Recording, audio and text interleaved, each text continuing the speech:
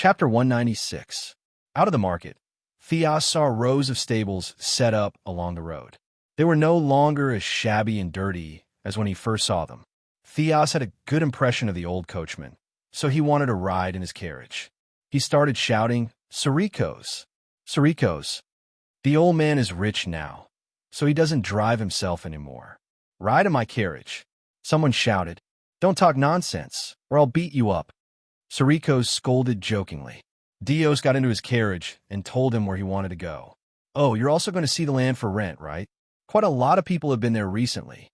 Sarikos said immediately. Theos nodded and smiled. "I heard you've made a fortune. Don't listen to them. I've just paid off the loan and interest on the carriage. I bought another carriage and rented it to a freedman. I believe I'll be able to pay off the loan again soon. Then I'll buy another carriage." Sarikos said confidently. "Congratulations." Theos praised. "I think you'll be a carriage merchant in another year." Sarikos laughed when he heard this. "I remember you're a citizen of Dionia. The Alliance should have given you a share of land. You're out driving carriages to earn money, but what about the land? I heard that the Alliance has an agricultural officer who supervises the citizens' use of land." Theos asked curiously. "I've rented it to a freedman to farm. There won't be any problems," Sarikos replied. He drove the carriage onto the road from Turii to Amendola. The carriage sped along the Sabari plain. The road was crisscrossed on both sides, and many houses had been built among the farmlands. Very soon, the villages would be built. Theos thought to himself, "New Turii is developing very quickly. It's already beginning to regain its former prosperity, and it's very different from before. It might even surpass the powerful Greece of the past." After the carriage crossed a wooden bridge over the Sabari River, it passed by great plantations and wineries. This was the famous wine-producing area of Greece. After crossing the Saraceno, they entered the territory of Amendola. The land for rent was on the side of the road, already divided into lots by sticks. It was near the main road, which made it easy to transport. Near the river, which made it easy to supply the workshops with water. Near the forest, where trees could be felled, of course. The League of Dionia had strict rules about felling trees. In addition, after building the workshop on the rented land, he could also build a house for himself and his employees to live in. This would give him a place to rest while he was doing business in Dionia.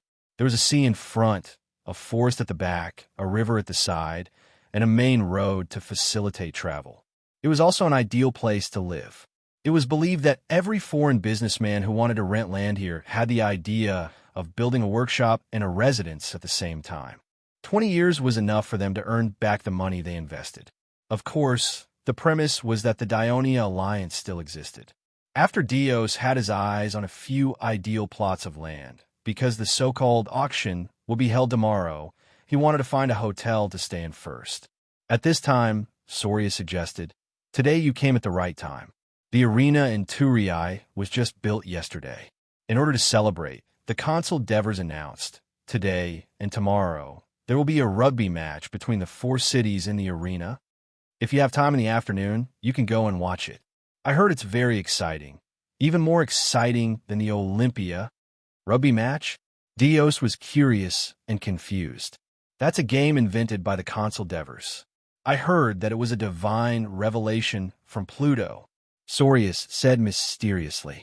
It's 2 teams fight for a ball made of cowhide shaped like an olive. Then they score points. Oh, I don't know. Anyway, people who have seen the game say it's very interesting and very exciting. You'll know when you see it." "Okay, I'll go and have a look." Soria's strong recommendation piqued Dios' interest. "Go earlier in the afternoon because there are a lot of people. I heard that if you go late, you won't be able to enter," Sorius kindly reminded. The arena was located in the east of the northern city of Turin. It was very close to the city's pier and far from the main city area. It was built here with the consideration of not affecting the daily life of the Turin people. The city guards, who were usually strict with their checks, were relatively lax today. As long as they were not carrying weapons, they could basically enter after a count. However, those who exceeded the limit were forbidden from entering the city. Because Dios came early, he was lucky enough to enter the city. While waiting in line to enter the city, He also met a Cretan businessman who was in the olive oil business, Dick Boris. He was also here to watch the football game, and he had already watched a game in the morning. He was fascinated by this novel game. In his words, this was the best gift that Pluto had given to the Greeks. No other game could compare to it.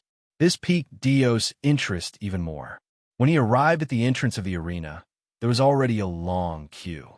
Although there were many people, they were still orderly under the supervision of teams of soldiers. At this time, Dick Boris asked Dios to reserve a spot. He went to a shop with a beer sign and brought out 2 cans of beer and 2 bags of dried fruit. He gave half to Dios. Dios thanked him profusely and asked, "How much?" Dick Boris said, "It's the goddess of fate's arrangement that I can meet you here and watch a rugby match together. If you pay, it means that you don't like to make friends with us Cretans." Dios had no choice but to accept it. He had a good impression of Dick Boris's forthrightness and liveliness. At the same time, he also noticed that many people ran to buy beer, syrup, and snacks. Dick Boris told him, "Because the game is long, we watch the game under the sun, and it's easy to get thirsty and hungry. In addition, there are many spectators in the arena. If you want to pee, you can't find a place, and this..." He raised the beer can in his hand and smiled mockingly. "If you drink it dry, it can be used as a urinal." The guards at the entrance of the arena released a group of people into the arena, and after a while, another group was released. When it was Dick Boris's turn, it was clear that the arena was not full yet. The guards signaled for them to enter and walk along the passage on his right. There was another passage on the left that they could not enter. It led to the VIP seats. Almost all arenas were designed this way. The Turii arena was not too big, and the stone benches on the side of the ring could only seat about 4,000 people at most.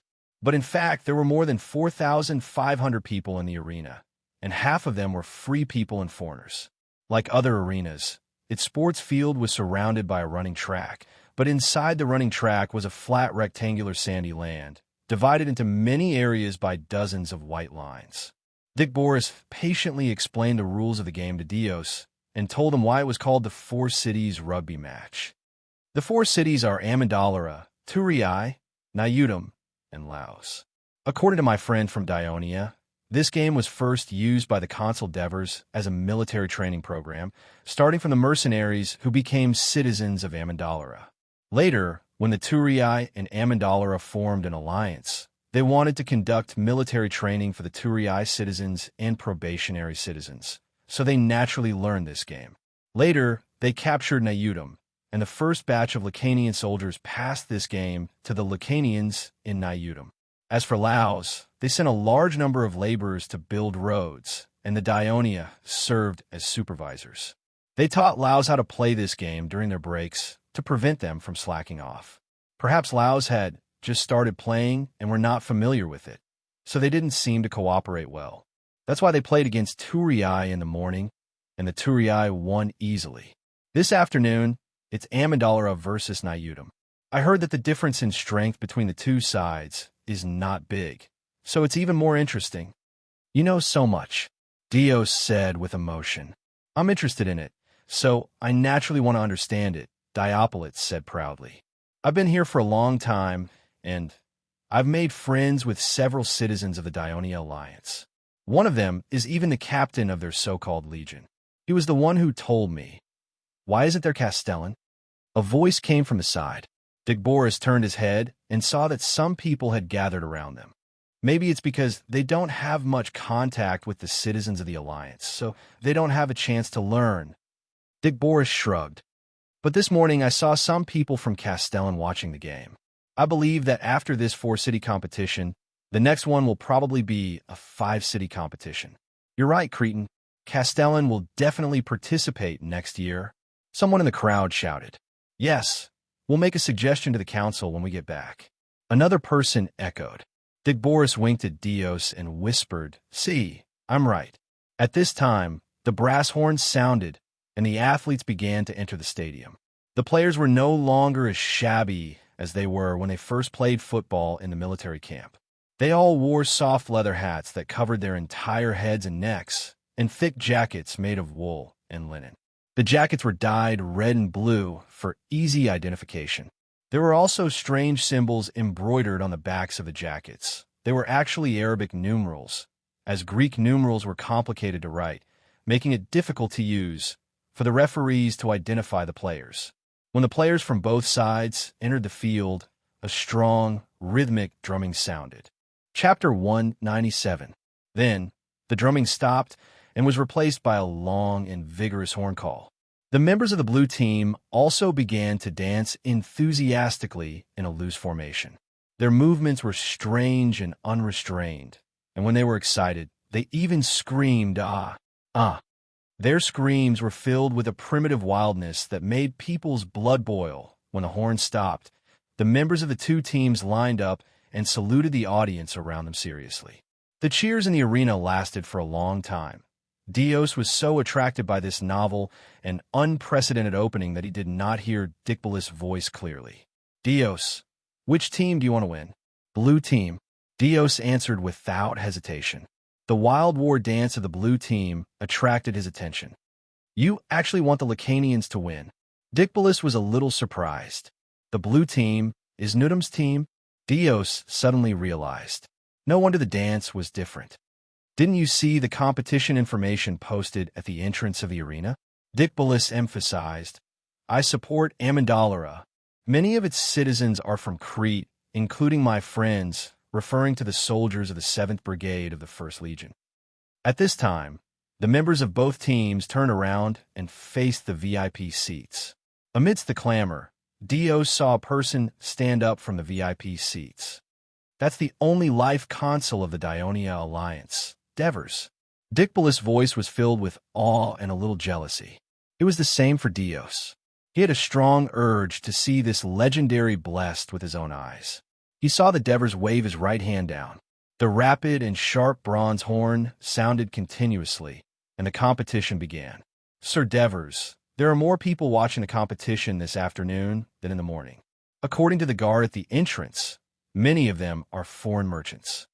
Marigi said excitedly, "Sir, it seems that your plan to use an exciting competition to attract the rich people from the surrounding cities to spend money in Turii is completely possible." Mercis was also very excited. "I just went outside the arena to take a look. Beer, milk, and dried fruits are almost all sold out. Even sunshade hats and linen cushions have been sold out. It's mainly because the rugby competition is too attractive." As the governor of Turii, Kinagarata was also one of the people in charge of the competition. He followed the instructions of the Devers and participated in the organization, publicity, security, and preparations for the competition. He personally developed the planned rugby competition into the current situation. He was also filled with surprise. "Sir Devers, I think the rugby competition can be held regularly in the future, and we can charge fees just like watching a play. Will the money from selling the tickets go to the national treasury?" Mercis asked anxiously. "Of course it will go to the national treasury, but we need to pay the players and compensate the injured players to encourage more people to actively participate in the sport. The rest of the money will be used to build more arenas in Amendola, Nudum, Kinagarata, Cornelis, Marigi, Alexis, and Mercis. The 5 of you will form a rugby competition committee to discuss how to further promote rugby and attract more foreigners to watch. Make a more detailed and perfect plan and speed up the implementation. In the future, when this sport becomes popular in Greece, we can also hold a rugby competition in Greece and invite the city-states of Greece to send teams to participate." Devers' words encouraged Kinagarata and the others. In this era, there were 4 sport competitions that had great influence in the Greek city-states. The Olympia Games held by the city-state of Elis in the Peloponnesus Peninsula was the oldest and most sacred, mainly dedicated to Zeus. The Temple of Zeus in Olympia was the holy land of the Greeks, one of the 7 ancient wonders. The Isthmian Games held by Corinth was mainly dedicated to Poseidon. The Pyotia Games held by the famous Delphi Temple in the Pyotia region was mainly dedicated to the sun god Apollo. And the Nemean Games held by the Argosians, who boasted that they were the descendants of the noblest kings since ancient times, were also dedicated to Zeus. In addition, there was the Pan-Athens Games held by Athens to commemorate the goddess of war and wisdom, Athens. The Pan-Athens Games held by the city of Athens were also very influential, and not only were there sports competitions, but there were also competitions in music, poetry, and drama. Whenever these celebrations were held locally, famous people from all over Greece would gather there, and the eyes of all Greeks would also be focused there, winning great fame for the host city.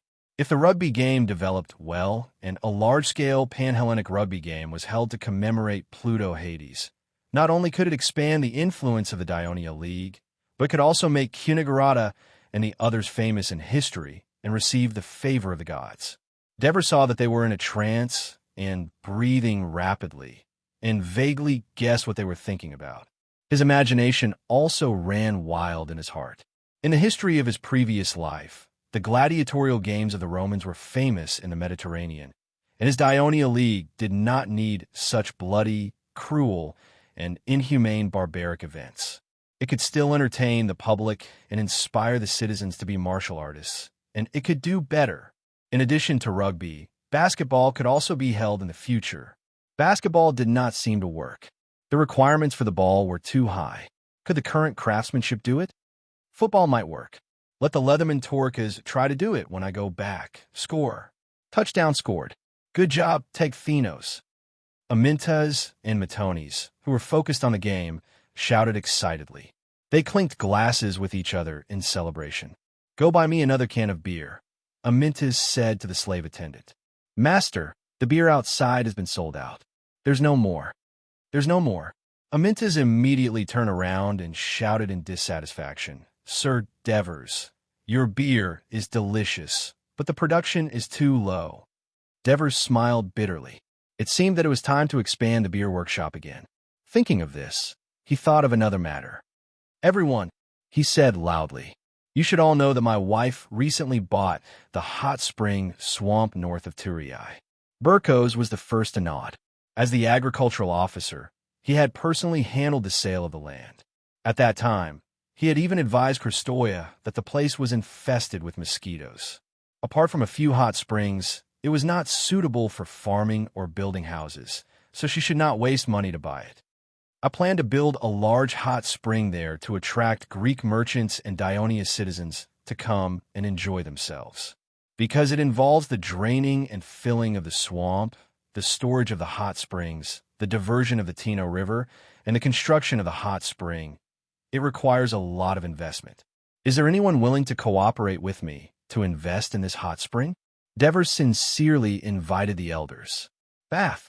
The Greeks of this era did not have the habit of taking a bath like the people of ancient Rome in his previous life. They lived a simple life and did not like to take a bath. If their bodies were too dirty, they would rub olive oil all over their bodies, scrape them with a special tool, and then rinse them with water. Therefore, many elders were hesitant about this new thing. Marigi, who had enjoyed the luxurious life of Persia, shouted first, Me, I want to invest. Marigi often discussed the development of the alliance's trade with the Devers. Of course, he knew the young consul's talent in business. Not to mention anything else, the Devers had played a huge role in the prosperous business of Christoia's banks, restaurants, and breweries. Me too. Merces was also someone who understood the Devers' talent in business. I'll invest some money too. Kunigarata and Cornelis said one after another. As the two governors who often discussed the management of the city with the Devers, they naturally knew the capabilities of the Devers. We're in two. Helos, Matones, Amintas, Antonios, Alexis, and the other former leaders of the mercenaries had blind faith in the hot spring. Other than Burks, Ansitanos, and a few other tourist elders who were willing to invest a small amount of money to show their support, the other tourist elders, such as Polixus and Ananilos, clearly expressed that they were not optimistic about the hot spring. Scambras, Strompali, and the other Imindran elders, who did not believe that the hot springs could make money, supported divers, whom they viewed as an Imindran because of the Tory people's disapproval. Vespa did not understand this at all, but he knew that he was at an absolute disadvantage in the Senate, so he could only follow the Devers closely. Originally, the Devers only wanted to raise funds from the elders for business purposes and at the same time tie their interests together and promote harmony in the Senate. In the end, it became a demonstration of the elders' attitude towards him. Dios stared at the field without blinking. The game was indeed very exciting, beyond his imagination. He originally thought that this ball game might be similar to the stone ball throwing game in Sparta, but now it seemed that it was completely incomparable. Dicapolis supported the Amindran team, but he did not know why he hoped that Nudum would win from the bottom of his heart. However, the score was now 3 o'clock, and Nudum was behind. Dios was a little anxious, secretly cheering for Nudum. On the field, it was Nudum's blue team's turn to attack. The Amindran red team clearly cooperated well and knew how to use tactics. They cut off the blue team player's passing route and forced him to the sidelines. 2 members of the red team pounced on him. The blue team player with the ball had no space to dodge, so he could only try to pass the ball from his crotch to the back before he was pounced on. The blue team's quarterback was quick, and he quickly rushed forward to receive the ball. 2 members of the red team immediately formed a pincer around him. Chapter 198. It was a long pass that was nearly 40 meters long. The football flew high and fast. The supporters stared at its trajectory and lamented, "This pass will definitely go out of bounds." It's time for the offense and defense to switch positions again. At that moment, a flash of blue on the right sideline flashed past the red team's interception, rushed over, and jumped high. "Oh my God, he jumped really high." Amidst the exclamations of the audience, he stretched out his long arms and blocked the hurtling rugby ball in midair. When it fell to the ground, he hugged it tightly with both hands, and the touchdown zone was just a few meters in front of him. "Stop him!" The red team members shouted anxiously. Even the audience on the sidelines could hear them. The red team member closest to the blue team member suddenly pounced on him. The blue team member did not dodge. Using the strong inertia from his previous sprint, he leaped with all his might and threw himself out. Together with the red team player who was hugging his legs, he landed heavily in the touchdown zone with the ball still firmly in his hands. A touchdown. Dios, like other Nudum supporters, was stimulated by the blue team's wonderful performance. He could not suppress the excitement in his heart. He suddenly stood up, danced, and cheered loudly. He even took a big gulp of beer. The cold foam washed away his previous irritation, and his whole body felt refreshed. After sitting down, he realized that his palms were sweaty because of his nervousness. This was indeed a game that was more nerve-wracking and exciting than traditional sports. Dick Boris looked at him and said with sudden realization, "So you support Nudum?" Dios explained embarrassedly, "Someone has to support these aliens. That way, the game will be more intense and exciting." Dick Boris nodded and agreed with his opinion. At that moment, a few referees ran to the touchdown zone because the blue team player who had just scored had not stood up. What had happened? Dios's heart began to tighten again. The referees waved to the doctor on the sidelines, and soon a stretcher was brought over. The blue team member shook his head and refused to lie on the stretcher. He held his left arm and struggled to stand up. "Looks like his arm is dislocated," Dick Boris said. The injured player walked off the field and waved to the audience with his right hand to apologize. His wonderful and heroic performance had moved the audience, and they gave him a hero's salute with warm applause and cheers. "Football is really a sport for warriors," Dios exclaimed. At this time, the spectator beside him who had asked the question before also said eagerly, "Tonight, when I go back, I will call upon the citizens of Castellan to learn rugby. The next time there is a competition, our Castellan will also have an exciting performance." While the attention of the citizens of the Dionia Alliance and most of the foreigners was attracted by the football match, in a house in the cheap residential area below the city of Amendolara, Timizon, Criano, and Torikos were gathered and having a secret conversation. "Leaders, I've already contacted all of our brothers. There are around 1,700 people who are willing to follow us," said Torax, who was originally the leader of the mercenaries and was Timoson's confidant. 1,700 people. Criano was a little dissatisfied. "It's still not enough. It's enough to attack Cremissa," Timizon said calmly and firmly. "I've investigated Cremissa in detail.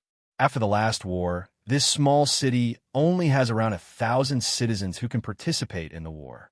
Defeating them is not a problem at all. The problem is, how are we going to take down Cremissa quickly? That's why we have to prepare the siege equipment carefully. At the same time, we have to keep it a secret. If the Devers find out, not only will they stop us, but they will also alert Cremissa. Criano reminded them. I didn't tell anyone the truth. I just followed what you taught me last time. I told them, you're going to bring them to Syracuse and be hired by Dionysius to attack Carthage. After the war is won, Syracuse will make us citizens, Torax said. As for Xanaparis and Tormid, we shouldn't tell them that we're leaving. I've tried asking them a few times, and I feel like they're satisfied with their lives here. Criano said with disdain. Xanaparis and the others would rather work as dock workers than fight on the battlefield. They've turned from warriors into cowards. When we get Cremissa, they'll regret it. Timizon comforted Criano with a glint in his eyes. What if we take down Cremissa and Crotone leads his army to attack us? Torax asked worriedly. Isn't that simple? Criano sneered. Once we take down Cremissa, we'll immediately send someone to tell the Devers. Cremissa is willing to join the Dionia alliance. The Devers will definitely help us. Even if he really forgets our friendship, Felicius, Agathia, Hieronymus, the other officers of the expedition army, the current elders of Dionia, the soldiers who once fought together, and the current citizens of Dionia will also speak up for us. The Devers will definitely consider the opinions of so many people. Didn't he say that he was elected by the people? Would he go against the wishes of so many people? Am I right, Timizon? That's right. How did the Devers obtain Amendalara and become the rulers of the Greek city-states? We can also learn from their experience and use their help to obtain Cremissa. We aren't any worse than them. Why are they so high and mighty while we are in such dire straits? Timizon, who had been a man of few words since he arrived at the Dionia alliance, finally spoke his mind. His face was filled with fighting spirit. A few days later, when the Devers received a report from Aristyras and learned that the mercenaries led by Timizon and Criano were up to something, Timizon had already taken the initiative to meet the Devers. You're leaving the alliance? The Devers were slightly shocked when they heard Timizon's request. We're going to Syracuse to help Dionysius attack Carthage. I heard that he promised, after the war is won, we can immediately become citizens of Syracuse and own fertile land, Timizon said seriously. The Devers remained silent. Due to Aristyras, Syracuse had a grudge against him. He knew a lot about Syracuse. Dionysius did indeed make such a promise to the mercenaries. Timizon saw that the Devers were silent, so he continued in a serious tone. Devers, we're grateful for the help and care that you and Agathia have given us. However, we're used to being free, and we can't adapt to the strict laws here.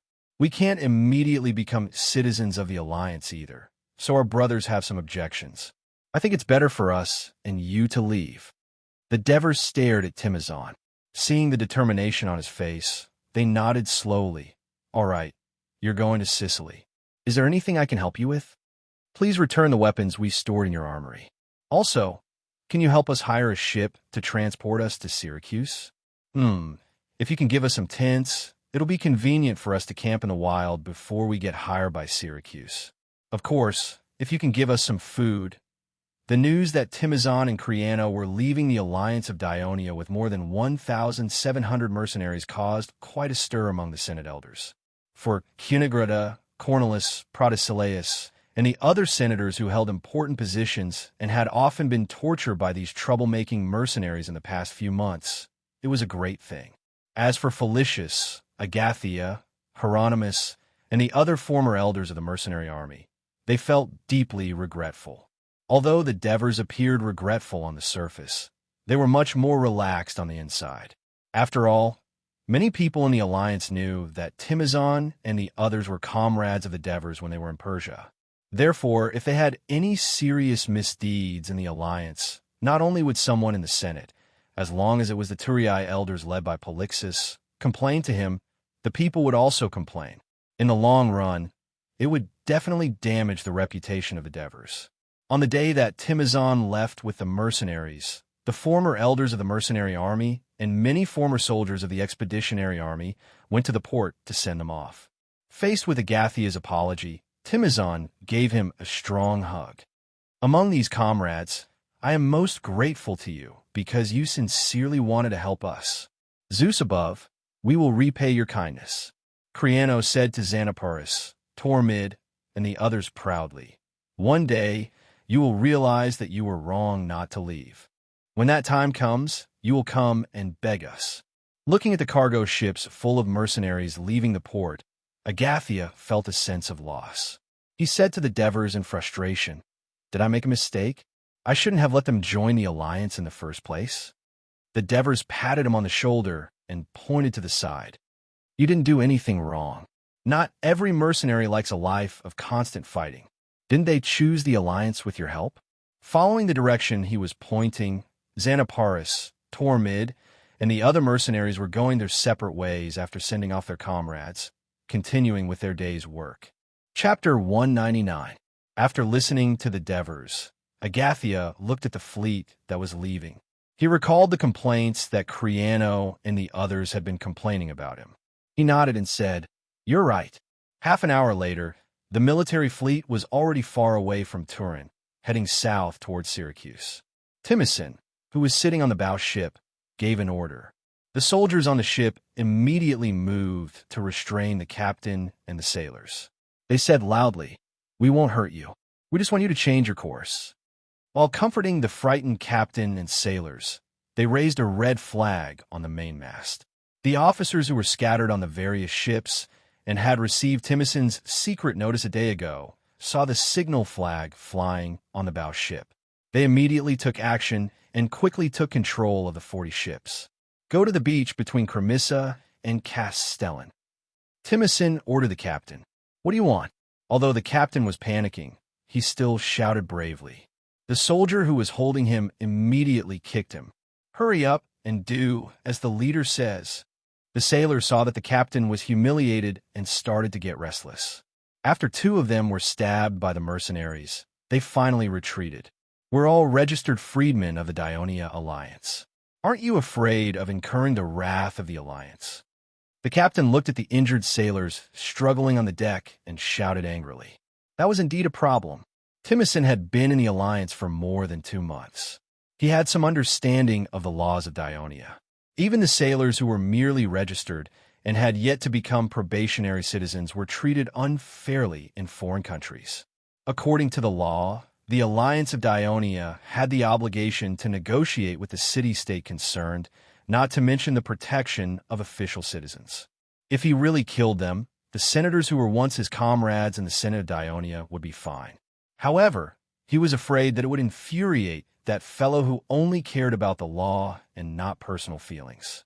His wish to use the power of Dionia to protect Cremissa would probably fail.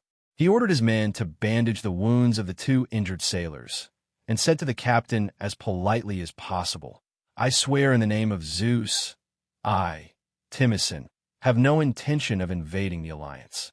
As long as you send us ashore, you can sail away. The captain doubtfully asked the helmsman to turn the rudder. Timicin lowered his voice and hurriedly ordered, Find a way to inform our companions on the other ships. Try not to harm anyone.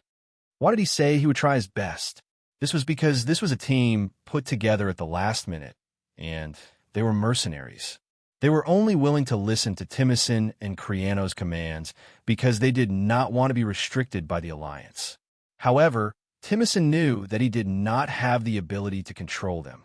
Another half an hour later, under the guidance of 2 guides who had been bribed with a large sum of money, the fleet chose to dock at a sparsely populated beach closer to Castellan in order to avoid being discovered by Cremissa's people. While the captain was still worried about whether the bottom of the ship would be damaged, the soldiers pushed and shoved them off the ship. You said you would let us go. The captain shouted at Timicin in panic. I did say that, but not now. To prevent you from rushing back to inform us, you should stay here for a while longer. Timicin said coldly. He ordered the soldiers to drag the ship to the beach and tie up the captain and the sailors. They were thrown into the bushes on the shore.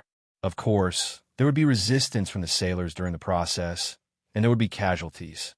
However, Timison did not have the time to worry about that. He, Creano, and the other officers quickly gathered the mercenaries and took out somewhat hidden under the tents given by the Devers and their former comrades. Everyone worked together to build a ladder. Timison knew that the Devers were cautious. He had asked for tents and food not only to hide some siege weapons, but also to make the Devers lower their guard. After every soldier had brought 2 days' worth of food, he said to the captain who was lying in the bushes, "The supplies on your ship belong to your consul Devers. Don't forget to return them to him when you get back." He ignored the pleas of the sailors and led the mercenaries to the south. It was difficult for a group of 1,700 to hide their tracks on the plains during the day, especially when the sun was shining brightly. Timison's initial plan was to land at night, but that meant the fleet of more than 40 ships could only roam the sea during the day.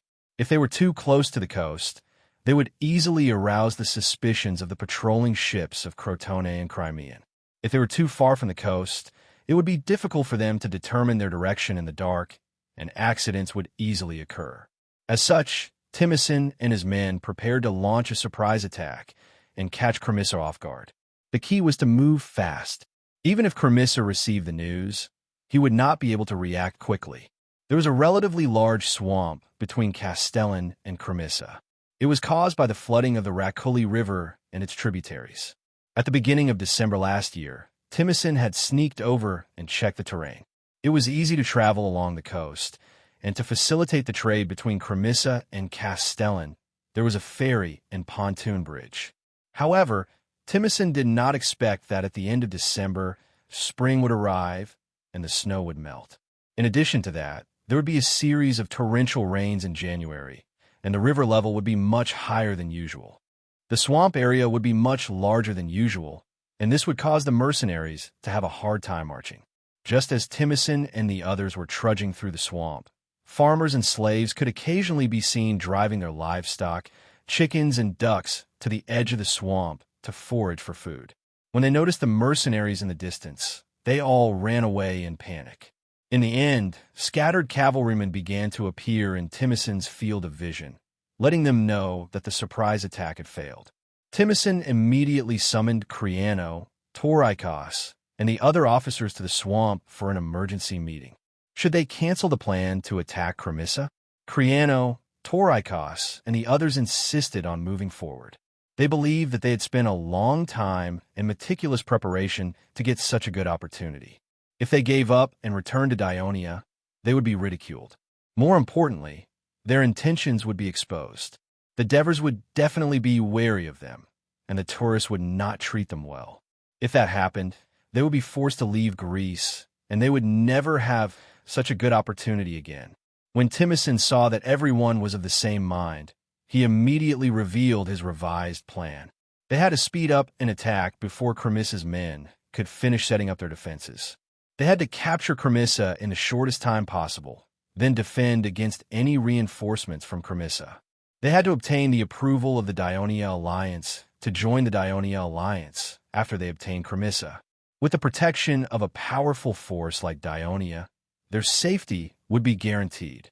The officers had no objections to his new plan, so everyone started to move. "Brothers, hurry up, hurry up. As long as we get out of here, Cremissa will be like a delicious olive waiting for us to pluck." Timison loudly encouraged the dispirited mercenaries. Creano, Torikos, and the other officers urged them as well. The battle-hardened soldiers knew that the situation was urgent, and there was no room for hesitation. They cursed the terrible environment as they pushed forward. Finally, the main force left the swamp. At this moment, a cavalryman who had been observing the situation came forward and shouted, "I'm Timison, the patrol captain of Cremissa. Strangers, you are trespassing on Crimean territory at once." His voice stopped abruptly as a javelin pierced his chest, and he fell off his horse, frightening several cavalrymen who were not far away into a gallop. "Damn it, who threw the javelin?" Timison, who was rushing forward, cursed when he saw the scene. He had wanted to deceive Cremissa's men to buy some time for them to attack, but he did not expect these mercenaries, who loved to kill and do things their own way, to ruin his plan. Since it has already happened, don't blame them anymore. Don't affect our morale. Criano reminded softly. Ever since they reached the shore, Timison had been frustrated by the series of setbacks, but he had to endure it. Criano was right. They had to hurry. He spat and turned to ask the guide, "How far are we from Cremissa?" The guide saw the twisted expression on Timison's face and gulped in fear. He said with a trembling voice, About 10 miles away." Timison looked at the sky and said to the herald, "Tell our men to hurry up and continue to move forward. We will rest when we reach Cremissa." There was no one along the way. The farmers and slaves who were working in the fields had obviously heard the news and fled into the city. Half an hour later, Timison could vaguely see the city of Cremissa in the distance. He immediately asked the troops to stop and advance slowly.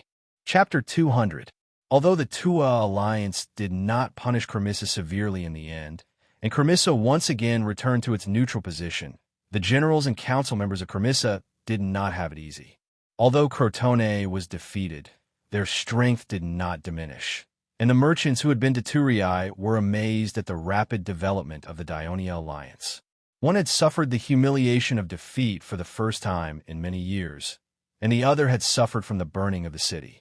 These two forces were bound to go to war again. This was the consensus of the upper echelons of Cremissa, and for Cremissa, which was sandwiched between Crotone and Dionia, it would be a disaster. After Castellan joined the Dionia alliance, Dionia built a road to connect Castellan and gave it preferential trade. In just half a year, Castellan's trade grew rapidly. Although the people of Cremissa were envious, most of them would not make eyes at Dionia. After all, Cremissa was closer to Crotone, and under the influence of Crotone's influence for a long time, whether it was in terms of feelings or interests, the people of Cremissa were more inclined to Crotone. When the Cremissa alliance received an urgent report from the cavalry, countless soldiers were spotted crossing the swamp area in the north. Everyone was shocked, although some of them thought that they should first understand the situation. But the chief general, Antares, stood his ground and insisted on continuing to send scouts to investigate the situation, while sending people to Crotone for help. He shouted, "Everyone, these people are fully armed and coming from the north. Whether they're Dionia's army or not, they have trespassed into our territory without permission. There is no doubt that they have malicious intentions. The Cremissa Empire has yet to recover from its previous defeat, and we have less than 1,000 citizens who can fight. By the time we figure out what's going on, the enemy will have already reached the city walls. By then, it will be too late to ask for help. I would rather ask for help first, even if I have to apologize to the people of Crotone if I make a mistake in the future, than lose the home passed down by our ancestors because of hesitation." Antares' words convinced most of them. Half an hour after they sent the messengers to Crotone, the scouts brought back worrisome news. About 2,000 heavily armed soldiers, mostly heavy infantry, carrying ladders, were rushing towards Cremissa, and they had killed a Cremissa cavalryman who had gone to ask for information. This was an enemy. The members of the Cremissa Council no longer had any doubts. They did not have the time to thank Antares for his foresight. They had already informed the citizens to equip their armor and prepare their shields and spears, and now they issued an emergency mobilization order for war. All those who could fight were ordered to go up the wall. As a small town, Cremissa did not have any special products, and the port trade was not developed. Even so, Antares and the other generals learned the lesson of the former tourists. They rushed to the port and immediately granted citizenship to nearly 500 young and strong freedmen, asking them to participate in the battle. Just as the people of Cremissa were nervously preparing for war, the mercenaries had advanced to about 200 meters north of Cremissa. Timison and the others could already see the shadows of the guards on top of the wall. "It seems like the people of Cremissa are prepared," Criano said, a little disappointed. The trace of hope in his heart had also disappeared. Timison's expression did not change. He said in a low voice, "Since the surprise attack plan cannot be used, we will attack by force." He then immediately ordered, "Brothers, rest here for the time being." He, Criano, Torlicos, and the other officers quickly gathered together and urgently discussed how to attack the city of Cremissa. The city walls of Cremissa were only 4 meters tall, and there was only a 3-meter wide moat around the perimeter. There were no antlers, and it seemed like there were no traps either. Such a simple city defense was nothing compared to the cities that they had conquered with Tiburon in Asia Minor. Even if the city walls were filled with civilian soldiers, Timicin and the officers did not think that they could withstand the attack of the mercenaries. According to Timicin's understanding, the people of Cremissa had been in peace for decades. There was no war. Half a year ago, when the army of Crotone was ambushed by the Alliance, the people of Cremissa were completely massacred. Timicin, Criano, and the officers believed that the people of Cremissa had no battle experience and low morale. No matter how many of them there were, it would be useless. After quickly arranging the troops, Timicin went to the front of the formation and said loudly to the mercenaries, "Brothers, I believe that you will never forget the 2 months that you have spent in the Alliance of Dionia. You were able to leave there and follow us here because you are not satisfied. We are all mercenaries, but the Devers have everything, and we have nothing." Timicin turned and pointed at the city of Cremissa and shouted angrily, "The opportunity is right in front of us. Take this city and let us become nobles. We will also become masters." The mercenaries used their spears to hit the round shields and shouted angrily, venting the frustration and grievances that they had accumulated over the past 2 months. At the same time, they wanted to win and look forward to a better life in the future. Their roars could be clearly heard from the top of the city walls, causing the expression of the people of Cremissa to change. The general in charge of military affairs, Euripus, was anxious when he saw this. To boost the morale, he shouted, "Citizens, the enemy has the same number of people as us. We have the protection of the city walls and the moat. They can't hurt us. Besides, the reinforcements of Crotone are already on the way." When the people of Cremissa heard that there were reinforcements, they calmed down a little. Attack! Timicin saw that the morale was high and gave the order without hesitation. Thus, the bugles sounded, and Criano led the troops to attack the west side of Cremissa, while Timicin led the troops to attack the north side. The heavy infantry were in front, carrying long ladders in groups of 5 or 6. They advanced slowly in an extremely loose formation, while the light infantry followed far behind. When they were about to enter the shooting range of the arrows of the people of Cremissa, they took off their round shields, raised them diagonally to protect their heads and chests, and lowered their bodies to move forward. Arrows rained down from the city walls, but the mercenaries showed no fear.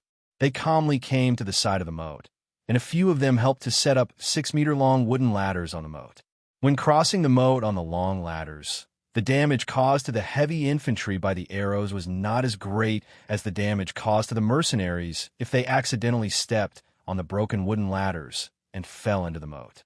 Euripus looked at the skillful tactical movements and calm performance of the enemies below the city walls, and suddenly became nervous. This was a group of enemies with rich combat experience, and it would not be easy to deal with them. "Quick, go and prepare more stones, wood, and linseed oil, and send them to the city immediately," he shouted anxiously. When the heavy infantry had basically crossed the moat, they carried the long ladders again, quickly rushed to the foot of the city wall, and put the long ladders on the city wall. There were also some long ladders on the moat, but they were not retracted. They were for the light infantry to cross the moat later. The people of Cremissa hurriedly threw down wood and stones, and poured down cans of linseed oil.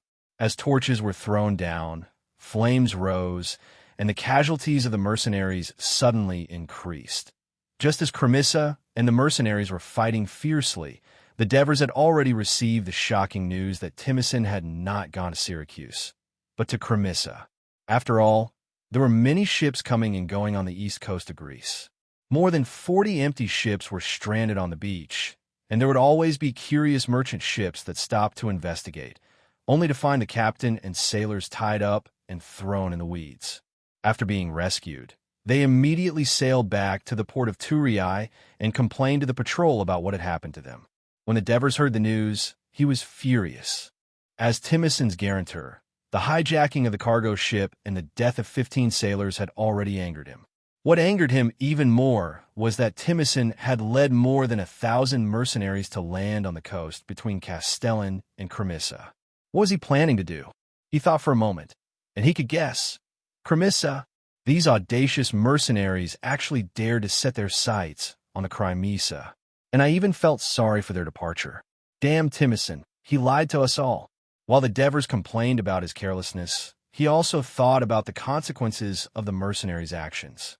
Whether they could take down Cremissa or not, it would break the delicate balance between Dionia and Crotone.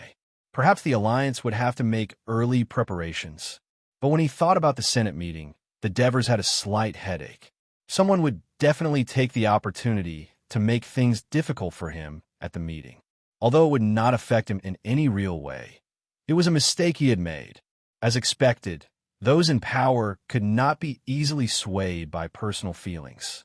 If he had not agreed to Agathia's request, there would not have been so many things that followed. This was a deep lesson that he had to remember. Aristolochs immediately sent someone to invite Felicius, Agathia, Hieronymus Capus Antonios. They are all here. The Devers ordered Aristolochs. He needed to communicate with the former mercenaries first. Leader, our men are about to attack. His subordinate shouted excitedly. Timison perked up and peeked his head out from under the round shield. He saw that a soldier had stepped onto the battlements not far away. At this moment, 7 or 8 spears pierced towards him.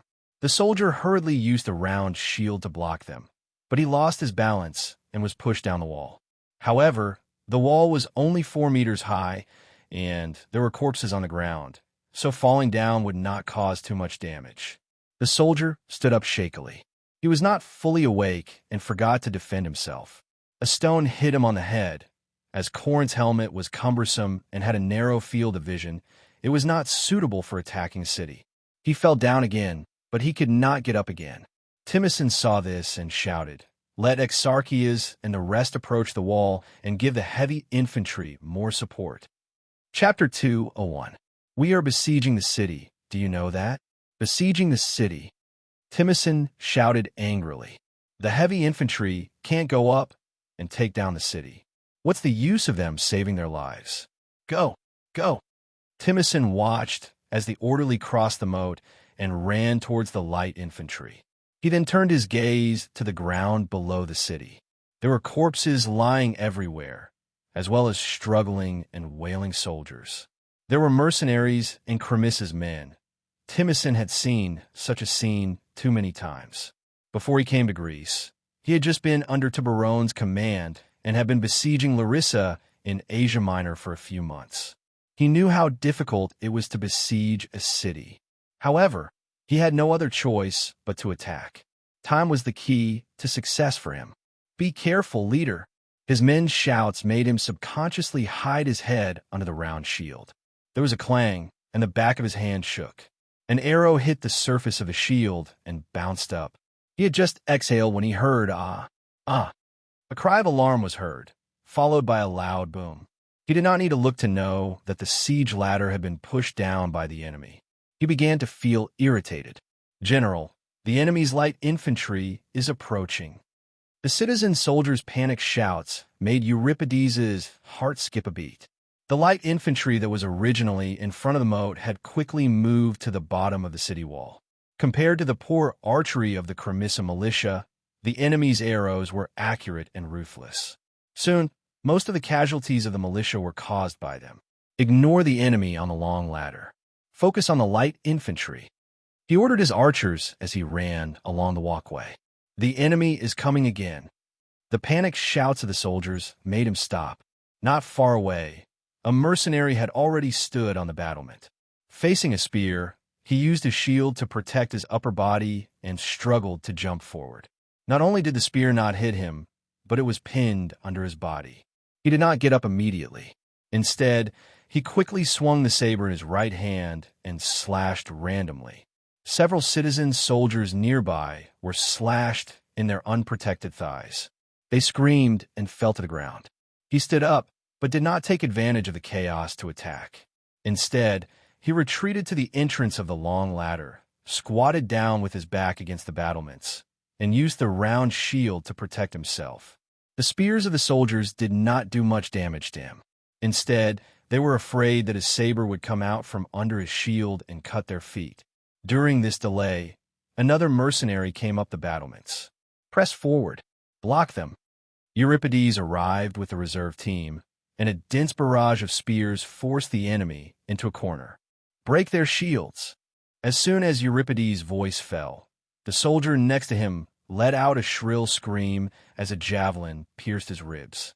The light infantry at the foot of the city did their best to support their comrades who were attacking the city. Arrows and javelins were concentrated on this section of the city wall. The heavy infantry also increased the speed at which they climbed the city. Euripides urgently mobilized all the remaining troops to block this place. After a fierce fight between the two sides, the mercenaries were driven away, but this section of the walkway was full of the wounded and dead Cremissa militia. In the face of such a group of obviously experienced and bloodthirsty enemies, every time they broke in, they would cause a lot of damage to the defending soldiers. Euripides felt a little powerless, and his manpower began to run out. Quickly go and inform General Antares that the enemy has invested all their strength in the north of the city. This place can't hold on any longer. Let him send reinforcements. Antares had no troops to send. However, since the enemy had been attacking the north and west, the troops responsible for the defense of the east had been idle at this critical moment. Antares immediately made a decision. Send someone to inform General Predes to immediately lead the troops stationed in the east of the city to reinforce Euripides. Leader Timicin. Leader Timicin. The messenger dodged the arrows as he hurriedly ran towards Timicin. The enemy on the east wall has left. I've already seen it. Timicin's tone revealed a bit of excitement. Go and tell Torikos to act immediately. Yes. Seeing the messenger leave, Timicin immediately raised his arms and shouted, Brothers, work harder. Attack with me. The enemy can't hold on any longer. After saying that, he held his round shield and strode to the long ladder. He grabbed the wooden ladder with his right hand, and the soldier guarding the ladder held his buttocks and pushed him up. He took advantage of the momentum and jumped up a few steps. The soldiers in front of him had already entered the city wall. Using both his hands and feet, he quickly reached the top of the long ladder. He quickly pulled out his saber, stepped on the battlements, and used the shield to protect his chest. He ignored the spears and swords that were stabbing at him. He struggled to jump forward, using the momentum to knock away the enemy. And at the same time, he slashed forward with the saber in his hand. Back to back, back to back, he shouted as he slashed. The mercenaries who had been hiding in the corner immediately came closer. Encouraged by Timicin's example, the mercenaries once again launched a fierce attack. They broke through many parts of the northern wall, and if it weren't for Predes leading his troops to support them, the defending troops of Euripides would not have been able to hold on. The two sides fought fiercely on the walkway. Seeing that the large influx of reinforcements had boosted the morale of the Cremissa people, they were ready to drive the mercenaries out of the city again. At this time, there was a huge commotion in the east. The enemy is coming up. The enemy is coming up. The public militia shouted in panic. Euripides hurriedly turned his head to the east and saw many enemy light shield soldiers with leather shields and reverse blade swords pouncing on him along the walkway on the east wall. Euripides had no time to think about how these people had climbed up the wall. He hurriedly asked Predes to lead the reinforcements back to intercept them, but the two sides were engaged in a fierce battle on the walkway, and it was difficult to divert troops. However, the attack of the Thracian light shield soldiers of the mercenaries was quite fierce. They broke into the crowd, and in the narrow space, the long-handled reverse blade swords exerted a terrifying killing power. If the sharp blade hooked the hands and feet, the muscles and bones would be severed. If the blade hooked the neck, the blood vessels would be severed.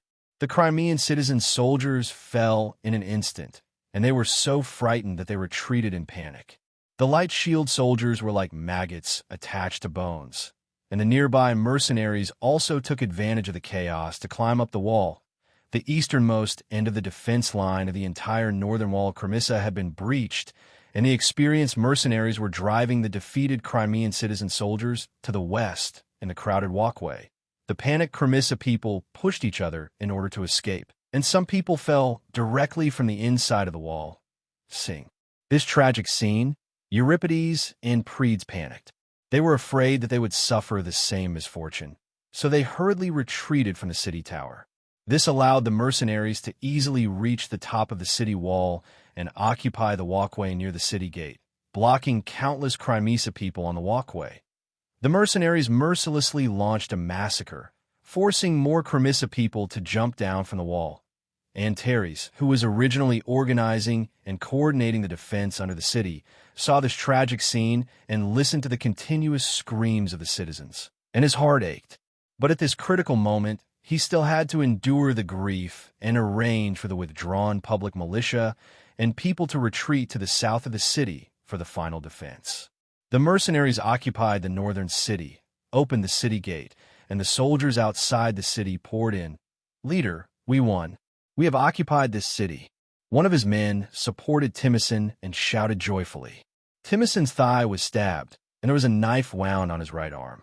If the enemy did not self-destruct, he would probably have died under the spears. At this moment, he was also very excited. "It should be said that we also have a city," he said proudly. The mercenaries were able to take down the city thanks to the success of his plan. In the Dionia alliance, under his intentional questioning, his former comrades told him the details of the capture of Amandalra, so he knew about the special siege equipment, the rope hook, and got its sketch. He sent people to the blacksmith shop in Heraclea to make dozens of them. During the siege, he deliberately attacked the west and north sides. Once the Crimissa people who were defending the east side were forced to come to support, the south side was the Umbria River. He let Taurikos lead dozens of trained light shield soldiers to sneak under the east wall with the rope hook. Even if they were discovered, they would not attract the enemy's attention as they did not carry the siege ladders. Just like that, the light shield soldiers used the rope hook to climb up the city wall and dealt a fatal blow to the Crimissa people. After Timicin left the city, he met up with Creano, who had taken down the west gate, and ordered the mercenaries to continue chasing after the defeated soldiers. Everything went smoothly at first, but gradually, the mercenaries broke free of control. They began to break into houses, loot, and even capture women. Timicin was furious. It was not that he objected to looting, but the battle was not over yet. It was said that the remaining forces of the Crimissa people were hiding in the citadel. They had to take down the citadel in one go and completely occupy it before they could celebrate their victory. However, the excited mercenaries acted according to their instincts and refused to obey his orders. Timicin felt the same way as the Devers. He knew that it was useless, but he still cursed and vented his anger. "Leader, they're all in the citadel anyway and can't run away. Let's lock down the citadel and wait for the soldiers to calm down. Then, we can gather them again and take down the citadel," Taurikos comforted. "I'm not worried about the Crimissa people. I'm worried about Crotone," Timicin said anxiously. Chapter 202. So, we don't have to worry about Crotone. What we should be worried about is whether Dionia will accept us occupying Crimissa and become their ally. That was Creano's main concern. I don't know. Timicin thought about it, but he was not sure. If it's another city-state, I'm afraid they won't accept this. After all, they're all Greeks, and they're wary of foreign mercenaries like us.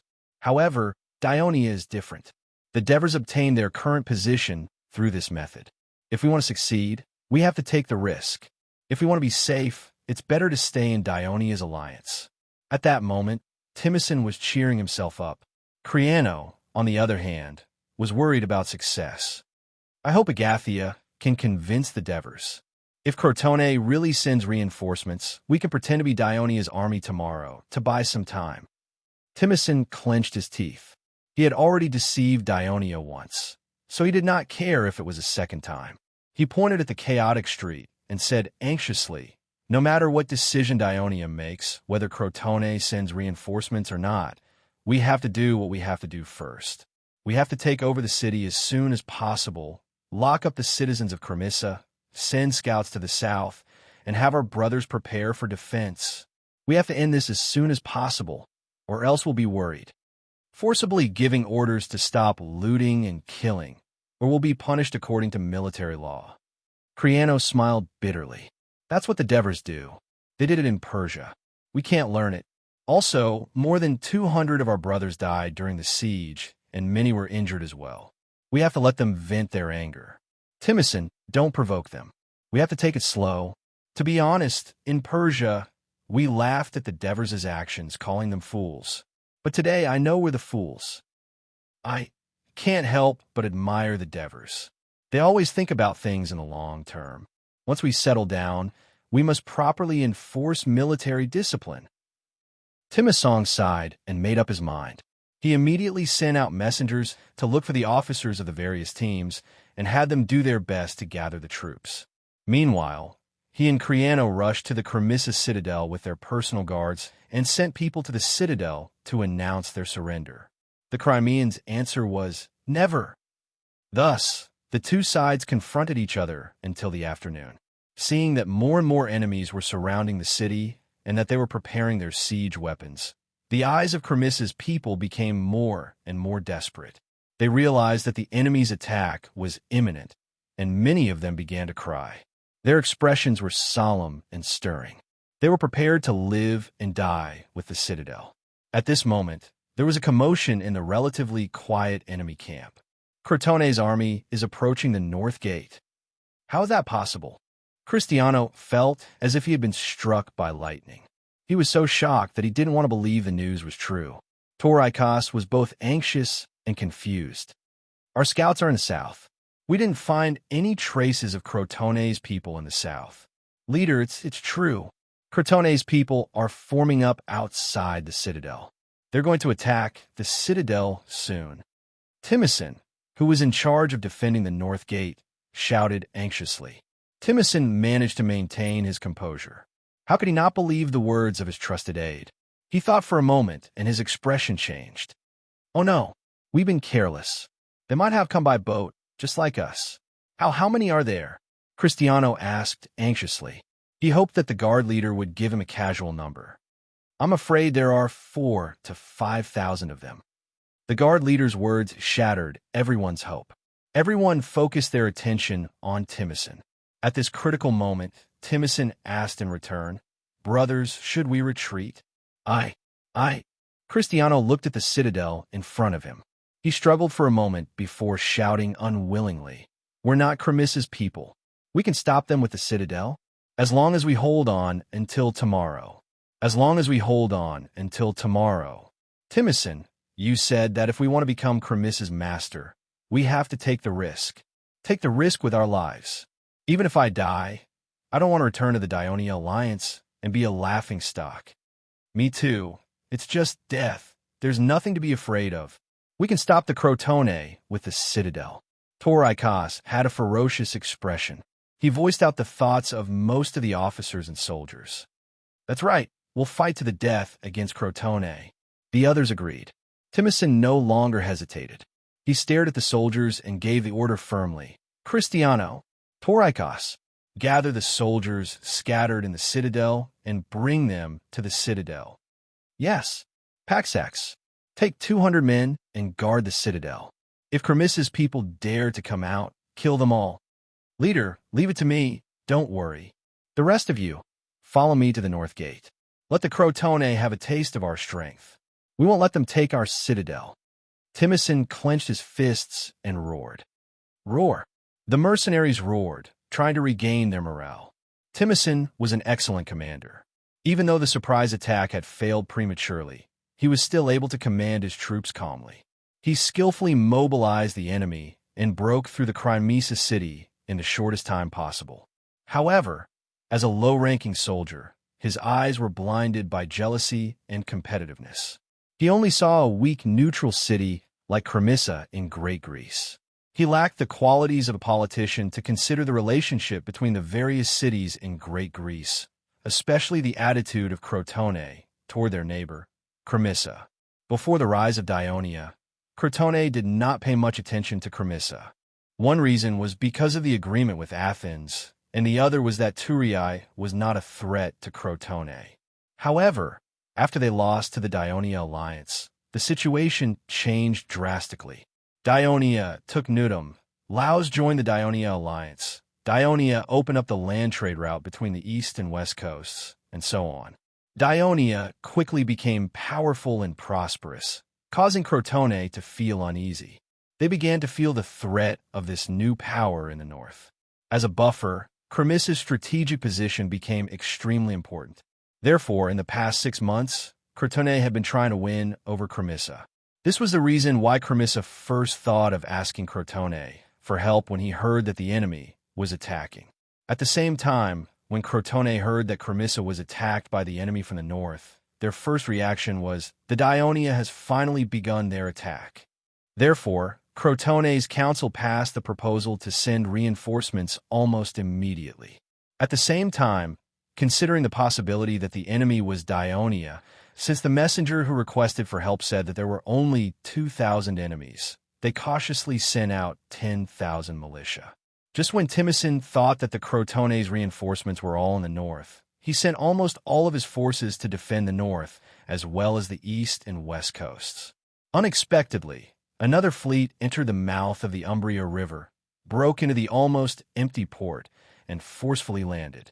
5,000 Crotone soldiers quickly occupied the south gate and easily defeated the 200 soldiers of Paysax. After joining up with the Crimeans in the Acropolis, they continued to attack the north.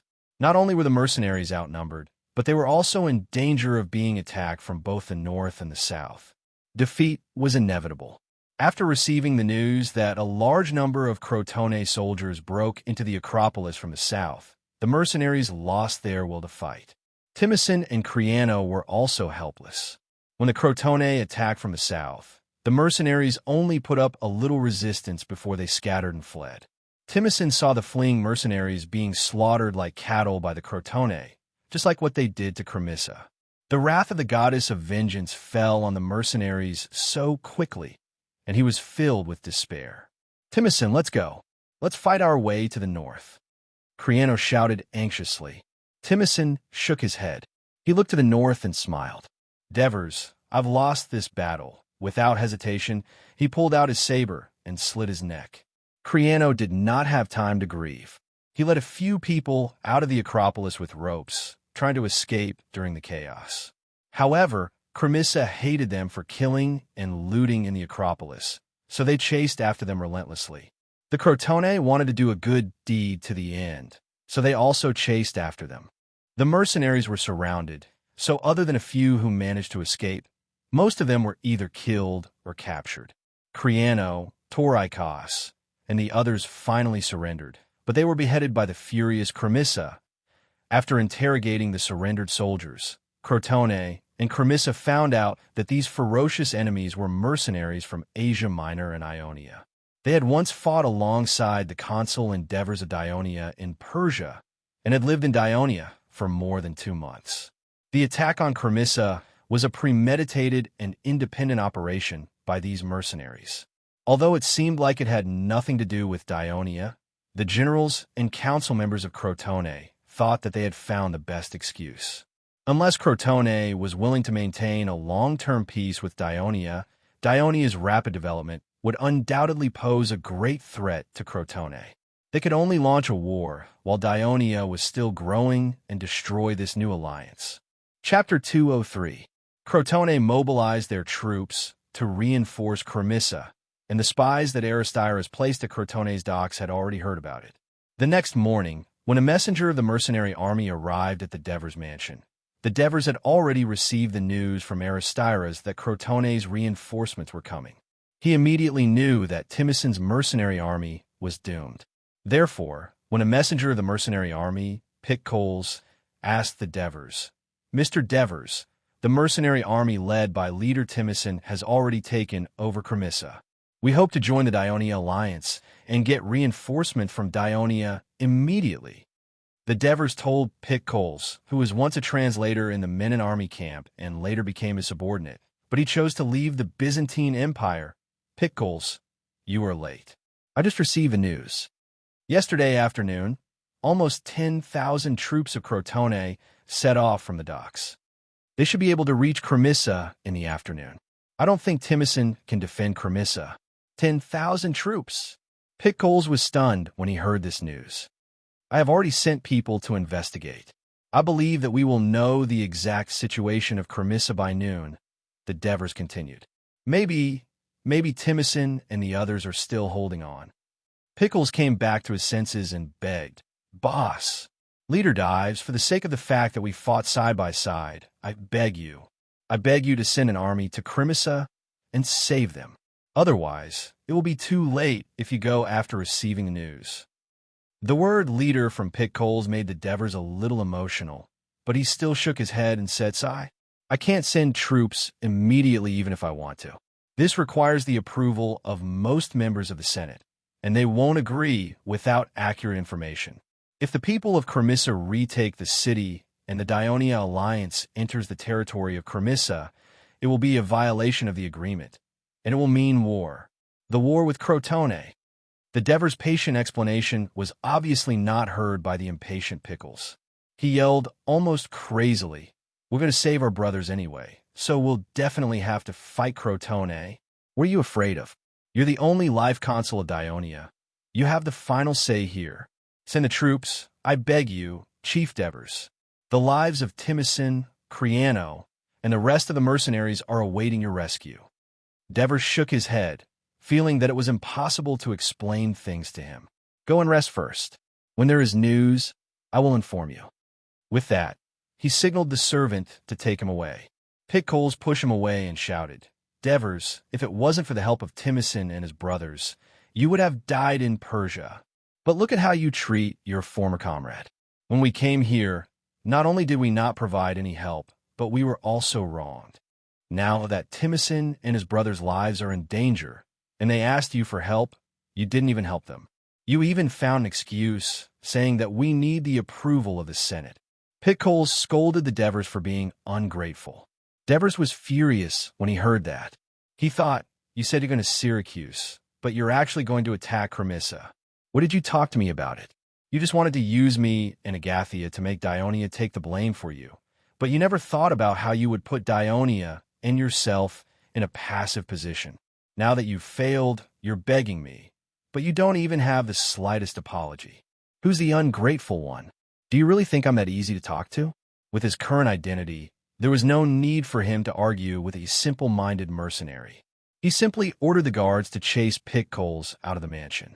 There was a lot of noise in the living room. With the help of Asuna, Christoia came down from the second floor with her big belly. She asked with concern, "I heard arguing downstairs. What's wrong?" "Nothing." Devers squeezed out a smile and scolded her softly. "You're about to give birth. Instead of resting, you're still walking around." Christoia tactfully stopped asking. She covered her bulging belly and said, "The baby kept kicking me just now. It woke me up. Baby, be good and let your mother rest." Devers placed his face on Christoia's belly and said softly, "Oh, he kicked me again." Christoia said in surprise, "Madam, he's so naughty. It must be a boy." Asuna said with a smile, "Naughty little guy." Devers patted his belly and said softly, "Christoia, I'll accompany you for a walk in the courtyard." At that moment, he and Christoia both had a blissful smile on their faces. After Pickles was chased out of the Devers' residence, he immediately regretted it. The Devers' door was tightly shut. No matter how hard he tried, he couldn't open it. He had no choice but to look for Felicius and the others. However, Felicius, Capus, and Antonios either avoided him or apologized to Pickles when they saw him, saying that they couldn't help him. In the end, it was Agathia who told him, because the mercenaries have been causing trouble in the alliance recently, Lord Devers and them have been under a lot of pressure in the Senate. Especially this time, Timison and the others attacked Cremissa without Dionia's knowledge. This caused Polixus and a few other Turii senators to directly criticize Devers during the meeting, saying that he was using the alliance of Dionia to seek personal benefits for the mercenaries. This is the first time Lord Devers has faced such severe criticism and humiliation since he became an Archon. Under such circumstances, it's impossible for the Devers to use their troops on their own. Pickles listened without fully understanding, but he also realized that they were oversimplifying things. At noon, Cremissa's news came back. The mercenaries were completely wiped out. Devers sat alone in silence. After a long time, he let out a soft sigh. This matter seemed to have come to an end, but Devers realized that it was far from over. Sure enough, in the afternoon, a passenger ship from Crotone sailed into the port of Turiai. Two people alighted from the ship, the general of Crotone, Lucius, and the chief general of Cremissa, Antares.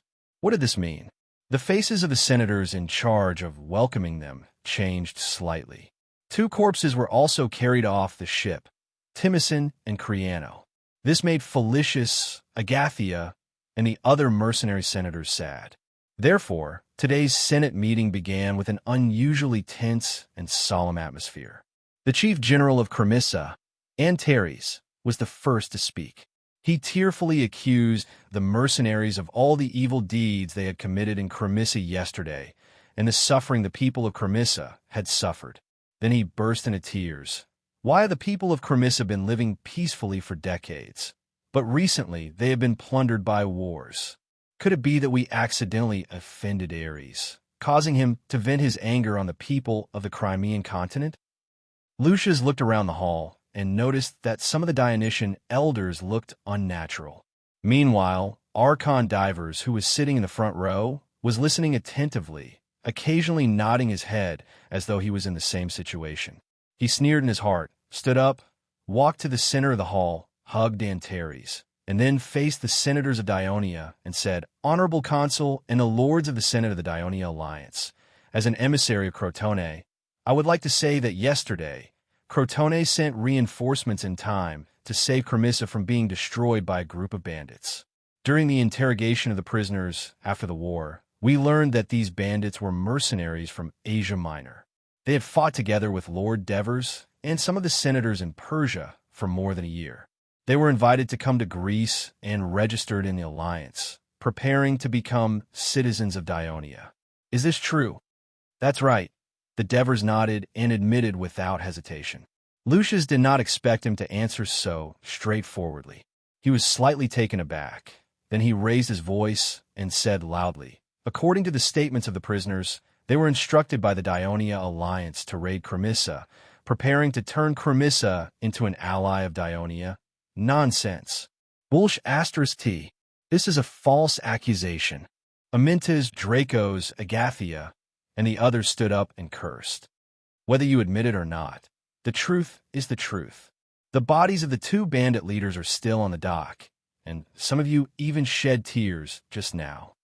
Lucius pointed to the front, his expression solemn as he shouted, "People of Dionia, you have broken the truce agreement with Crotone, and you still want to deny it?" Antares glared and pointed at the Devers and cursed. "Ever since you foreigners came to Greece, there has not been a day of peace in Greece. No, it was not Cremissa who angered Ares. It was you who expanded and invaded everywhere, bringing war to the various city-states of Greece. The grievances of thousands of people who died in Cremissa must be redressed, and Dionia must be punished." There was an uproar in the hall. The Devers stood up and walked in front of Antares. He sneered and said, "I originally wanted to express Dionia's apology to Cremissa, and even offer some compensation, even though Dionia had nothing to do with this matter." Antares opened his mouth to refute, but the Devers looked at him and roared, "You shut up." He was startled. Chapter 204. Tell us, Crotone. Let's hear how big the Crotone's appetite is to take advantage of Dionia. Amintas, Scambras, and the other elders began to shout. The guilt they felt earlier had now turned into a sense of solidarity. Lucius glanced at Devers. This young man should not be underestimated. He cleared his throat and said loudly with a normal expression, "The Crotone Alliance and Cremissa request that Dionia compensate Cremissa with 500 talent to compensate Cremissa for the huge losses suffered in this battle." "What? 500 talent? You've gone crazy thinking about money." Mercy shouted. Lucius ignored him. He looked around at the crowd and continued, Secondly, in order to prevent the aggressive Dionia from invading the neighboring states again, we request that Dionia disband the alliance and allow Amandalera and Nudum to be independent. Abolish the alliance. What? Did I hear it wrong? Why does Crotone have to tell us what to do? We will never agree to it. This is a humiliation to Dionia. Get out. How dare you come to the Senate of Dionia and say such things? Are you crazy? Only an idiot would agree to such a request. Only an idiot would make such a request. The hall was in an uproar. The elders were cursing and swearing. The hot-tempered ones like Amintas and Scambras even wanted to beat Lucius up. However, they were stopped by Cunigruda, Cornelis, and the others. It was a mess. Lucius and Antares looked on coldly, as if they were outsiders. It was as if the chaos was not caused by them. That was until Devers stepped forward and said, "Did you hear that? This is our answer." He said loudly, enunciating each word. "No. Answer, yes. That means war, because you were the ones who violated the agreement first," Lucius said with a straight face. "Then let's go to war. Isn't that why you came here?" The Devers had already seen through their plan and were too lazy to argue with them. If you want to incriminate someone, you can always find a pretext.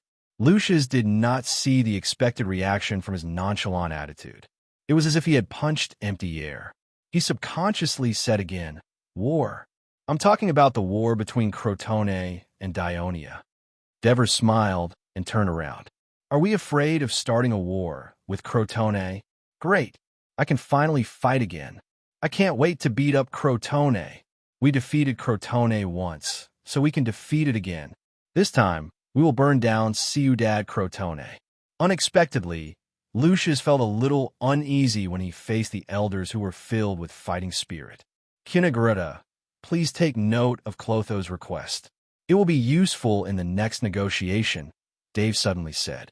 "The next negotiation?" Lucius was confused. "Yes, after the war." Lucius' heart skipped a beat. He saw the burning fighting spirit in the Devers' eyes. After sending off the emissary, the atmosphere in the hall was still lively. Compared to the former mercenary elders who were filled with fighting spirit, the elders of Amandalera and Turii expressed more concern about the impending war. Cunigruda's words were very representative. "Sir Consul, are we confident in fighting Crotone? Crotone has been a strong nation in Greece for decades. It even has a powerful alliance. It can organize an army of 30 to 40,000 men, and it has 25 three-oared warships. We don't even have a single warship. Once the war starts, Crotone can easily blockade our ports. This time, I'm afraid it won't make the same mistake as last time." Devers listened carefully and looked around at the people in front of him. He could feel their fear of Crotone, especially the Turii. It was the prestige that Crotone had accumulated in their hearts after destroying their cities 3 times. He thought for a moment and was about to reply when a voice suddenly interrupted. "I've already said that we should chase away those damned mercenaries, but you didn't listen. Now, we're facing Crotone's revenge. We should first hold some people responsible for allowing them to do as they please." The one who spoke was Polixus. Agathia and the others glared at him. "Did I say something wrong?" Polixus stared back, unwilling to be outdone. "Now that the war has broken out, there's no point in arguing about this. We should all unite and overcome this crisis together.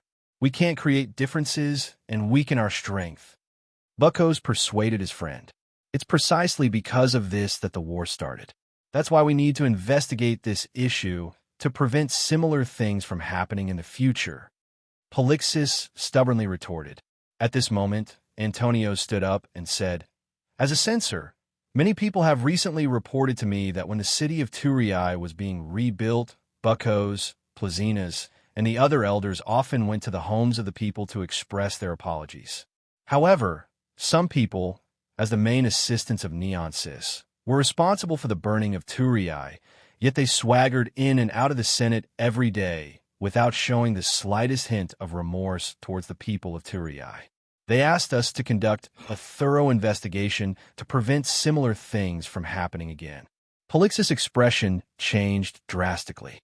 Devers asked, "Polixus, do you think we should investigate this issue?" I Polixis trembled slightly under the sharp gaze of Devers. Antonio's, just like what Buckos said, we should unite to deal with this war of life and death. Let's put everything else aside for now. Devers' calm voice entered Polixis' ears. As if he had been granted amnesty, he suddenly relaxed and slumped on the stone bench. Antonio's glanced at Polixis with disdain, then turned around and said, "Very well, Your Excellency." Devers said with a relaxed expression, "My apologies for the interruption just now. What I wanted to say is that all of you have been busy with your own affairs recently, so I'm afraid you don't know much about the military strength of the Alliance now. Scombras, do you think the number of soldiers in the Alliance is still around 5,000? Scombras, the stubborn old man, stroked his beard and chuckled. "It's definitely more than that. Right now, just the citizens of Amendola alone, I'm talking about more than 6,000, including the probationary citizens. I'm not too sure about the rest, but it's definitely a lot. As for the specific number of citizen soldiers, I'll let military officer Felicius tell us." After Devers finished speaking, Felicius stood up and said, "All of you, I'm going to announce the number of people who have participated in the military training in Turin, Amendola, and Nudum. This number is lower than the total number of people in the census of Lord Raphael. This is because the citizens over the age of 45, as well as some special professions that are under the protection of the city-state, such as doctors, engineers, and scholars, are not included in the military training system of the citizen soldiers." The senators nodded and turned their attention to Felicius. "There are around 5,500 citizens of Amendola who have participated in military training for more than 3 months, around 4,300 from Nudum, and 14,800 from Turin." Seeing the surprised expressions on the faces of the senators, Felicius continued to explain in detail. "Among them, there are 7,000 official citizens, and the rest are all probationary citizens. At the end of December last year, Lord Consul ordered me to carry out a preliminary reorganization of them, forming a total of 3 legions. The first legion is mainly composed of veterans and probationary citizens of Amendola, and it's the strongest force. The legion commander is Capus. The second legion is mainly composed of Turin citizens and probationary citizens, and its legion commander is Drax. The Legio III is mainly composed of citizens and probationary citizens of Nudum, and its legion commander is Hieronymus, and the first captain is Bagul.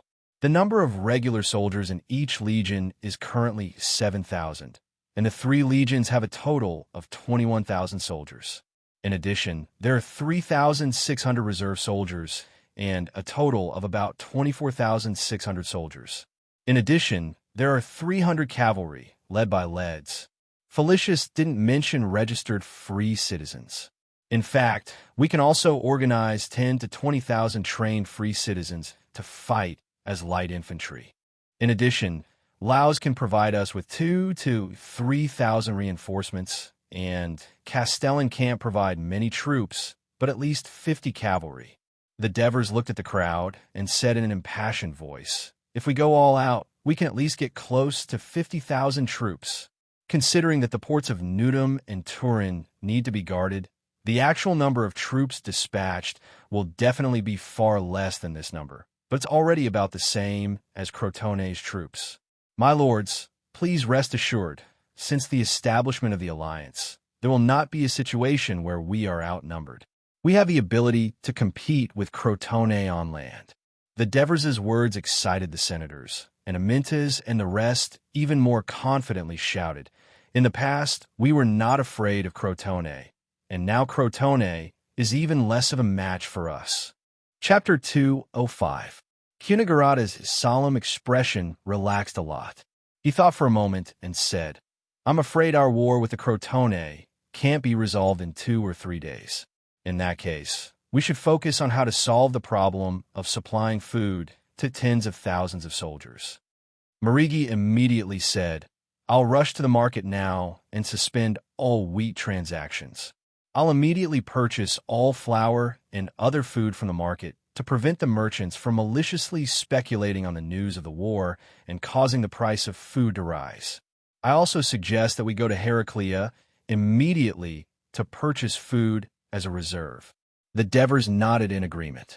Although Merces had a long face, he still cooperated and brought Marigi to the treasury to collect the money. At this time, Bucko stood up and said, "It's now the season for wheat planting. Most of the citizens are participating in the war, which will seriously affect the harvest of this year's agriculture. I suggest that we stop mining and organize the thousands of city-state slaves to farm the citizens' land. At the same time, we give some benefits to the free citizens of the Alliance so that they can take the initiative to help us. That way, we won't lack labor in the fields." "Buckos, you're very thoughtful," the Devers said solemnly. "Cornelis, Kinagarata, and Nudum is quite far away, and under normal circumstances, Sesta is in the city and can't attend every Senate meeting." His gaze shifted to the back of the meeting room. "Vespa, Hemont. Hemont has been to the Gramentum many times and successfully signed a peace agreement with Sensing. He has also persuaded the small Lucaria tribe to submit to the alliance. His influence among the Lacanians is stronger than Vespa's." Finally, Bagul suggested to the Devers, and the Devers suggested to the Senate. The senators voted and approved, making him the third Lucaria senator. The Devers suggested to discuss with Buckos and come up with a feasible plan as soon as possible to ensure that there won't be any problems with our food farming and grazing due to the war. "Okay," the few of them replied. Felicius immediately issue a war mobilization order to all the cities in the alliance. Also, send someone to inform Laos and Castellan to send reinforcements. Oh, and tell Castellan to strengthen the city's defenses and burn the pontoon bridge over the Trianda River. Felicius was stunned for a moment. He wanted to say that there was no bridge over the Trianda River and that they could walk on foot, but out of trust and obedience to the Devers, he immediately bowed and said, "I'll send someone to do it right away." "Pleasantness," the Devers said apologetically. "We had no choice but to suspend the construction of the temple and invest all the income of the treasury into this war." "I understand, I agree," Plesinus replied. The Devers nodded in relief. Looking around at the elders, he clenched his fist and raised his right arm. "My lords," he said loudly, "Crotone had destroyed cities on the Zabari plain thrice. After we defeated it, it must be very jealous of Dionia. Why? It's because it's afraid that Dionia will seek revenge after it grows stronger. It will do everything it can to strangle Dionia while it's still growing. So, this war is not something we can avoid, even if we want to. The war is upon us. We must unite and defeat Crotone once again. We must avenge the humiliation of Burning City and open up a wider world for the future of the Dionia Alliance. War. War. If we can defeat Crotone once, we can defeat it a second time." Capys, Antonios, Amyntas, and the other mercenary elders raised their arms and shouted, "Fight Crotone to the death." Scambras, Proxilus, and the other Amendalara elders responded enthusiastically. "Turii must not be destroyed again. We must fight Crotone with all our might." Burks, Ansitanos, and some other Turii elders also expressed their support angrily. "We Lacanians are also citizens of the Alliance. We will defend the Dionia Alliance with all our might." Vespa and Hemont, the two Lacanian elders, naturally supported the Devers' decision. Amidst the excitement of the declaration of war, the two officials, Kinagarata and Cornelis, who were initially hesitant, also decisively declared that they would lead the officials and citizens of the cities under their jurisdiction to prepare for the war. Dong. While Marigi was leading his men to the market to buy food, the bell that was originally cast for the Temple of Hades was temporarily placed in front of the Grand Assembly Hall because the temple was not completed yet. It rang for the first time today. The cavalry then galloped toward Amendalara, Nudum, Laos, and Castellan. When the citizens heard the bell ringing throughout the city, most of them were still a little confused. At this time, the patrols ran through the streets and alleys of the city, shouting continuously, "Citizens, attention please! Citizens, attention please! War has broken out! War has broken out! Citizens who have participated in military training, please gather at the square immediately! Gather at the square immediately!" On the vast Saburi plain, the cavalry also shouted the same words in every newly built village. War had suddenly come, and it was natural for the citizens to be confused and panicked. However, the strict military training over the past 6 months had taught the citizens and prospective citizens discipline and obedience. They put down their chores and stopped working. After praying to the statues of the gods in their homes, they hugged their families and said goodbye. They brought all their weapons and rations and gathered at the victory square of Turiai from all directions. Such an obvious move in the city of Turiai certainly fell into Atreides' eyes. He wrote in a secret letter, "Turiai has issued a war mobilization order. They are rushing to buy food in the market. There is a riot at the port, but it is under control. The situation in other cities is temporarily unknown."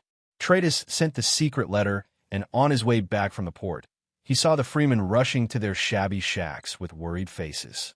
A trace of apology rose in his heart. After staying here for more than half a year, he gradually fell in love with this lively city. He had ridden in a galloping carriage, eaten delicious boiled beef and mutton, watched exciting and intense football games.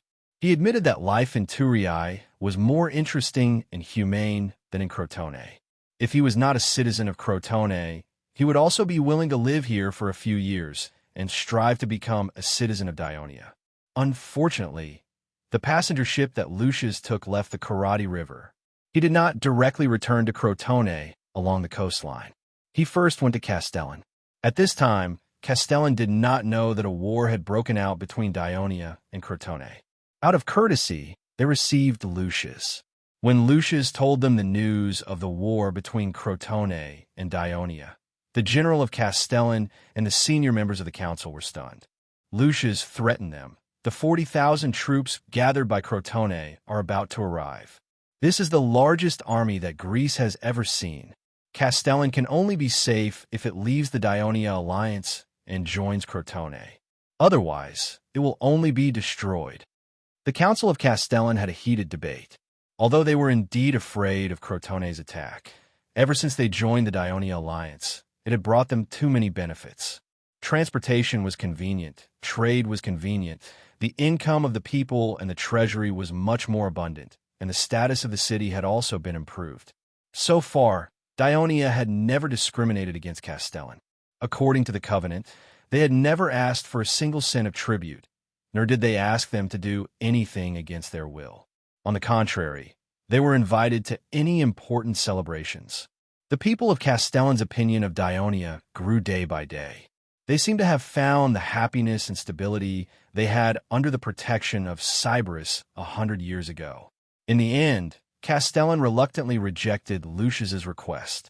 The chief general, Amicals, said tactfully, "According to the covenant of the Dionia alliance, we have no right to sign any treaties or agreements with other cities, so I'm sorry." Lucius had no choice but to leave the port. At this time, the cavalry of Dionia had arrived and told the Council of Castellan that the alliance was gathering troops. Soon, as many as 20,000 troops would arrive to help defend Castellan. Amicals and the others were completely relieved. They began to strengthen the walls, gather food, burn the pontoon bridge, and seal the port according to Dionia's instructions. Lucius saw the billowing smoke on the Trianda River, which made him understand Castellan's determination. At the same time, he was also surprised by the strength of Dionia's influence. He was even more determined to agree with Crotone's decision to attack Dionia. The passenger ship he was on quickly went south and passed by Cremissa. The Crotone fleet, which had been waiting there for a long time, heard the news of the outbreak of war from Lucius. They immediately raised their sails and sailed toward the Dionia alliance at this time. Under the reminder of Cunigrata, the Devers sent Plazinas to Tarentum to ask the alliance, which had 43-oared warships, to provide assistance to Dionia at sea and stop the Crotone fleet from blockading the port of Turiai. However, the Senate of Tarentum, under the strong opposition of Cunigrata, after a heated discussion, they apologetically told Plazinas that Dionia's request came too late. After the new year, the Messapi invaded the territory of Tarentum again, and Dionia led the army to repel them. The Senate believed that it was necessary to teach Misapi a painful lesson and beat down their arrogance. So, Dionia was once again ordered to lead the army south to attack Misapi's fortress, Manduria.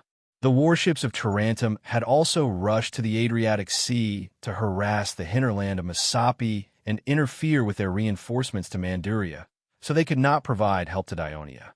However, Tarentum could provide food aid to Dionia at a fair price. They only needed to go to Heraclea to buy it. Note, due to the reader's doubts, here is an explanation of the population of Greater Greece. According to several sources, the number of Thurii soldiers who attacked Lucania in history was 10,000 to 15,000. The fact that the Thurii dared to let such a large number of soldiers stay away from the city showed that there were many citizen soldiers in the city. Therefore, the author of one source guessed that the population of Thurii at that time was at least more than 200,000 people, all the people, not just citizens. Other sources showed that when Tarentum was at its most prosperous period, its population was about 300,000. It was a large city in Greater Greece that was no weaker than Athens. Tarentum entered its final glory during the period when Urchita was the consul, which was about 10 years after the novel was written. Therefore, the population of Tarentum at this time was probably no less than 250,000 people. Then, Crotone, which was comparable to it, had a large area, and its population was probably no less than this number. Locri and Lygum were smaller in area, and their population was certainly less than the above city-states. However, they were influential city-states in Greater Greece, and their population was probably no less than 100,000. The population of these major Greater Greek city-states added up to more than 1 million. If other Greater Greek city-states, such as Trine, which was located on the Euphemia Plain, and Metapontum, which was famous for its agriculture, were included, the population of Greater Greece was probably more than 5 million people. Chapter 206. Indeed, when Plazinas entered the port of Tarentum, he did not see the few Tarentum warships that usually patrolled the coastal waters.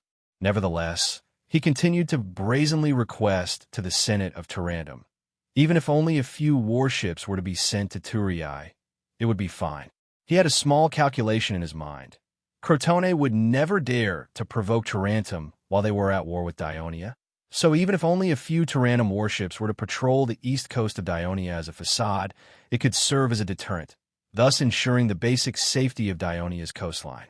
However, no matter how much Plazinas persuaded, the Senate of Tarentum firmly refused, leaving the thick-skinned Plazinas in vain. As soon as Plazinas returned to the port of Thurii, Crotone's fleet arrived. The sea trade routes of Thurii were immediately cut off, and the port was in a state of panic. Olivers arrived with a large number of patrols to help Marigi maintain order. After learning of Tarentum's decision, Devers pondered for a while, then said to Aristocrates, the clerk next to him, "I seem to remember that the Sparta emissary had been to Tarentum before." Yes, Aristocrates reported at the time that Sparta hoped that Tarentum would abolish its alliance with us and take the lead against us, but the Senate of Tarentum refused. But it still worked. Devers sighed, then sneered. Tarentum wants to sit on a mountain and watch the tigers fight. Well, we have to rely on ourselves in this war.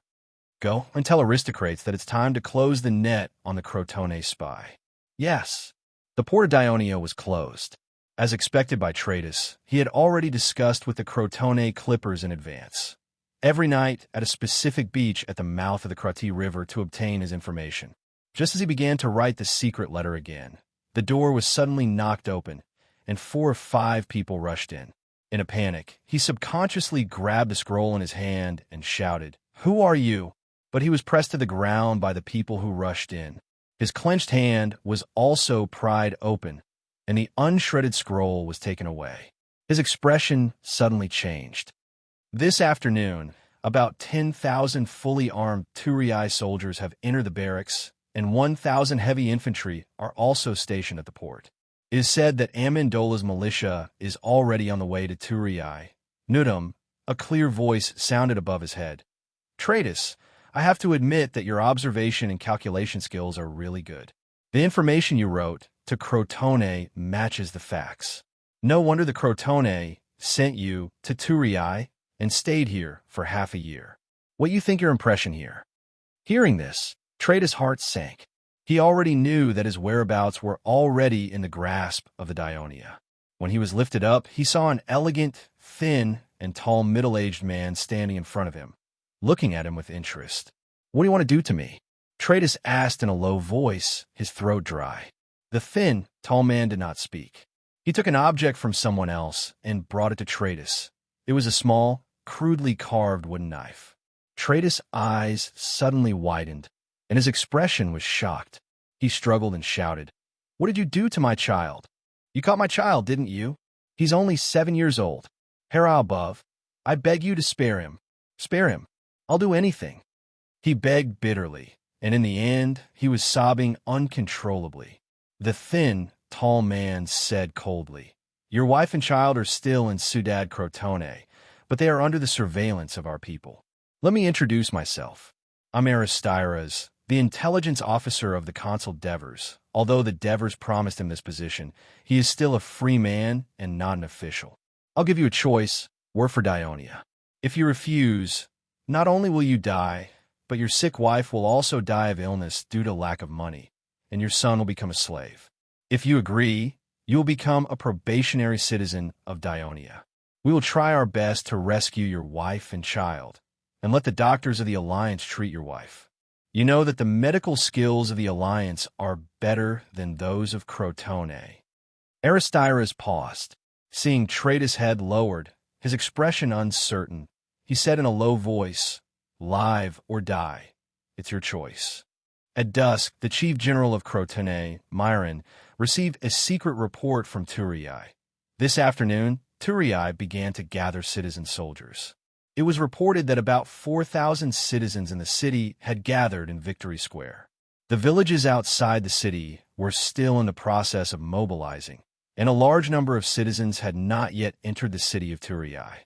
Turii had sent about 1,000 soldiers to the port and sent many cavalry to patrol the coast. Arminalara and Nudum had not yet seen the arrival of the army. In the past 6 months, Crotone had learned from Tratus and the released soldiers. Chief General Myron had some understanding of Dioria and was very vigilant against Dionia. Therefore, he had made preparations in advance. After helping Cremissa eliminate the mercenaries, he immediately mobilized for war. This time, in order to completely defeat Dionia, Crotone and its subsidiary, Asplustum, had gathered all the forces they could, 20,000 from Crotone and 3,000 from Asplustum. Silatina, the ally of Crotone, was a large city, but it had suffered the heaviest losses in the previous raid by the Dionia alliance. However, for revenge, it still managed to squeeze out 2,000 soldiers. Trine, which was close to the Briti alliance, also sent 1,000 soldiers. This time, Crotone did not refuse. Only Caronia was rejected by Crotone, because to the south of Caronia was the Rocari alliance, Crotone's enemy. Although it had not made many movements in recent years, Crotone knew that Rocari had been eyeing the north covetously. If Rocari suddenly attacked and captured Caronia while they were fighting with Dionia, then they could easily take down Silatina, which lacked soldiers and generals, and directly attack the defenseless Crotone. Therefore, they could not relax their vigilance and defense against Rocari. At the same time, the battle with Dionia had to start as soon as possible. They could not wait for the Dionia army to arrive before attacking. Therefore, contrary to the usual procrastination of the Greek city-states, Crotone was particularly efficient this time. Not only did they complete the assembly within a day, but the reinforcements of their allies also sped up under his urging. In fact, when Rocari learned that a war had broken out between Crotone and Dionia, it was extremely happy. After a discussion, its council sent messengers to Dionia. However, not only did Crotone block the road to the north, but Crotone's warships were always cruising along the east coast of Greece from Cape Alice to the north. This forced Rocari's messengers to change their course. They planned to let the passenger ships turn to Sicily in the southwest, then turn to Tarentum in the northeast to disembark and take a big detour by land. Devers was analyzing the military intelligence of Crotone with the generals of the Legion and discussing countermeasures to deal with the enemy. Aristocrati came in and whispered a few words in his ear. Devers nodded and said, "Let them in." He turned to the generals and said, "Brothers, Xantiparis and Tormid are here." The hall that was still in a heated discussion suddenly fell silent. Xantiparis and Tormid hurried in with worried expressions. They did not expect to see so many people in the hall and were stunned. At this time, Devers said with a smile, "I was about to call you two, but I didn't expect you two to come first. We are about to start discussing how to deal with the Crotone. Come in quickly and tell us your opinions." Xantiparis and Tormid looked at each other, then knelt on one knee and said apologetically, "Lord Devers and comrades, we are really sorry. We brought war to Dionia and trouble to you all. Timicin and Creano have been in frequent contact with the mercenaries and have repeatedly asked for our opinions. We always thought that they only wanted to leave this place, but Timicin and the others have nothing to do with you." Devers interrupted them and said with a serious expression, "Everyone has their own ideas and the life they like to live. You and the other mercenaries chose to stay instead of leaving, which means that you agree with the system of Dionia and like to live here. You're willing to become citizens of Dionia. Then come, fight with us.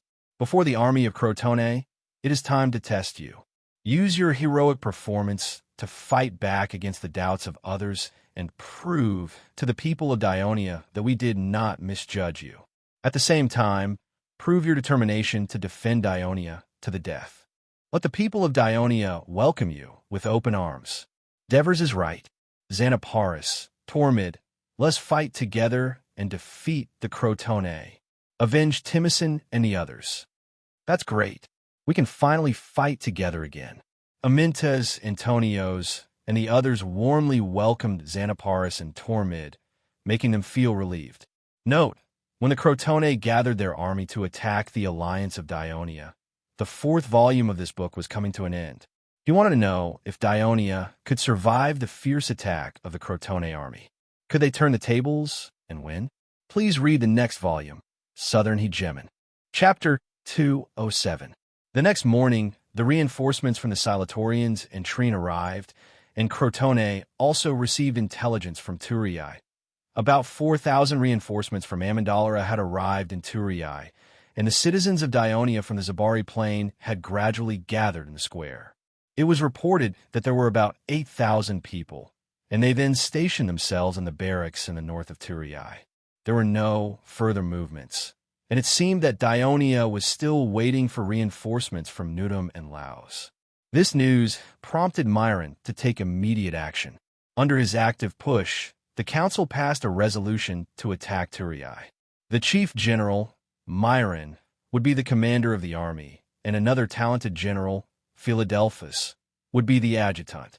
They would lead about 27,000 soldiers, including 20,000 heavy infantry and 6,500 light infantry. Of these 6,500 light infantry, 4,000 were light armored soldiers wearing leather armor and wielding leather shields and spears. They did not have the ability to throw projectiles, and there were 800 cavalrymen. In addition to the regular army, there were also a large number of slaves and freedmen transporting supplies, making the actual number of troops as high as 40,000.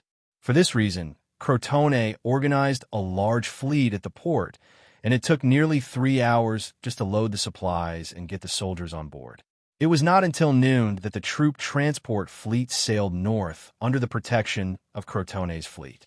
When they passed Cremissa, another 500 soldiers joined them, making the number of troops as high as 27,500.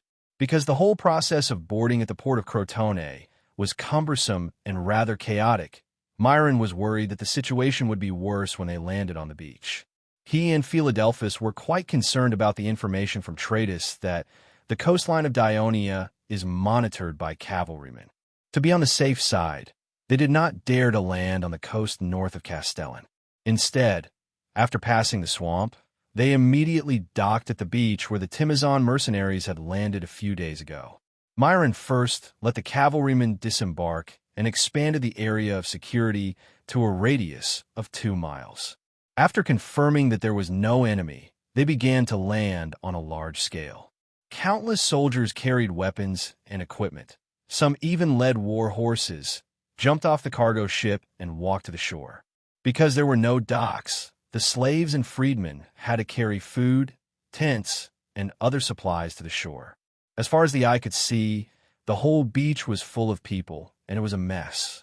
People were shouting and horses neighing, and the officers were very anxious. The supplies were randomly placed here and there, which affected the soldiers' formation.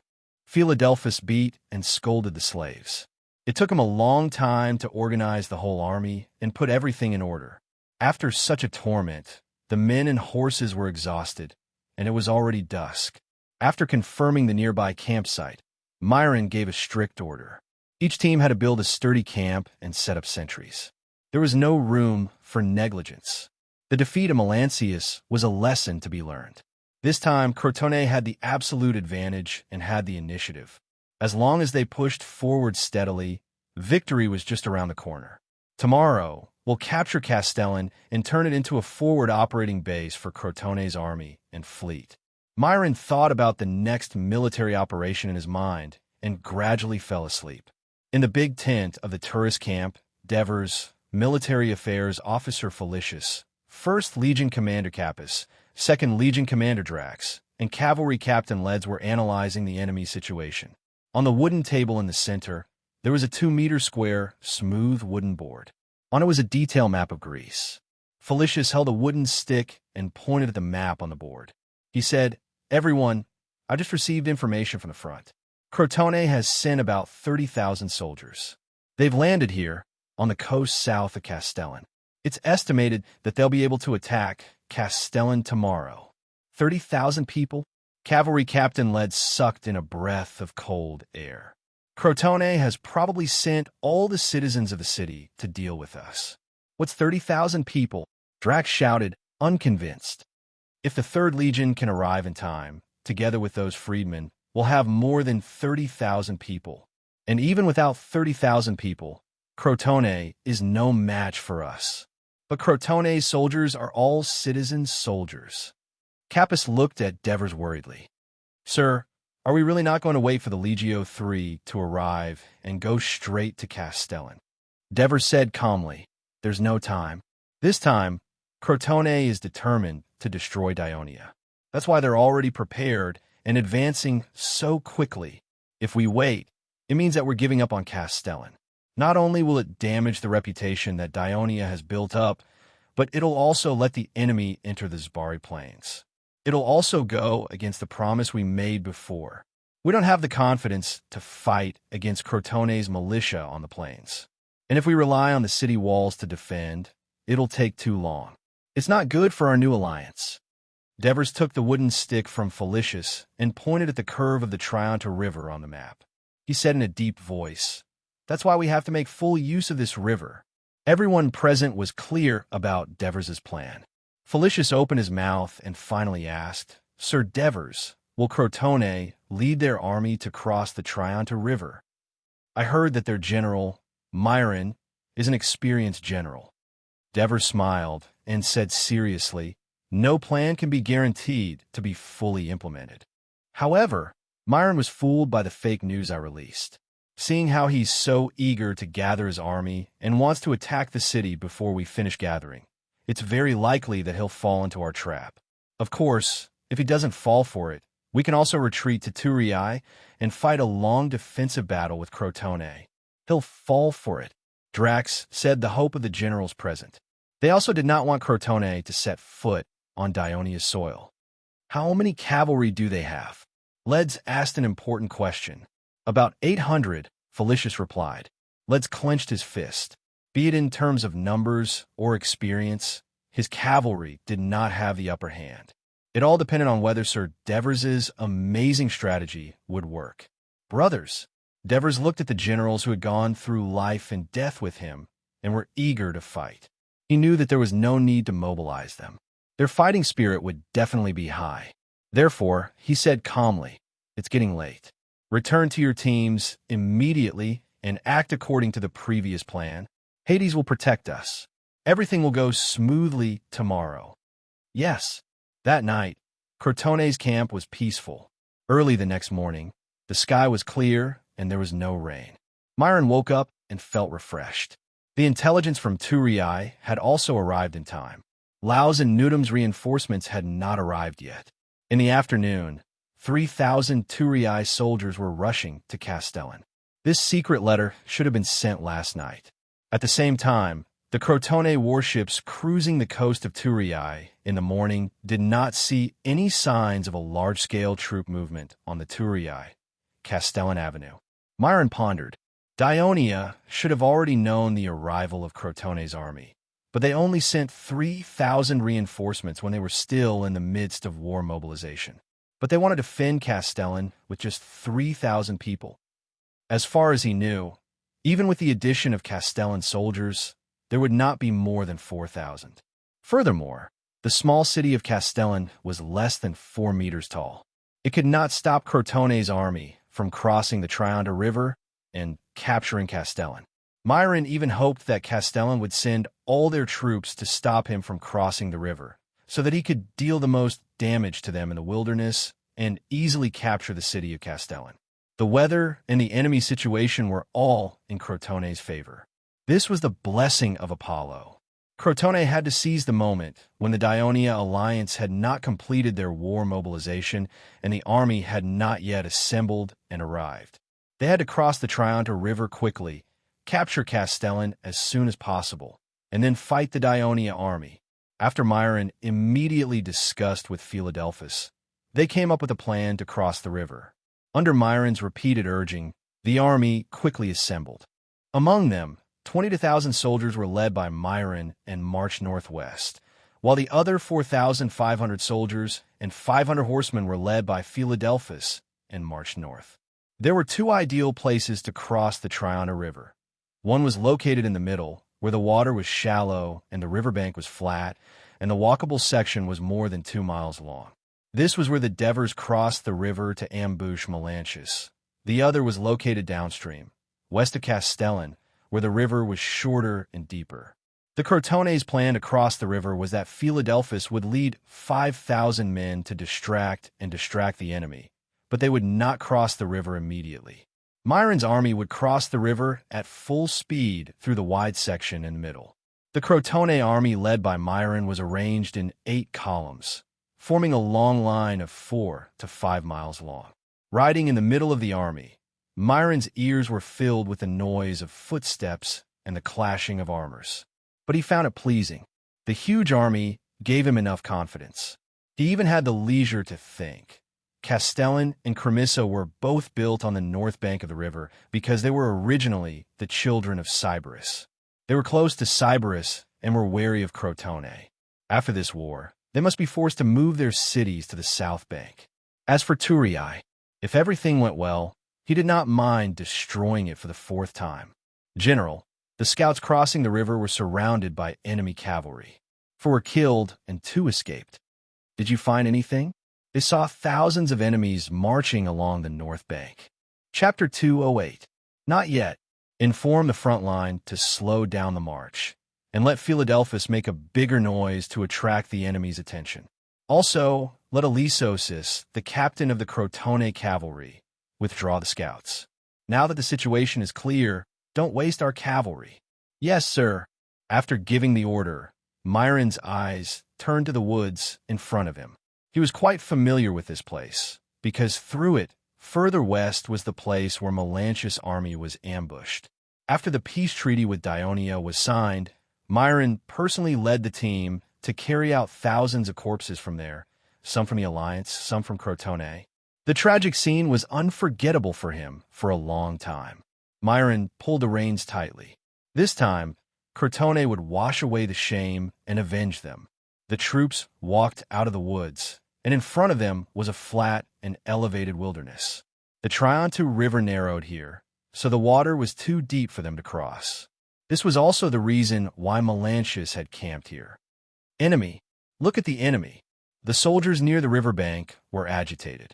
In front of the troops, on the other side of the Trianta River, a heavily armed Ionia army was marching quickly along the riverbank to the west. It seemed that the Dionia had found out their movements and were ready to stop them from crossing the river. Myron was not too worried. Although he could not see the full picture of the enemy on the other side, he felt that the number of people in the army was not too large. As stated in the secret letter, the vanguard sent by Dionia to Castellan was less than 4,000 people, and they also had to defend against Philadelphus. How many enemies would be left to stop his army from crossing the river? The upper reaches of the Trianta River flowed in a narrow valley between the mountains until it rushed out of the canyon and encountered flat lowlands. Like a child out of control, it happily expanded its territory to both sides, causing the river to be 30 to 40 meters wide. The water flow also slowed down, and after flowing slowly for more than 2 miles, the river became narrower and deeper again due to the elevation of the terrain at this moment. On the south bank of the Triana River, Myron arranged his 22,000 soldiers, including 2,000 light infantry, into a long formation that was 10 rows thick and more than 2 miles long, covering the entire walkable section of the river. There were only about 5,000 enemies on the other side of the river, and they also formed a formation that was as long as Crotones. But not only was it obviously thin, but the formation was also very loose. Myron firmly believed that even with the help of the Triana River, the Dionysian army would not be able to stop the advance of the Crotone army. Their thin line would inevitably be broken by the heavy Crotone army. Attack! Myron, who was at the rear of the middle road, ordered the bugler in a heroic manner. The loud and sonorous sound of the bugler resounded across the quiet Trianta River. Other than the 2,000 soldiers that Myron personally led at the rear of the middle road, he did not move because he felt that the number of soldiers on his side far exceeded the enemy's. There was no need for all of them to participate in the battle. The entire square formation began to move slowly towards the river bank. Columns was one of the 20,000 soldiers. After he was captured by the Dionia, he had been detained for half a year to build a road. He had suffered a lot, and his family had to pay a huge debt in order to ransom him. This time, he was recruited by the city-state to fight against Dionia again.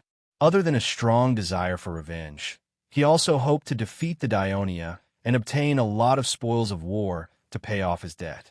The riverbank here was not made of soft, fine sand. Instead, it was covered with pebbles of different shapes and sizes. The ground was hard, but it was easy to trip. Hence, Columns and the rest walked slowly and steadily. The Triana River was right in front of them. Columns, who was at the front, looked through the narrow eye-hole of Corinth's helmet and saw many people rushing out from the enemy's formation on the other side of the river. Without waiting for the captain's reminder, he had already quickly raised his round shield and placed it in front of his chest. Ding! The arrows of the Dionia soldiers hit his bronze shield and produced ear-piercing sounds. However, they could not damage it at all. His right foot had already stepped into the river. Watch out for the top of your head. The captain's shout echoed in the dense helmet. His voice was weak and seemed distant. He raised his head subconsciously and saw countless black dots falling from the sky. Damn it, it's projectiles. He hurriedly raised his shield to protect his head. At this moment, he heard the captain's anxious shout again, "Watch out for the front." However, the hearing and vision of the heavily armored soldiers were severely impaired, causing their reactions to be slower than ordinary people. Many of them could not react quickly enough to see what was ahead of them, including Columns. He felt as if someone had punched him lightly in the chest, and then there was a slight pain. An arrow had pierced into his left chest, and it should have already penetrated through the layers of tightly woven linen armor, but its kinetic energy had already been exhausted. The tip of the arrow had just touched his skin, and the experienced Columbus knew that the damage was actually not that great. However, his teammate beside him was shot in the thigh that was not protected by his armor. He screamed in pain and fell into the river. Fresh blood immediately dyed the river red. Looking at his teammate who was struggling in the water, Columns wanted to help him, but he did not have the strength to do so. The cunning Dionia soldiers used projectiles and direct shots at him at the same time. Looking at his teammate, who finally stopped struggling and floated on the river, Columns felt a sense of sorrow in his heart. Stride forward. The captain shouted and urged the soldiers to speed up to cross the river.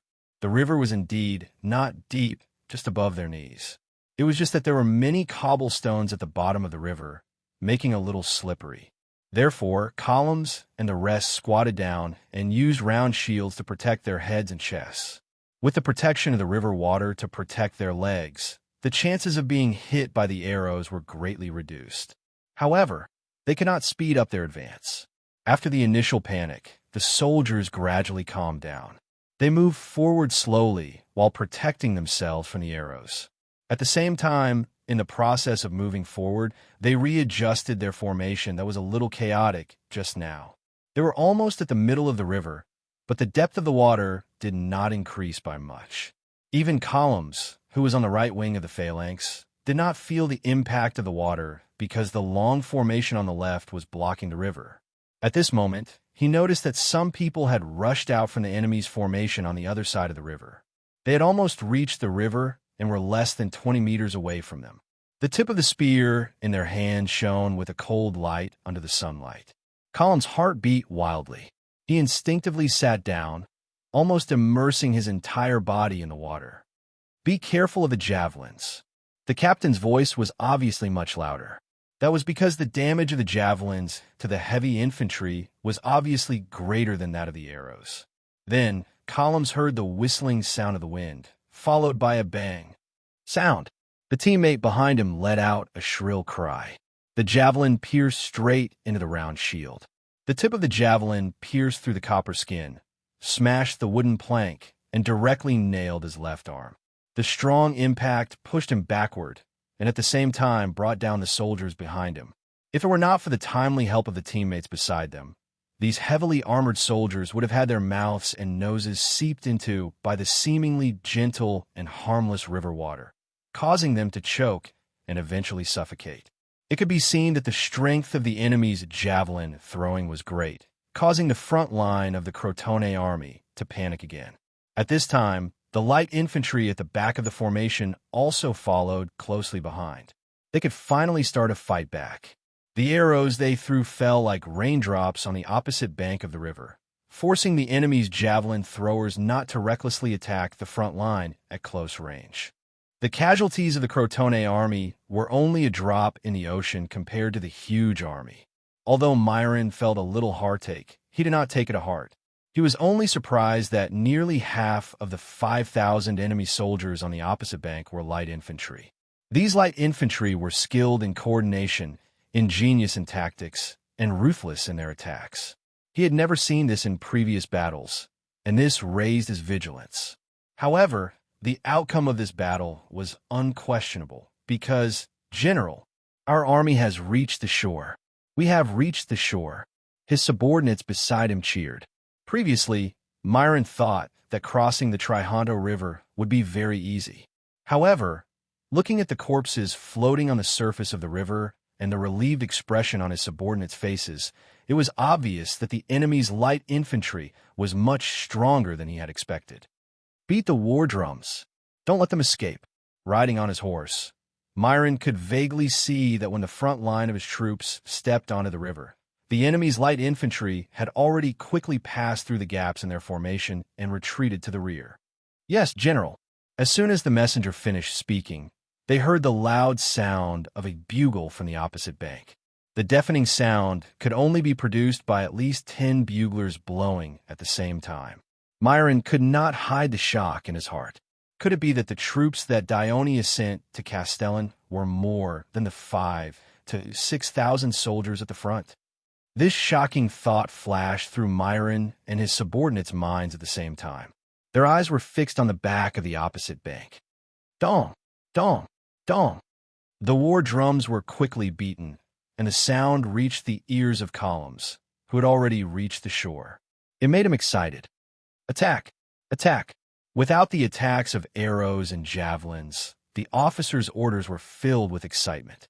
The Crotone soldiers shouted the name of the god Apollo loudly as they took large strides and charged towards the enemy in front of them.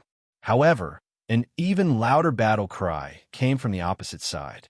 A dark red military flag suddenly rose from the back of the river. What followed next was an endless line of soldiers that were arranged closely together. Under the same impassioned war drums, they quickly rushed towards their comrades who were acting as bait in front of them. The military flags that were raised one after another and fluttered in the wind evoked the painful memories of the Crotone soldiers who were once captives like columns. Chapter 209. Not only the soldiers, but the moment the Dionia army appeared, Myron's mind also went blank. His body trembled and his face turned pale. He knew that he had been deceived. He had been deceived by the cunning Dionia soldiers. He thought that the enemy was too small, but he rashly allowed his army to cross the river in front of the enemy's equally large army. To any qualified general, this was an extremely wrong military action.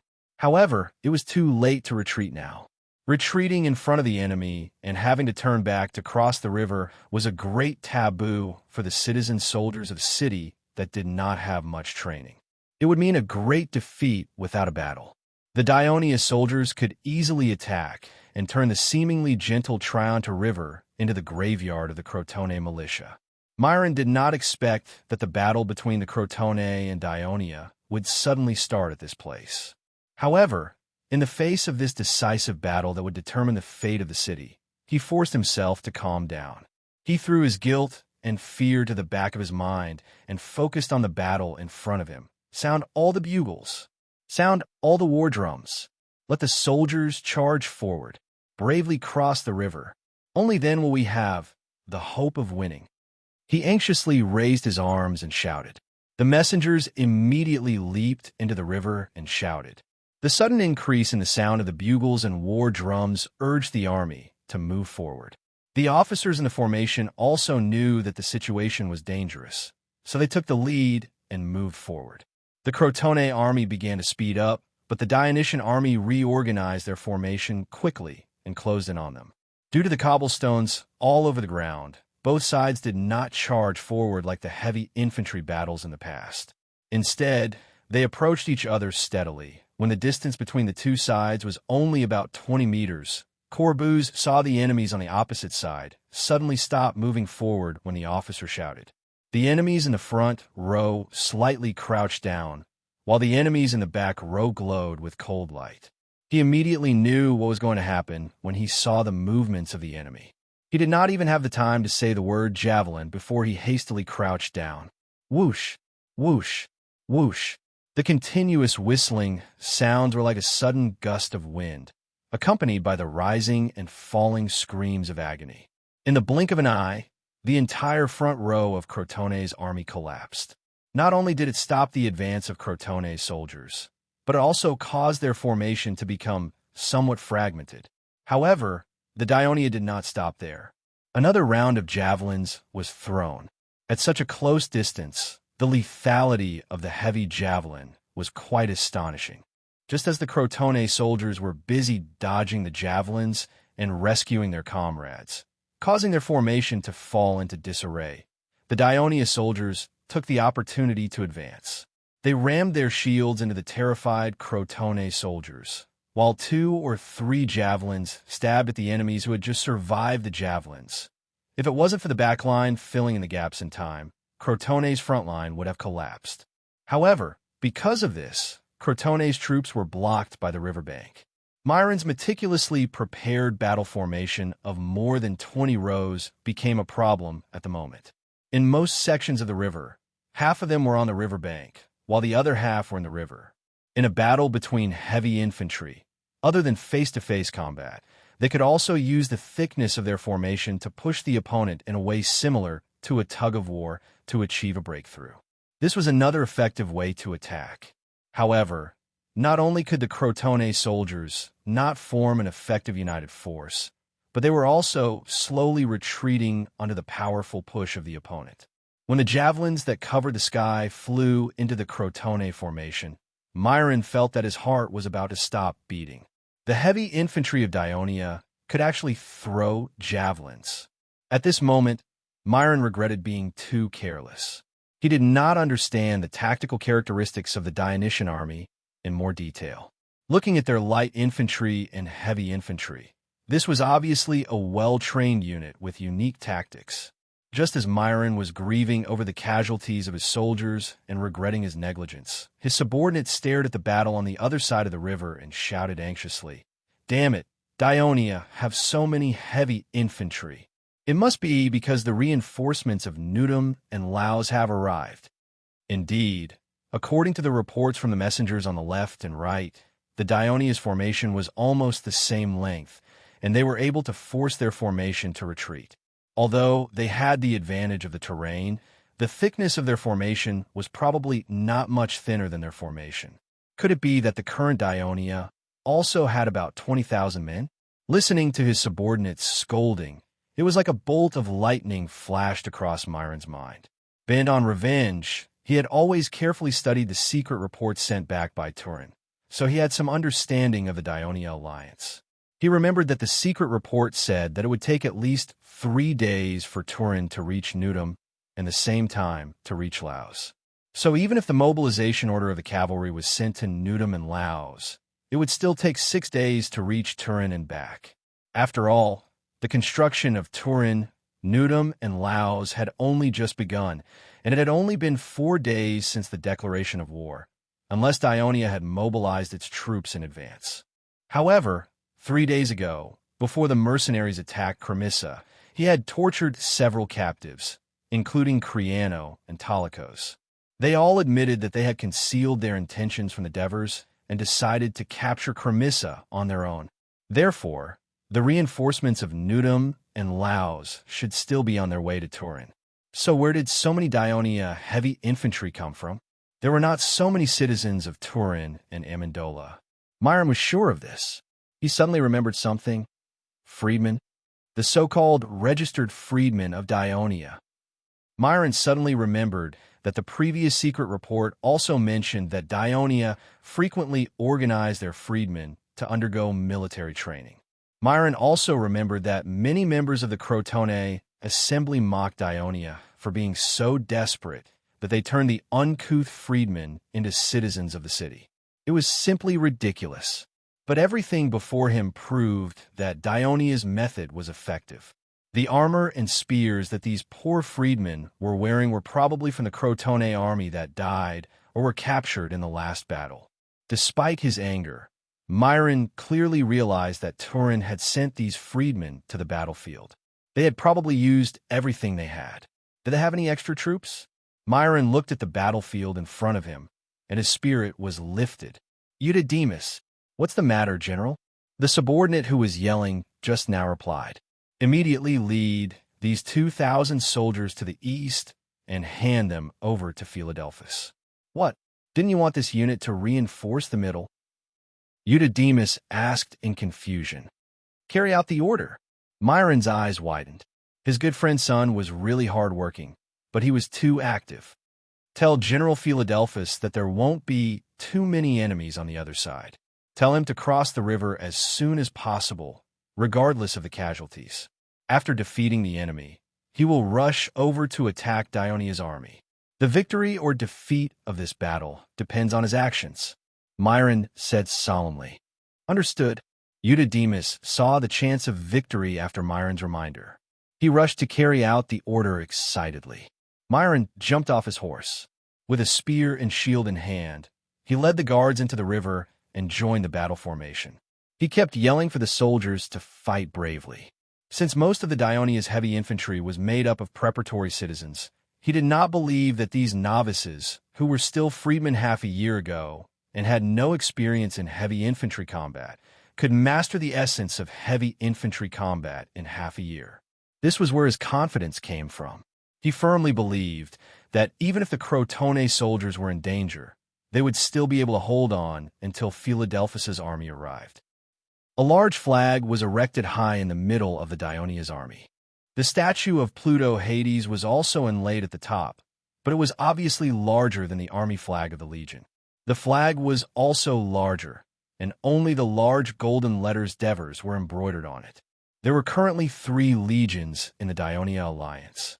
Devers, of course, had to step down and return to his original position. According to the old tradition, the consul was originally the commander of the city's army. Therefore, the highest position of the Devers in the alliance army was the commander-in-chief of the Dionia Alliance army. At this moment, the Devers were also paying attention to the movements of the enemy on the other side of the river. "Lord Commander, the enemy's troops have gone downstream," Aristocrates reminded loudly. As a talent that the Devers had taken a fancy to, the Devers intended to train him comprehensively like the assists. Therefore, they allowed him to follow them during the battle.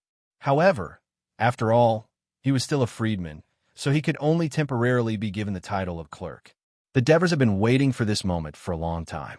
"Tormid, Lord Commander, please give the order."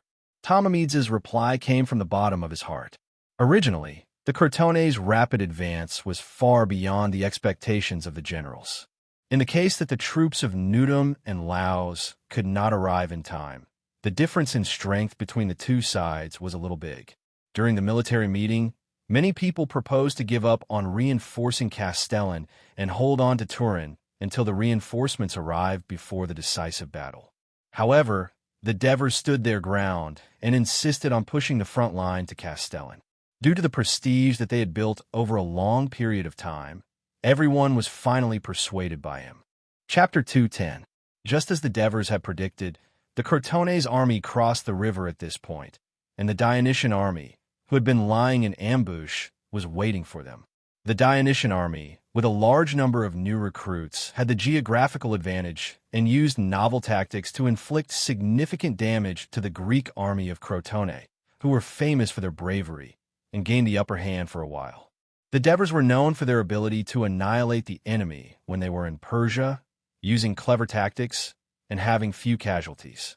However, at that time, Tormid was the commander of the entire army, and he was also responsible for the coordination of the entire mercenary army.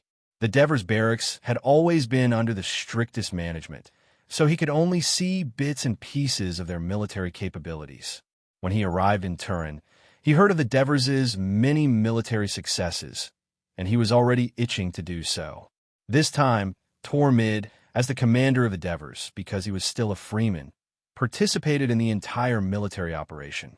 He witnessed the Devers stand up for the others, and came up with military plans that he had never seen before. He also commanded all the departments of the Alliance to work around this plan. He had the elderly and women wear armor and walk around the port to confuse the enemy's fleet. He had meticulous arrangements during the night march, and even new recruits and freedmen who had never had any experience before could successfully reach Castellan. The army enforced strict discipline and sealed off the city of Castellan to prevent any news from leaking out. He sent Wyzam's mountain scouts across the river to scout the enemy's movements, and at the same time sent out cavalry to intercept the enemy's scouts so that the enemy would not know what was happening on the other side of the Triana River. Before the sun rose, he led his army to the place quietly and set up bait, referring to the 4,000 soldiers, on the riverbank in front, and at the same time hid the traces of the main army. He deliberately stationed more than 1,000 men between the Trianta River and the downstream riverbank, so that the Crotone would not dare to take the risk of casualties, and so they chose to take the safer middle section of the river. Throughout the entire military operation, the Devers strategy was fully displayed: deception, rapid marching, reconnaissance and anti-reconnaissance, ambush bait. The perfect combination, and finally successfully mobilized the enemy, achieved their goal, and also broadened Tormid's horizons. In this era, most of the wars between city-states were fought in a place that both sides could accept, or when one side was strong, the other side would defend tenaciously until reinforcements arrived. The generals of both sides would focus on the tactical application of the battle, which was what Sparta was best at. Unlike the Devers, who made a plan based on the situation at the beginning and made a series of complicated and delicate actions around the plan to achieve their own goals, it was as if the bloody battle was carved into a delicate and beautiful piece of art similar to the pottery vases of Athens. Just like the Devers themselves said, war is related to the survival of the city-state. We must be careful and think carefully before we take action. This was why the Devers were able to become the archons of a powerful alliance, while Timicin died in a small city. Tormid's imagination ran wild. "Tormid, go to the east and inform Xanaparis, Epitenes, Xpit, and Leds that the enemy will soon cross the river. Tell them to get ready and act according to the plan, the Devers ordered. Yes, sir. Tormid mounted his horse and rode east. Although the tactics adopted in the east would be even more unimaginable, he already had confidence in the Devers. Philadelphus was shocked when he heard from Euthydemus that Myron had led his army to cross the river, encountered the army of Dionia, and was in a bitter battle. The fact that Dionia had ambushed nearly 20,000 soldiers on the opposite bank of the Triana River was completely beyond his expectations. Would there be an ambush here as well? He looked at the more than 1,000 light infantry of Dionia stationed on the opposite bank and could not help but think. He had hoped that Myron would come to help him after crossing the river to drive away the enemy on the other side and reduce the number of casualties. But now, he had to lead his troops to help Myron. The situation was critical, and he did not have time to think too much. The stretch of the river here could not accommodate more than 6,000 soldiers crossing the river at the same time. He quickly divided his troops into 3 parts: the front, the middle, and the back. More than 3,000 heavy infantry were at the front.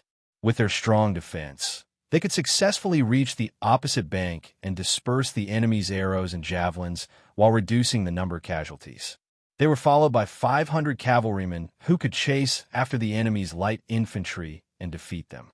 Finally, there were nearly 3,000 light infantry.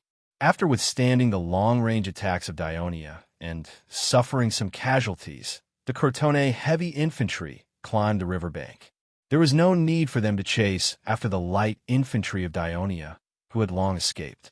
Philadelphus led his army across the river smoothly.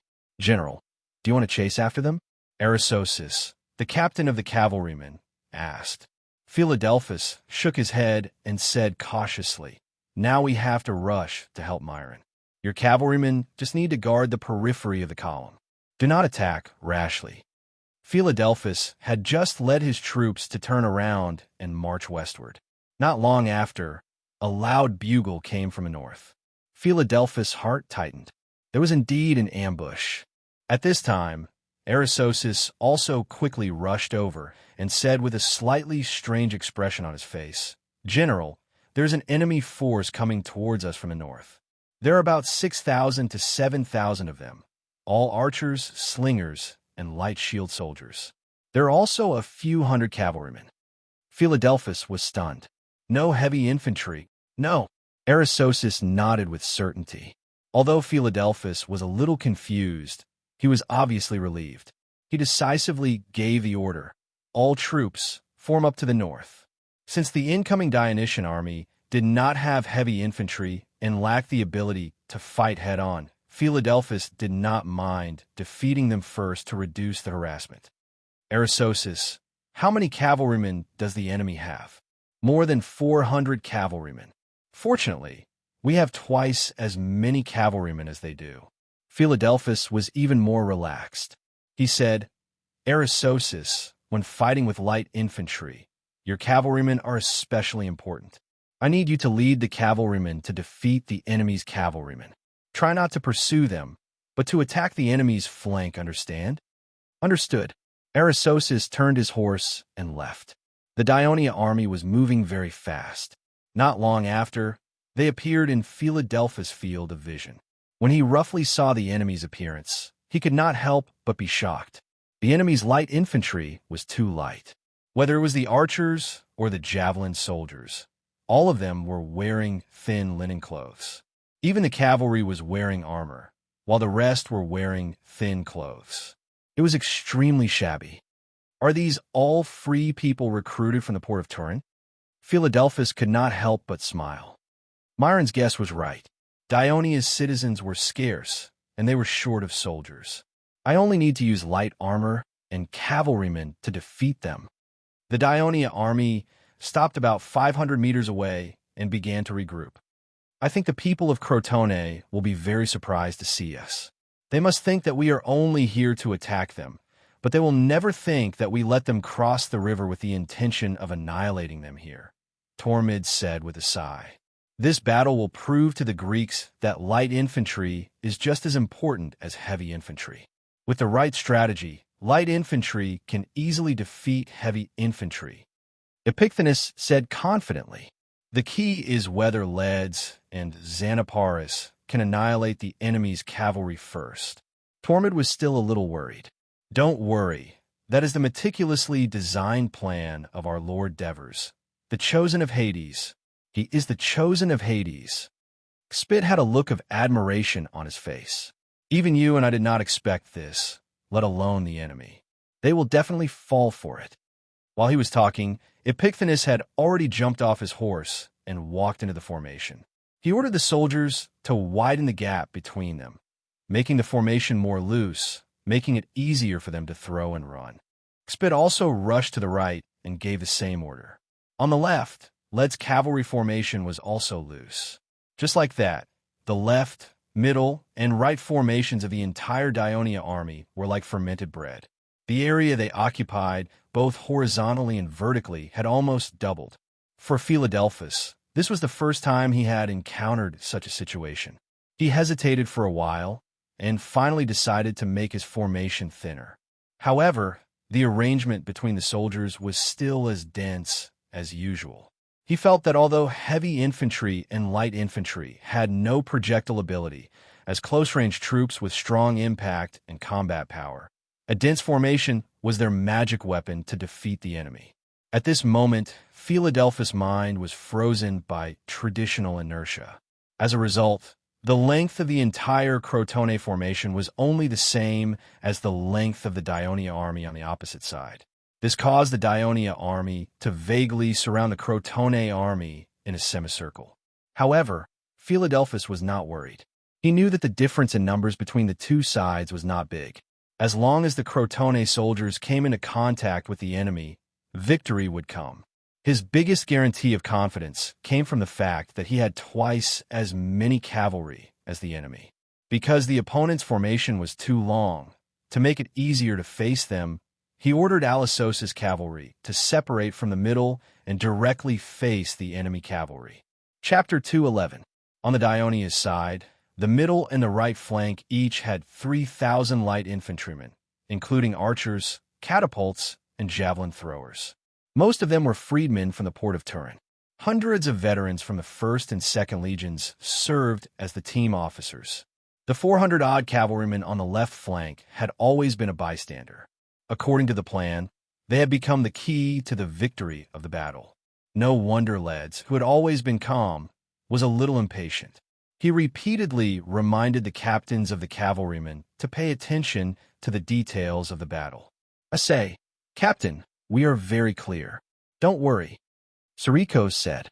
The large group of coachmen supported by Kristoya's bank loan not only increased the alliance's tax revenue, but all of them were also good riders and had enough horses.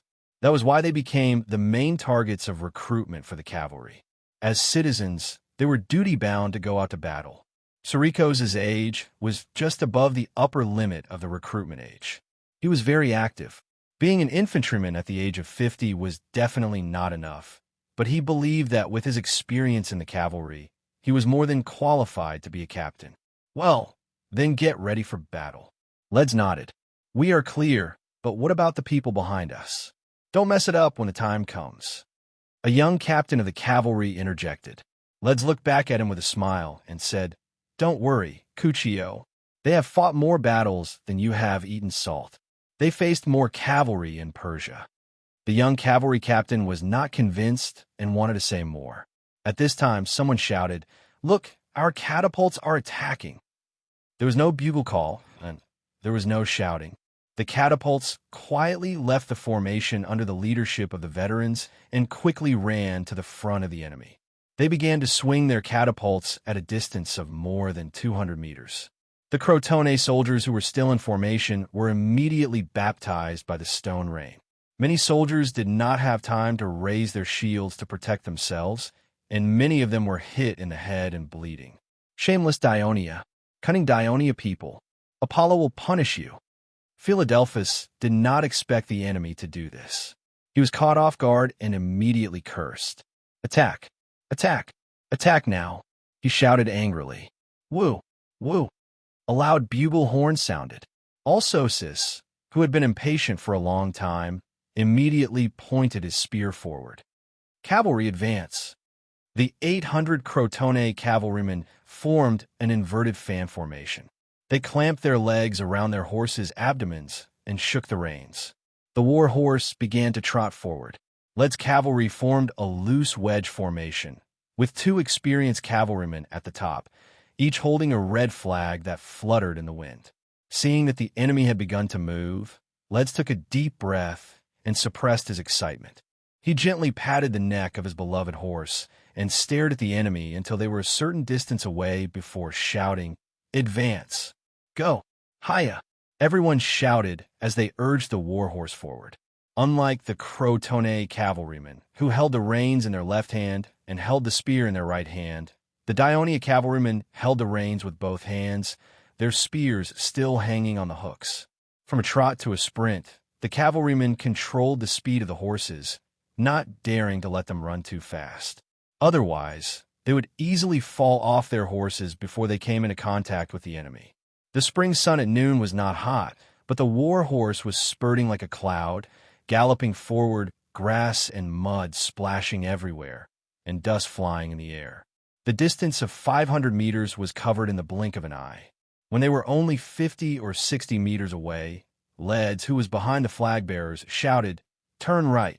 Sarikos, who was riding on his left, immediately shouted, "Turn left." The 2 flag bearers in front quickly split to the left and right. In a cavalry battle, due to the speed, the cavalrymen at the back might be separated from the formation if they were not careful. The characteristic of the wedge-shaped formation was that it was small at the head and large at the tail, so the cavalrymen at the back could see the direction of the advance of the cavalrymen at the front of the formation. With the addition of the 2 red flags fluttering in the wind, even on the dusty battlefield, the Dionia cavalrymen were basically able to move in unison. They successfully divided the wedge-shaped formation into 2 groups, and then went around the enemy from the front and the outside. The Crotone cavalrymen at the front did not expect that the Dionia cavalrymen would make such a move. They were completely dumbfounded, but they did not dare to stop. Without prior planning and coordination, any rash action would not only disrupt the formation, but also cause them to be knocked down and trampled into meat paste by the cavalrymen at the back. They could only sprint to the end and turn back. But after crossing paths with the Dionysian cavalry and moving forward, they were shocked to see countless sharp spears protruding from the morning mist, glaring at them with a sinister, cold glint. "Heavy infantry! There's heavy!" the Crotone cavalrymen exclaimed. They wanted to rein their horses, but the strong inertia caused them to crash straight into the spears. In an instant, people screamed, horses neighed, spears broke, and blood splattered. Some of the heavy infantry were directly knocked away by the strong impact, but the other soldiers did not seem to see it. They held on to the spears at the end of their legs, motionless. In front of them, dozens of horses and men were lying in a mess, struggling in a pool of blood. In this era, there was no real heavy cavalry. Not only the Greek cavalry, but any cavalry from the Mediterranean countries had never dared to charge in the face of a dense formation of spears. The cavalrymen at the back tried to control their war horses to prevent them from crashing into the spears, but the sensitive and timid war horses were one step ahead of them. They neighed and suddenly came to a halt. The cavalrymen on the horses were pushed away by the inertia, crashed into the forest of spears, and were pierced through. Ali Solis, who was in the middle of the cavalrymen, finally managed to stop his war horse. But he saw that his comrades around him were either falling, spinning on the ground, or refusing to move no matter how much he shouted at them. Screams, and neighs intertwined, and the whole cavalrymen were in a mess. Ali Solis knew that he had fallen into the Dionia cavalrymen's trap. The situation was critical, and he did not have time to think. Turn left, go out from the side." He shouted loudly, and the guards around him followed suit. The chaotic Crotone cavalrymen soon regained their backbone and order.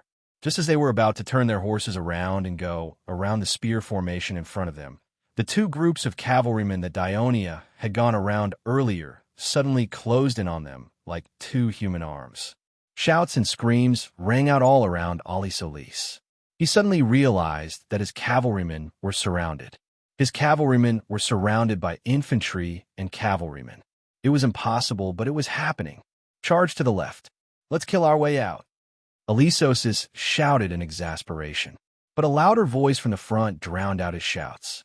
The horn of the heavy infantry was blown. Brothers, kill all these Crotone cavalrymen. Avenge Timison and the rest. Xanaparis took off his helmet and charged forward with his spear. More than 1,000 mercenaries roared and charged forward with him. The soldiers that were knocked down struggled to get up, drew their swords, and charged forward. The sturdy spear wall turned into a flowing water that quickly seeped into the chaotic Crotone cavalrymen. Killing the stationary cavalrymen was a piece of cake for these battle-hardened mercenaries. Most of them even let go of the valuable horses and used the method of two mercenaries against one cavalryman at the same time. One was responsible for distracting the cavalryman, while the other took the opportunity to quickly approach from the side and thrust his spear upwards. The tip of the spear would pierce through the gap of the armor below the ribs and into the lungs, straight to the heart, killing in one shot. If the cavalryman dodged the stab, the mercenary would sweep his spear downwards, knocking the cavalryman off his horse. Before he could get up, he would receive a heavy kick to the head, and his neck would be broken. The mercenaries were very efficient in killing. Even the Dionia cavalrymen subconsciously stayed away from these ferocious creatures. The battle ended quickly. Other than a few dozen Crotone cavalrymen who escaped, more than 100 cavalrymen surrendered. The rest were all dead. Even Ali Solis was not among them. Dionia also obtained more than 400 war horses and only lost more than 50 cavalrymen and 20 mercenaries. It was a complete victory. The tactics invented by the Devers had succeeded. Leds listened to his men's report with a smile on his face, but he knew that the battle was not over yet. He separated 70 cavalrymen to continue chasing the remaining enemies and urged the rest to rush to the nearby city of Castellan. Hurry back and get the javelins. Leds will go with you. Xanaparis and many mercenaries rushed over on captured war horses.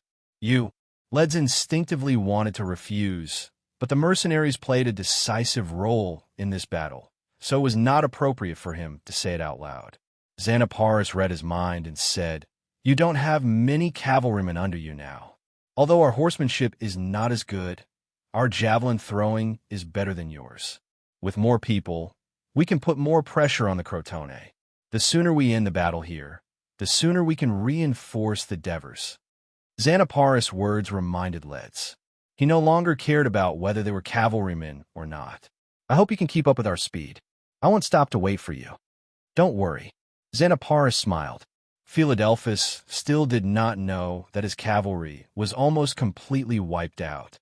Now, the light armor soldiers in the middle of the road that he led were in trouble. When the horn to attack was blown, the light armor soldiers rushed forward. The enemy's stone throwers hurriedly retreated. They rushed forward again, followed by a rain of arrows, followed by javelins after some casualties. The light armor soldiers were very close to the enemy. At this moment, the enemy's light armor soldiers in the middle all retreated. Chapter 2:12. Although the light armor soldiers were in light armor, they still had armor, and they also had shields and spears in their hands. How could they possibly catch up to the enemies who were only wearing thin clothing? But once they stopped, the enemy's long-range attacks would begin. What was more worrying was that the enemies in the middle gradually divided into 3 groups while the light armor soldiers were advancing. One group would lead the light armor soldiers in the middle of the formation, and the other 2 groups would circle to the sides of the light armor soldiers. When the light armor soldiers advanced, their flanks were attacked by the enemy. They couldn't protect the front, and they couldn't protect the front. Crotone's troops were charging around like wild boars. In the end, not only were they unable to harm a single hair on their enemies, but their casualties were also increasing. Where's the cavalry? Why isn't the cavalry here yet? What is Alisosis doing? Seeing the soldiers fall one by one, Philadelphus became impatient. and he couldn't help but curse. This was the first time that he had experienced how uncomfortable it was to fight against an enemy that was made up entirely of light infantry. They couldn't hit them, and they couldn't catch up. Instead, they became the enemy's live targets. "Retreat to the left! Retreat to the left!" he shouted, and the guards followed him. If it had been during the previous chase, the excited soldiers would not have been able to hear what he was shouting. But now, everyone was huddled together, carefully dodging the arrows and stones. They were starting to feel a little scared and tired. Philadelphus's order was exactly what they had been hoping for. The light armored soldiers hurriedly retreated. Who knew that the Dionians' light infantry would chase after them like maggots on a bone? Philadelphus's original intention was to retreat to the left and meet up with the heavy infantry on the left. With their presence, they could protect the light armor soldiers' flank and reduce casualties before the cavalry returned victorious. At this moment, Philadelphus still believed that the Crotone cavalry would win. However, he was in the middle of the formation, and he didn't know that the heavy infantry on the left, which he thought would be behind him on the left, had actually been led astray by the enemy's light infantry on the right. They deliberately retreated to the northwest, causing the slow-moving heavy infantry to unknowingly move from the north to the northwest. As a result, the distance between Crotone's middle and left became wider and wider. The light armored soldiers quickly retreated for a distance. Not only did they not regroup with the left flank, but they were also unable to do better defense during their retreat, which led to a rapid increase in casualties. Now, they were forced to turn around again and use their leather shields to protect themselves. They slowly retreated to avoid the arrows that were shot at them, seeing more and more of their fallen comrades getting their throats slit by the enemy. The morale of the light armored soldiers was shaken. At that moment, they heard the clopping of hooves behind them. Because they had to dodge the arrows, they could not look back, but they all heaved a sigh of relief. "Cavalry! Our cavalry is finally here!" Philadelphus was confused. Why did Aristosus's cavalry go to the back? Didn't I tell him to lead the cavalry to attack the enemy on the other side after defeating the enemy's left wing? Not even a little bit of ability. Just as he was getting angry, someone shouted, "Javelin! Watch out for the javelins! They're enemies!"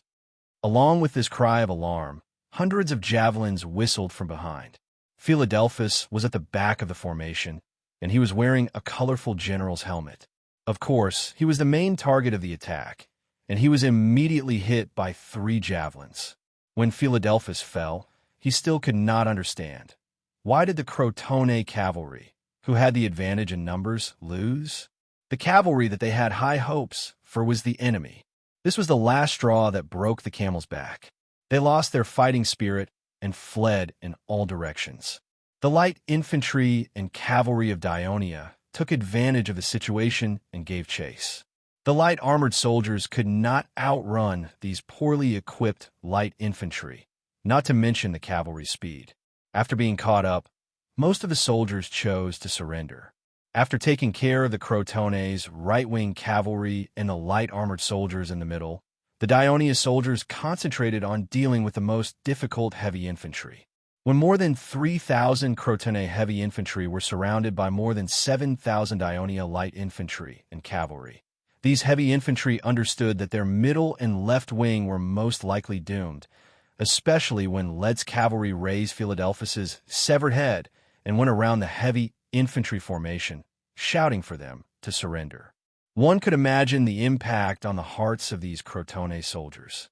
The commander of this heavy infantry was Fellows of Crotone, and his deputy was General Pausanias of Serene. Faced with such a terrible situation, both of them had a dispute. Fellows believed that the light infantry could not cause too much damage to them, as long as they could persist and reach the river crossing point of the main force. They could assist the main force in defeating the Dionia army. The final victory would still belong to the Crotone. On the other hand, Pausanias believed that the morale of the soldiers was very low under the circumstances of being completely surrounded and attacked. The destination was at least 6 to 7 miles away, and with the soldiers' current condition, it was almost impossible for them to persist until they reached the river crossing point in the west. Neither side could convince the other, and in the end, they parted ways. Pausanias led the Serene soldiers and some Trine soldiers, a total of 1,700 men, and began to retreat back to the south bank of the Trevento River. Fellows led the 1,400 Crotone heavy infantry and began to accelerate westward. Crotone's sudden division of troops caused trouble for the generals of Dionia. Leds and Xpit believed that they should surround the heavy infantry westward and use a small number of troops to drive the retreating enemy away. Epiphanes objected. He believed that since the enemy retreated, it meant that they were not fighting. As long as they continued to pursue and attack, they would definitely surrender. After that, they could surround the remaining heavy infantry and annihilate the enemy. The next step of the plan would be easier to carry out. His opinion was supported by Xanaparis. The situation was urgent, and there was no time to argue. Dionia's troops were also divided into two. Epiphanes and Xanaparis led their troops in pursuit of the retreating heavy infantry. The Cyrodian and Trine people were indeed not fighting. They were not Crotone and did not have much of conflict of interest with Dionia. Although the Cyrodian citizens had suffered many casualties in Dionia's attack half a year ago, they had participated in the war mainly because of the alliance and to reap some benefits. Avenging the dead was only secondary. But when the situation worsened and their lives were in danger, they would not fight recklessly. They welcomed the division of troops. They thought that the Dionia light infantry would focus their attention on the Crotone advancing westward, but they did not expect that the Dionia army would still be in hot pursuit of them. The panicked Cyrodian soldiers had just reached the river crossing point when they remembered that they had paid a heavy price to cross the river. Now that there were more enemies and the attack would be even fiercer, their hearts sank to the bottom of their hearts. The Trine soldiers were the first to surrender, followed by Pausanias and the Cyrodian soldiers. Crotone's heavy infantry were said to speed up their advance, but their speed was not much faster than before. Although the heavy infantry were well protected, it did not mean that they were not afraid of arrows, javelins, and stones from a distance. The impact of stones on their helmets would make them dizzy. Their legs, toes, and hands were exposed, and they had to be careful of arrows. Their linen breastplates could not completely block a close-range blow from a javelin. Of course, the large round shields they held with a diameter of 1 meter and covered in copper could completely block a frontal attack. But the enemy was not only in front, but also from the sides and the rear. How could they defend themselves?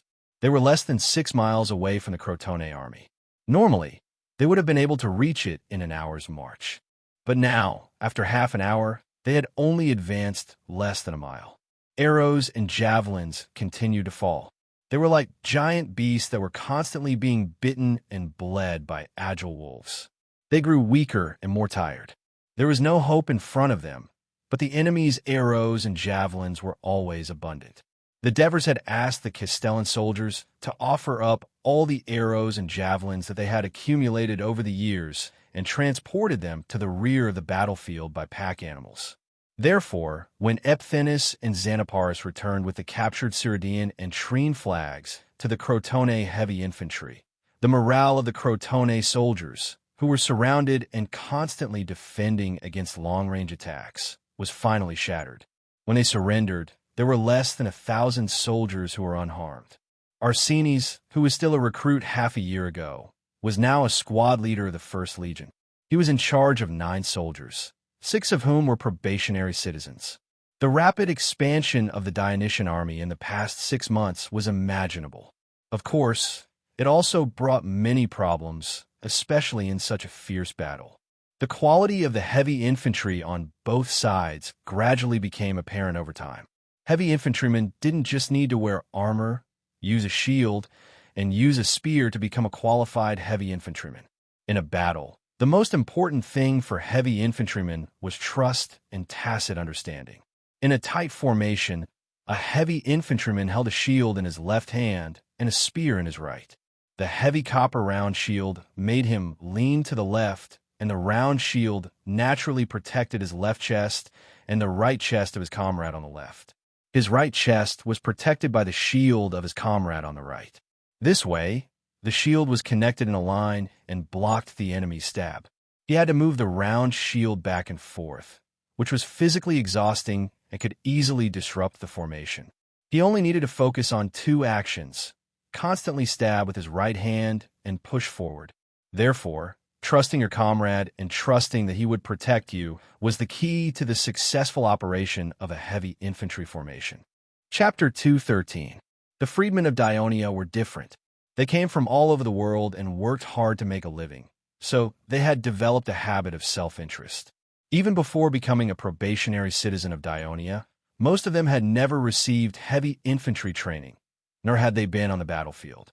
More than half a year of intensive training could not completely eliminate the habits that they had developed over a long period of time. When an enemy's stinger stabbed at the right side of his chest, he should have asked his teammate to defend, while he fought back with his stinger to force the enemy to defend and reduce the pressure on his own side. However, out of instinct, he retracted his shield and blocked the stinger. As a result, half of his teammate's body was exposed to the enemy's stinger. Such a vicious cycle caused everyone to have to fend for themselves, so the line of defense was no longer tight. Not only could they not advance effectively, but the Crotone people also squeezed in through the gaps and used their individual abilities to further disrupt Dionia's line of defense. The First Legion of Dionia was originally the legion with the most veterans and the strongest combat force. It originally had 4 battalions of veterans, but a large number of veterans were transferred to serve as team officers of the 3 legions. Moreover, the Devers had transferred another 300 veterans as reserves, so they had to replenish a large number of recruits, resulting in a sharp decline in combat effectiveness. Occupying a favorable terrain and having the upper hand at the beginning of the battle, not only did no one take the opportunity to drive all the enemies on the opposite side into the river, but after a long stalemate, they began to slowly retreat under the crazy counterattack of the Crotone people. Arseni's squad was in the second row of the line. Several of the soldiers in the front had fallen. He shouted loudly and commanded his men to work together to drive the enemy out and fill the gap. The long battle made his arms sore and swollen, and commanding these ignorant recruits made him even more mentally and physically exhausted. However, the ferocious gazes shot out from the enemy's helmets constantly reminded him, "Fight, fight!" Otherwise, only failure and death awaited him. Lead your soldiers to fight bravely and win. It is the responsibility of captain. This was the advice given to him by his former squad leader, Septimus, who was now platoon leader, when he congratulated him on becoming a squad leader. He had always kept it in mind. He shouted the names of each soldier loudly, using his brave but flexible fighting style to remind and teach his men how to apply the skills learned in the training ground of life and death battles. During the most difficult moments of the battle, these low-ranking officers of Dionia played an important role as the mainstay. In the battle between the heavy infantry, Dionia was at a disadvantage. In the battle between the light infantry, Dionia had the upper hand. Not only did the number of light infantrymen increase by 1,000, but more than half of them were veterans from Asia Minor. The 3 light infantrymen, stone throwers, archers, and light shieldmen were all from the famous light infantrymen of the Mediterranean Sea, Rhodes, Crete, and Thrace. How could Crotone, who did not value the use of light infantrymen, be able to resist them? Even with the heavy infantries of both sides in between, Crotone's light infantries were still injured by the arrows and stones that were accurately thrown at them. They were forced to retreat. Once the light infantry's protection was weakened, the rear of Crotone's heavy infantry would be attacked by Dionia's light infantry. Logically speaking, these soldiers at the back of the phalanx had not participated in the battle, so they should be full of energy. On the contrary, most of them had been soaking in the river for a long time. The chilly water of early spring had taken away most of the heat from their bodies, leaving them hungry and exhausted. Therefore, in the face of the enemy's long-range attacks, their reactions had become sluggish. If not for the protection of the heavy infantrymen, they would have suffered heavy casualties. Because both sides had their own difficulties and advantages, they were in a stalemate and fell into a bitter battle. Myron was not anxious in the face of this situation. He had achieved his goal by being able to hold on. The key to Crotone's victory came from the 7,000 soldiers who were circling around the lower reaches of the Trevento River. He firmly believed that the final victory would belong to Crotone. Dives, the consul of Dionia, had the same thought. However, he had already received news from Led's cavalry. Crotone's troops at the lower reaches of the Trevento River had either been annihilated or had surrendered. They no longer existed. After a short rest, Led's and Epitines would cross the Trevento River and attack Crotone's army from behind. Devers was completely relieved.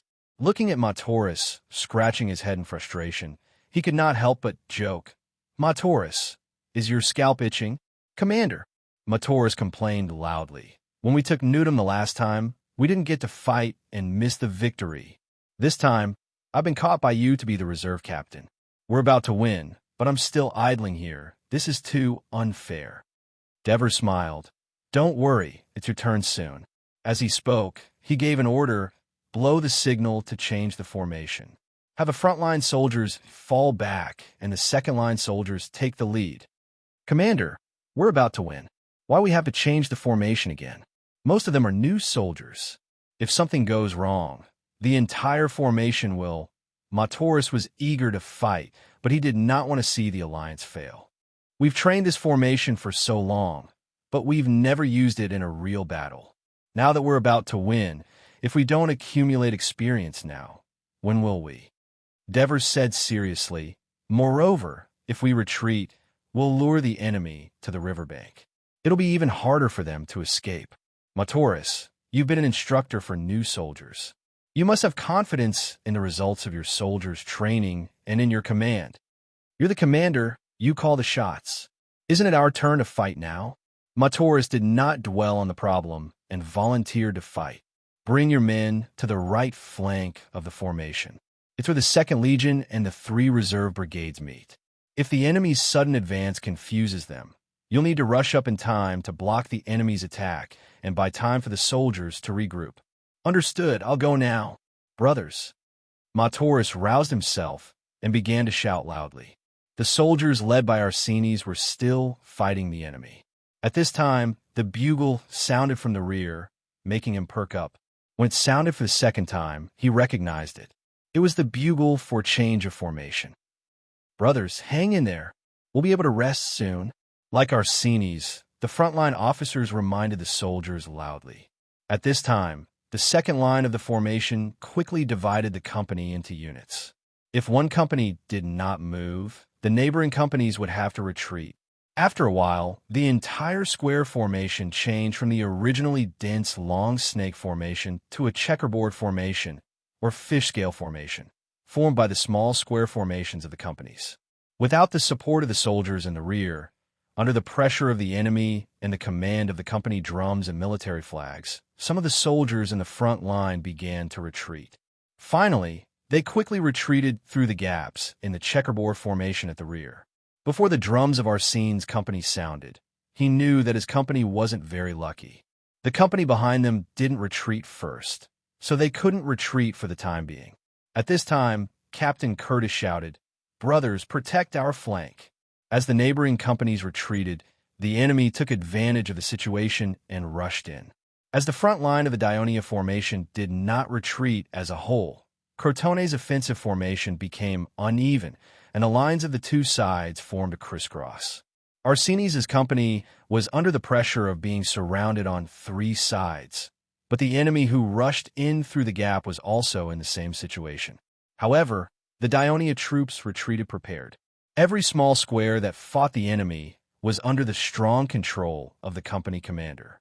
On the contrary, Crotone was unprepared and disorderly. As a result, although Dionia was retreating, Crotone did not seize this opportunity to cause more casualties and chaos to Dionia.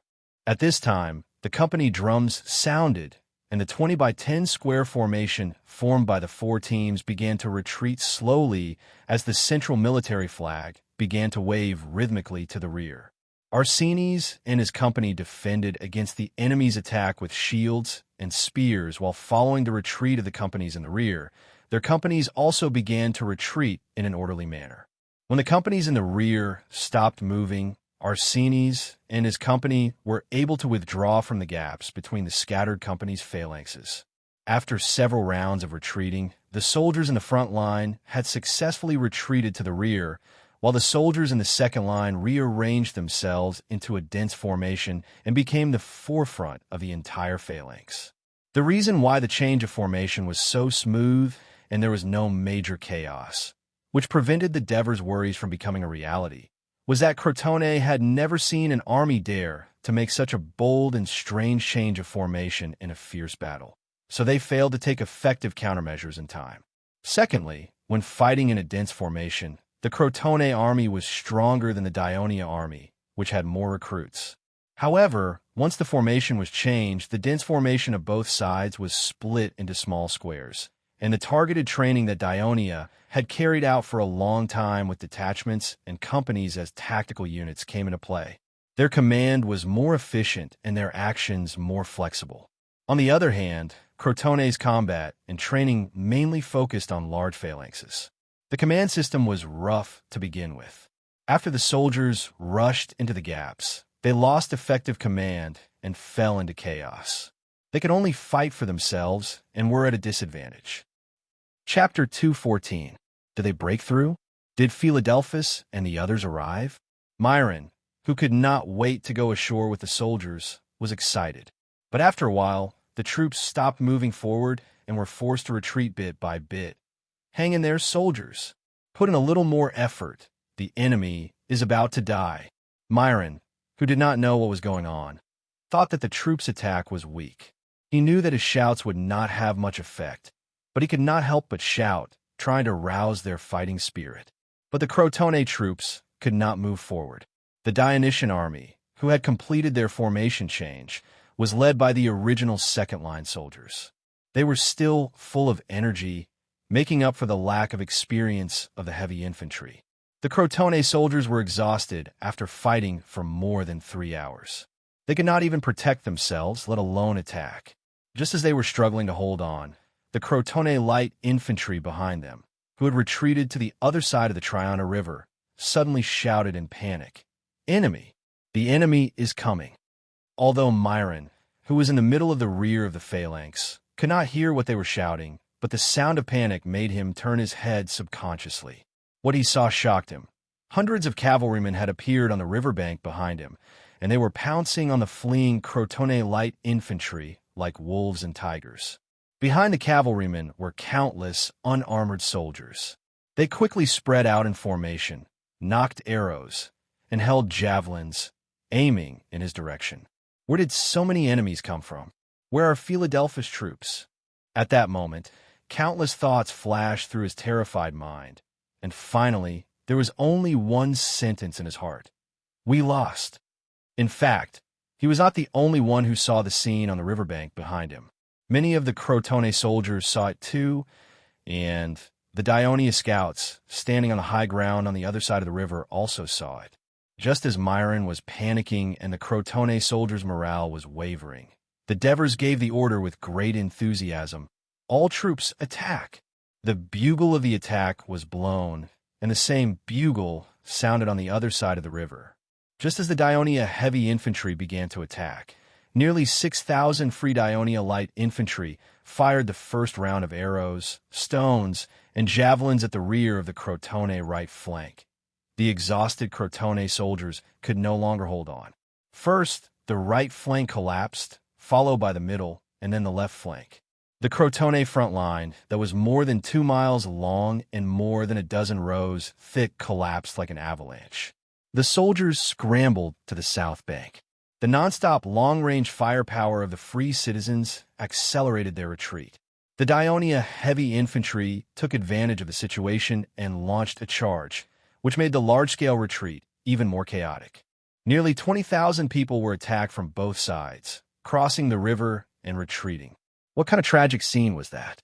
Xanaparis, who witnessed the whole process from the south bank, could not bear to look back when he talked about the Crotone's defeat to Ansitanos, who wrote the history of Magna Graecia.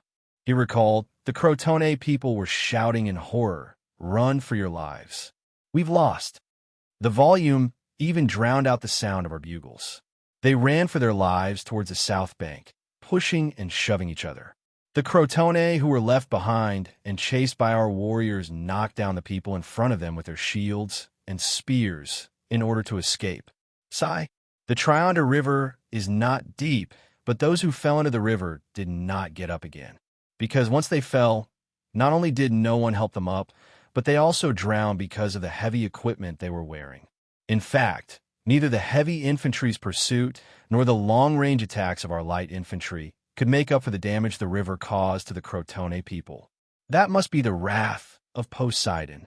I can't help but recall the scene when the expeditionary army fought against the Persia at the Kintrit River. Sigh. After the battle, when I returned, I saw the Trianta River was filled with Crotone corpses. It was as if the river had been blocked. That was really creepy.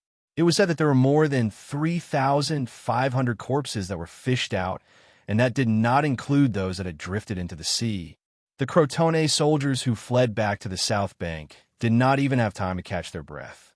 Even though the Dionia heavy infantry were exhausted, they continued to attack under the Dever's urging, continuing to put psychological pressure on the routed soldiers.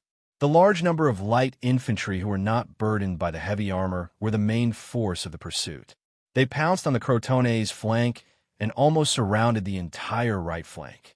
The demoralized Crotone soldiers surrendered under the barricade in front and pursuit from behind.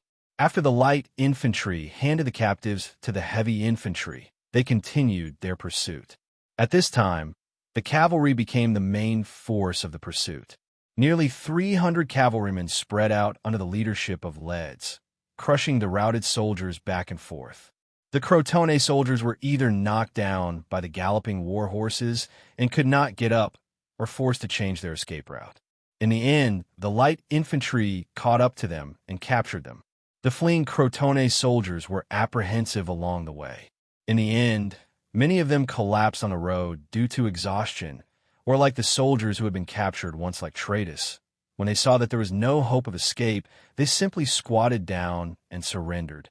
In the end, all the light infantry of Dionia took up the task of escorting the captives.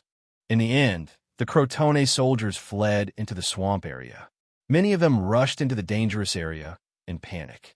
The Dionia cavalry followed them into the swamp, but because they were unfamiliar with the terrain, many horses got stuck in the mud, and because the sky was getting dark, they had to give up the pursuit.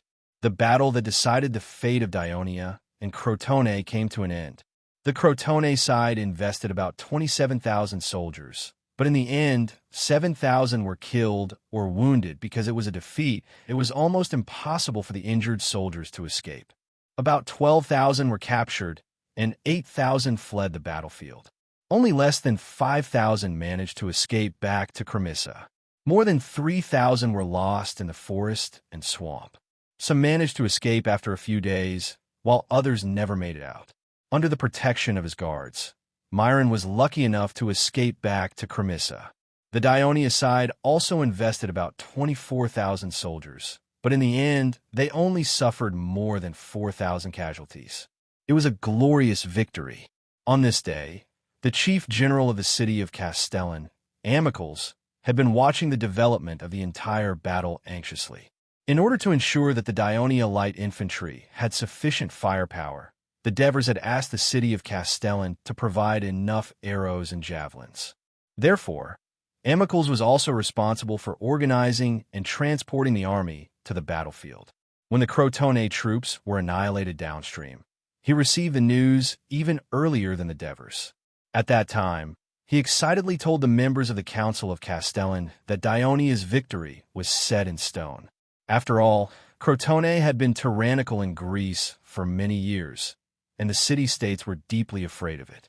In addition, its main force was still intact. Who knew if it would try to turn the tables? It was not until an hour later that countless bodies floated down the Trianta River, attracting the attention of the people of the city at the port. After the guards checked them one by one, they confirmed that they were Crotone soldiers. When the news spread, the uneasy hearts of the people of Castellan finally calmed down. There was no doubt that the Dionia alliance had won. The Dionia alliance had won. When the cheers resounded throughout the city, the shadow that Crotone's threat had cast in the hearts of the people of Castellan was finally removed. The general and the members of the council looked at each other with gratified smiles on their faces. Their decision to endure the threat of Crotone and take the risk to support Dionia was indeed the right decision. When the Devers led the army back to Castellan, the whole city was illuminated by candles.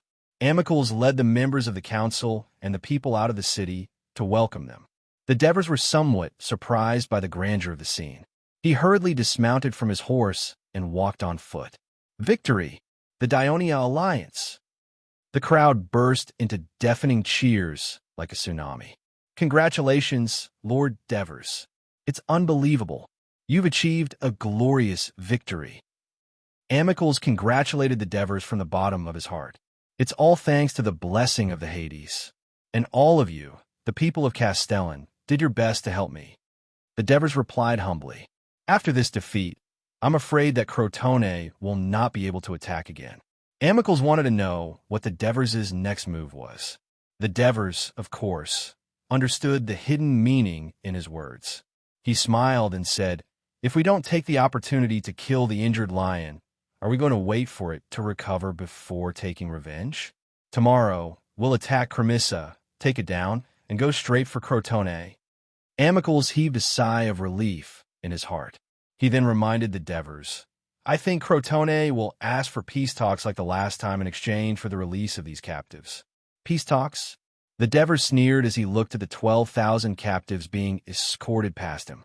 Initially, he wanted to force these captives to be the vanguard tomorrow to attack Cremissa or even Crotone.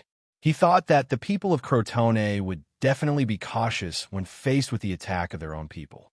This would allow Dionia to easily take over these two cities. This was one of the common tactics used by the Mongols and Jurchens to conquer the world. Chapter 2:15. During the War of Peloponnesus, Athens sent an army to Sicily. In the end, they were defeated by the allied forces of Syracuse and Sparta, and more than 6,000 people were captured. At that time, Sparta was faced with the difficult situation of being attacked passively at sea and being unable to break through the long wall of Athens on land. They also did not have the 6,000 captives to attack the city of Athens. If the Devers did so, he would be considered to have set a precedent. He was afraid that the words sinister and cruel would become his label. Not only would it make the city-states of Great Greece secretly vigilant, even the citizens of Dionia, who originally respected him, would gradually alienate him. This would undoubtedly be a major blow to the reputation of the Devers. Therefore, with a grand goal in mind, of course, he would not make this kind of mistake of throwing away watermelons and picking up sesame seeds. Since victory was already in his grasp, he did not mind taking Cremissa a little later. Therefore, as soon as the battle ended, he ordered a reserve brigade and more than 5,000 freedmen to escort the captives back to Turin, leaving only 2 legions and 2 reserve brigades to be stationed in Castellan. Compared to the previous night, the citizens of Castellan who were happy about the victory were more than willing to vacate their rooms. They even prepared a sumptuous dinner and invited the soldiers of Dionia to stay. Compared to the legions who entered Castellan, the soldiers and freedmen who were equally tired and hungry and had to escort the captives and walk for another hour or 2 at night back to Turin were much more miserable. However, this was the first time they participated in a battle, and it was such a large-scale battle. As participants, they were all proud to be able to achieve victory. Not only did they walk with their heads held high, but even their scolding of the captives was sonorous and powerful. They wished they could immediately return to the city and find an acquaintance to boast about their heroic deeds. As captives, the Crotone people were in the most miserable state. In order to prevent them from escaping, all of their armor and clothes were stripped off. They hurried through the night naked. When a gust of sea breeze blew, they who had long exhausted their body heat could not stop trembling like a pendulum. Once they slowed down, the spears of the soldiers escorting them would lash at their bodies like whips, and the pain was unbearable.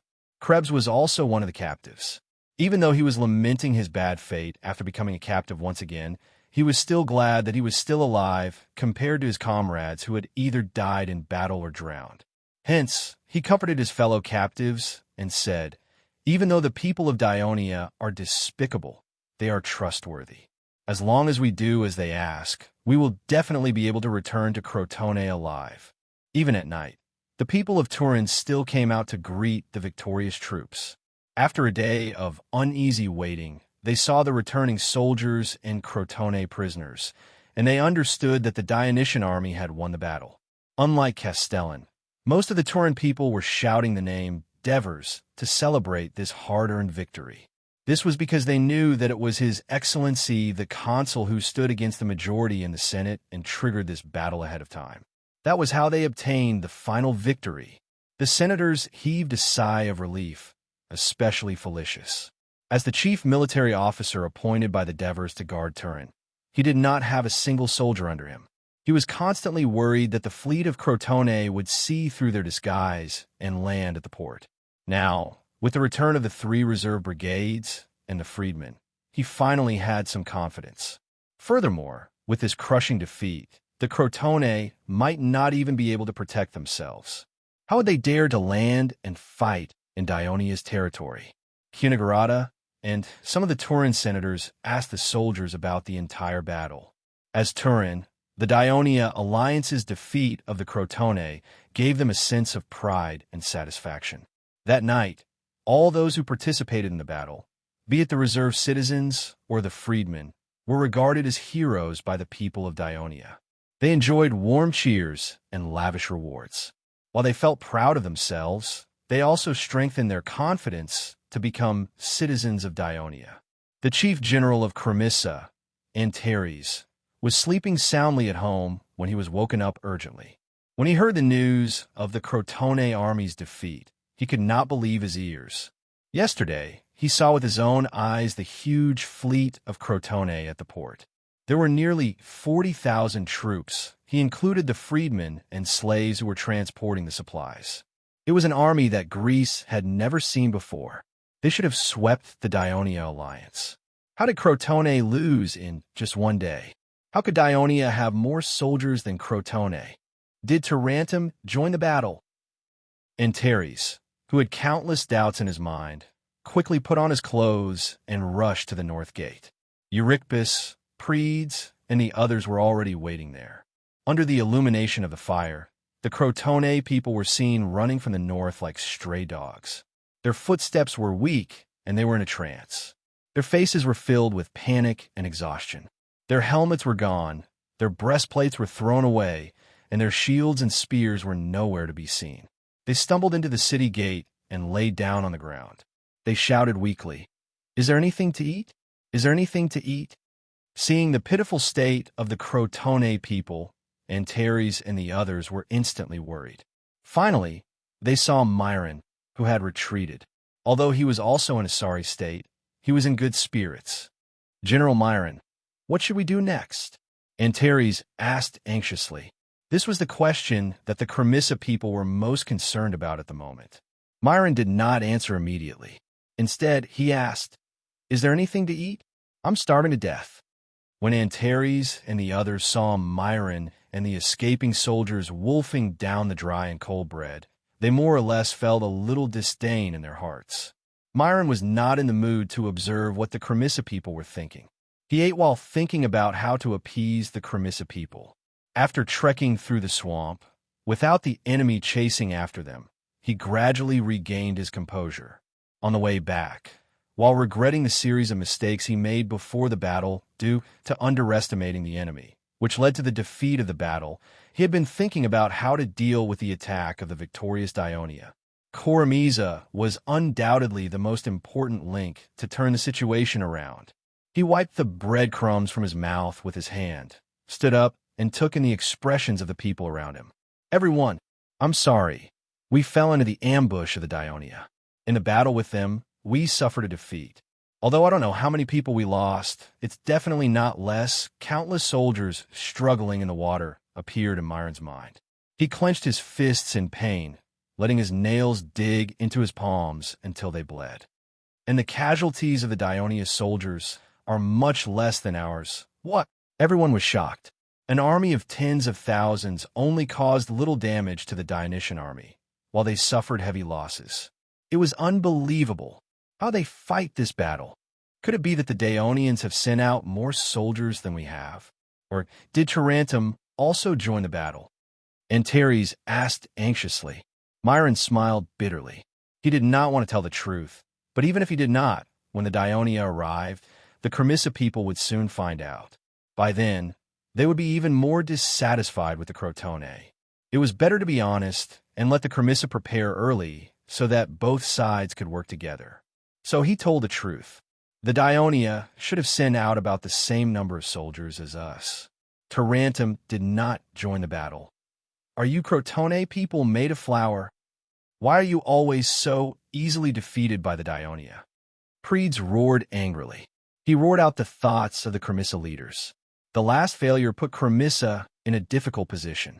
The Cremissa emissary finally made a promise. They would no longer be enemies with Cremissa, and only then did they rescue the captives. This time, Cremissa broke his promise and helped the Crotone attack Daionia, who had once spared Cremissa. If they failed again, what would Cremissa do? Myron opened his eyes wide and stared at him angrily.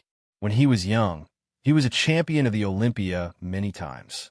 Later, he served as the chief general of the Crotone for a long time. The power that he carried made Predes a little afraid. He avoided Myron's sharp gaze and boldly said, "If it wasn't for you Crotone people waging war against Daionia, saying that we will definitely teach Daionia a painful lesson, we Cremissa trusted our allies." The last agreement between Crotone and Daionia stipulated that Cremissa existed as a neutral city-state. But Cremissa was deeply influenced by Crotone and thought of itself as an ally of Crotone.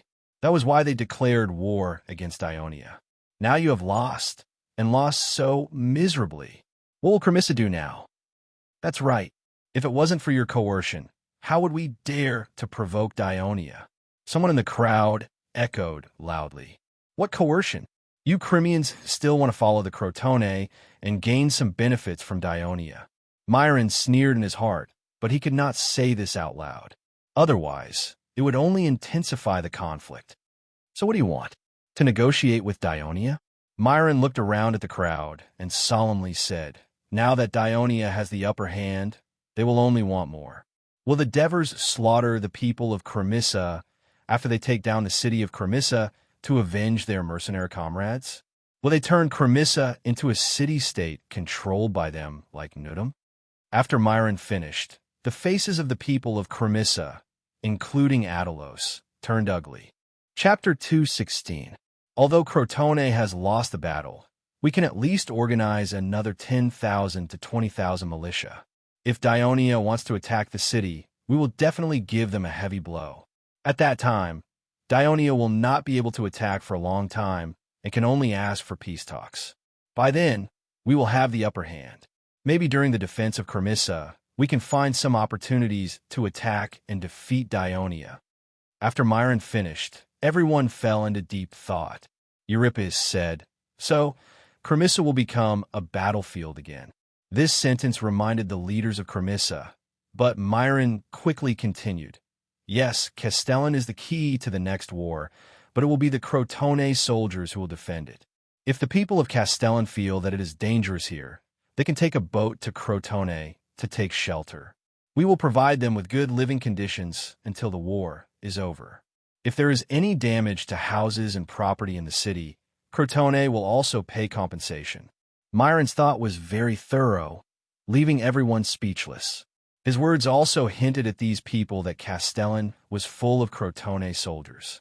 Even if they wanted to negotiate with Daionia in private, they had to ask the spears and shields of the Crotone soldiers if they agreed. If they angered Crotone, the situation would only get worse. "General Myron, Cremissa will fully support you in fighting against Daionia here." Antares quickly made a clear statement on behalf of the council. The next morning, the Devers and 2 legions and 2 reserve battalions, totaling about 16,000 people. This referred to the number of combat soldiers, not including the engineering battalion, medical battalion, supply battalion, cavalry, trumpeters, and drummers, marched to Cremissa. In the morning, the Dionysian army arrived at the swamp area. Devers left an engineering battalion behind to inspect the geography of the swamp, fill it up as soon as possible, build roads, and build bridges over the Rakuli River so that future convoys could pass through smoothly. At the same time, they also had to take into account the construction of the Castellan Cremissa Avenue. In order to prevent the Crotone from attacking, he left 2 reserve troops to build a camp here. Apart from protecting the construction camp and the citizens of Castellan who were involved in the construction, they also had to protect the transport line. Then, the Devers took the lead and crossed the swamp area with the soldiers. In the afternoon, the Dionysian army entered Cremissa territory. At this time, the 5,000 Crotone soldiers on the city wall of Cremissa were already waiting. The Devers rode to the city of Cremissa.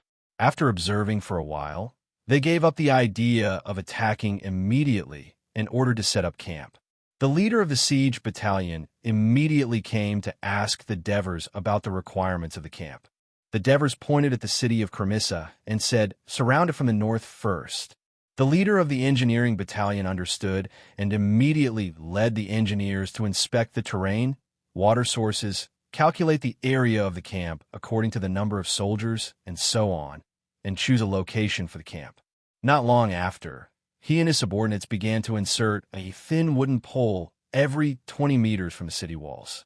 Under the orders of the 2 commanders, Capus and Drax, other than the 2 troops in charge of guarding and Led's cavalry, the rest of the soldiers immediately became construction workers.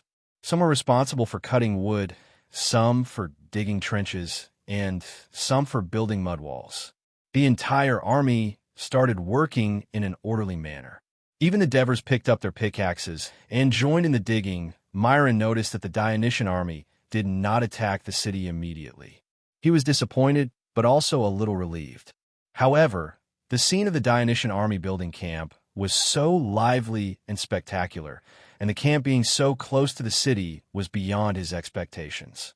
He could not help but have an idea: sneak out of the city to attack. However, the 2 heavily armed heavy infantry of Dionia and the cavalry patrolling under the city made him give up the idea. He did not think that the Crotone soldiers, who had just experienced a defeat, would have the courage to leave the city and fight with the large number of Dionia in the field. He could see that the Dionia wanted to surround Castellan, but as long as they could buy time, he would agree with the other party's plan. The Dionia were very efficient in building their camp. By dusk, they had dug a trench that was 3 miles long and built mud walls, encircling the east, west, and north sides of Castellan. Now, some soldiers set up deer abatis in front of the trench, while others built tents inside the mud walls. Originally, the engineering battalion's pack carts had wood that could be quickly disassembled and assembled, allowing them to quickly build camp gates, sentry towers, and fences. This was the modular suggestion proposed by the Devers to the engineering battalion, and the result of repeated experiments by the engineers and carpenters. However, because the pack carts would easily sink into the mud in the swamp area, they could not be transported to Cremissa in time. Even so, Myron was amazed. Of course, he did not know that the military training program of Dionia specifically included building a camp. Seeing that the soldiers were even more nervous and uneasy, he finally made up his mind. Late at night, he decided to send 500 soldiers to attack the camp and create chaos while the Dionia were asleep from the long march and the tiredness of building the camp. Even if it was just a small setback, it would boost the low morale of the enemy. According to the observation of the warships at sea during the day, the north side of the Dionia camp was also dug a trench. Myron was afraid of landing on the coast to the north of the Dionia camp. If he was discovered, he would not be able to return, so he chose the south side of the camp near the sea. The 500 Crotone soldiers quietly approached the Dionia camp. When they were carefully passing through the area of the deer abatis, they were discovered by the hidden sentries hiding behind the mud walls with the light of the torches inserted in the mud walls. He quickly sneaked back to the tent and quietly woke up the platoon leader and then the others in the tent one by one. "Lyris, you've done well. Now, take my nameplate and rush to the rear camp. Inform the cavalry that there's an enemy attack here." The platoon leader, Septimus, praised the recruit who was still a probationary citizen. At the same time, he handed him an egg-sized iron statue of a three-headed dog engraved with the legion, company, and division numbers. "Yes, sir." Laris turned and ran out. Septimus ordered his men to continue to inform the other divisions and the company leader, Troturus, while he led a few soldiers to the bottom of the barricade to check the situation. When he found that there were not many enemies, he had an idea. The Crotone soldiers passed through the Dear Abattis area, climbed over the trenches, and climbed over the barricade. When they saw that there was still no movement in the enemy camp, they could not help but become excited. They began to light the kindling they carried with them. There was still some distance between the enemy's tent and the barricade, so they continued to move forward cautiously. Suddenly, the sawls of the soldiers walking in front suddenly sank. The sunken sawls were immediately pierced by sharp objects, and they could not help but scream. It turned out that behind the barricade, the Dionia soldiers had also set up obstacle belts. When the enemy broke through the camp walls, they could slow down the enemy's speed so that they could rearrange their defenses and counterattack. Taking advantage of the enemy's panic, the Dionia soldiers ran out from the back of the tent and threw a dense barrage of javelins at the Crotone soldiers. Many of them screamed and fell. The rest of the soldiers no longer had the courage to fight.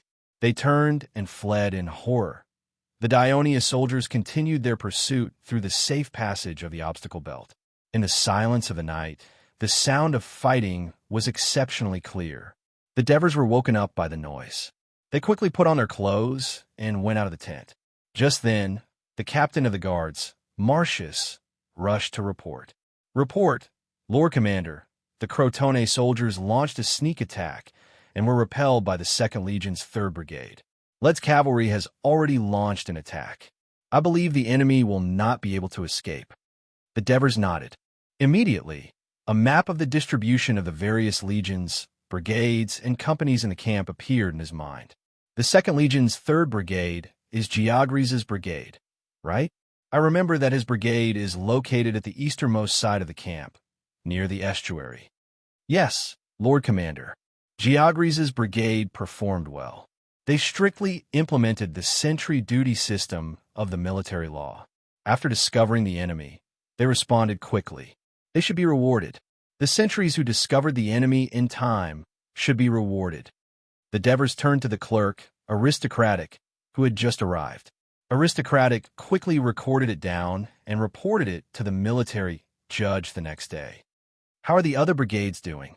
The Devers asked again. All the brigades were notified in time. They didn't cause any big movements, Marcius replied.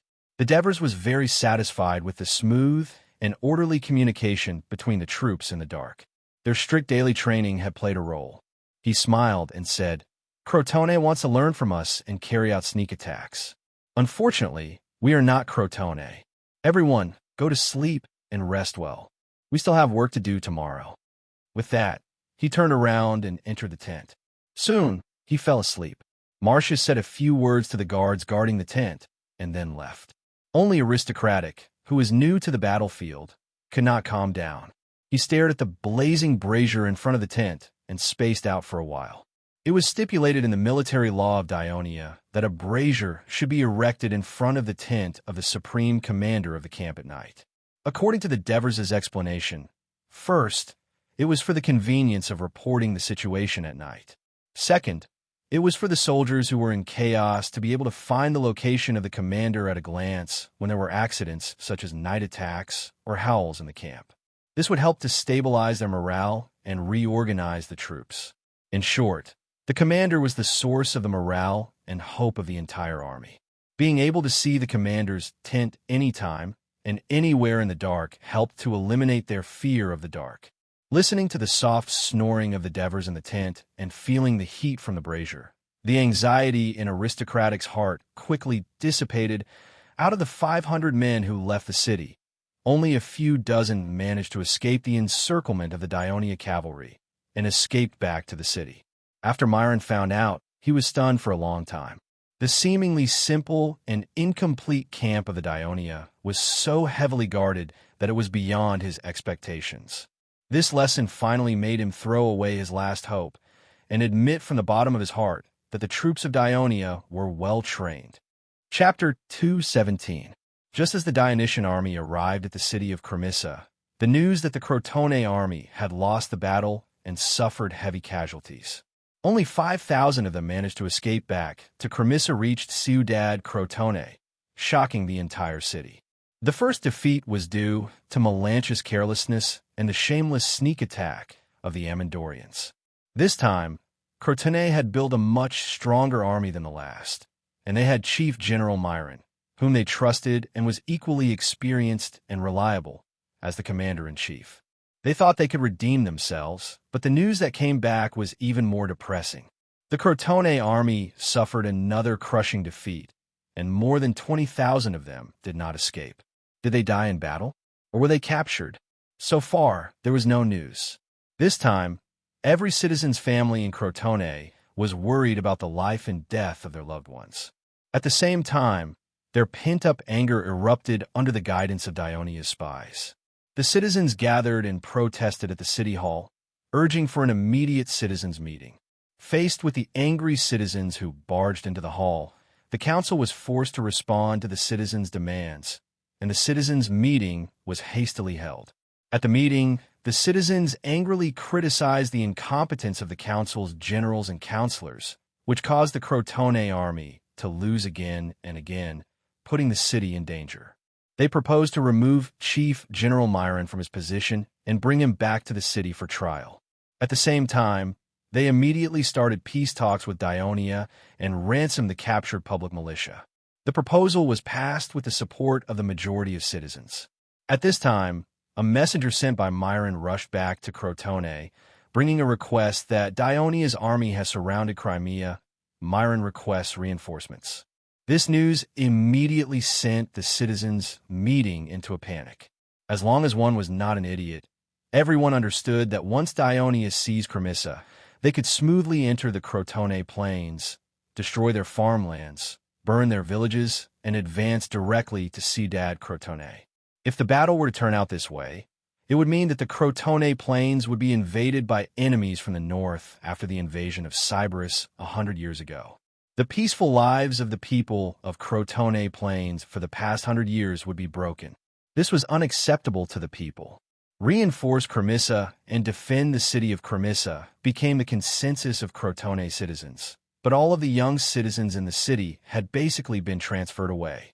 If they wanted to send more soldiers, they could only relax the military service age of 18 to 50 and recruit free citizens at the same time. Fortunately, they were only defending the city. As long as they knew how to shoot arrows and throw javelins, it would be fine. This was precisely what the free people and sailors were good at, so it was not a problem to gather a considerable number of reinforcements. But the generals were a problem because all the citizens who could fight were in Myron's army, including Myron himself. The citizens debated for a long time and finally reached an agreement. They elected a few candidates, but the ones who were chosen refused to take up their posts. When the people criticized them, they argued, even people like Myron and Philadelphus, who are good at fighting, have failed. How can people like us, who rarely go to the battlefield, command an army that lacks citizen soldiers to resist the attack of the Dionia? It's not that we don't want to take responsibility and fulfill our obligations as citizens, but we are worried that we can't be competent for this important position and let our city suffer another disaster. After they finished speaking, the citizens' assembly of thousands of people suddenly fell into a dead silence. The people of Crotone, who were good at fighting, were in a predicament where they had no generals to use. At this time, Lucius stood up and said in a deep voice, "Citizens, you all know that Myron and I often have disputes because of some issues, and our relationship is not good. But I also have to respect Myron's contribution to the city. He has led the army to repel the invasion of the Alliance by the Brudi many times, and twice forced Rockley to withdraw from the territory of Corunna. This is also an important reason why you have elected him as the chief general so many times. To be honest, his military talent has always made me very jealous. But now he has failed. Myron, who has always won more than he lost, and is steady in doing things, has actually suffered a crushing defeat in the battle that decides the fate of the city. Do you believe that he was careless and treated this important battle as a game?" Nicias' words made the impatient citizens fall into deep thought. Of course not. This can only mean that the military talent of the consul Devers of Dionia is stronger.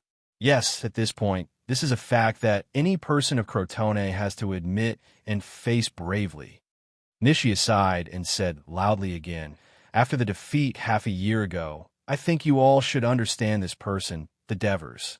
Since he led the mercenaries to Turii, he has won all the battles that he personally commanded, and several times he won with fewer troops. That's why there is today's Dionia alliance.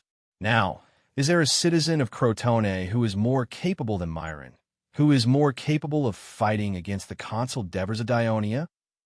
Although the pale citizens whispered and whispered to each other, no one stood up to recommend themselves.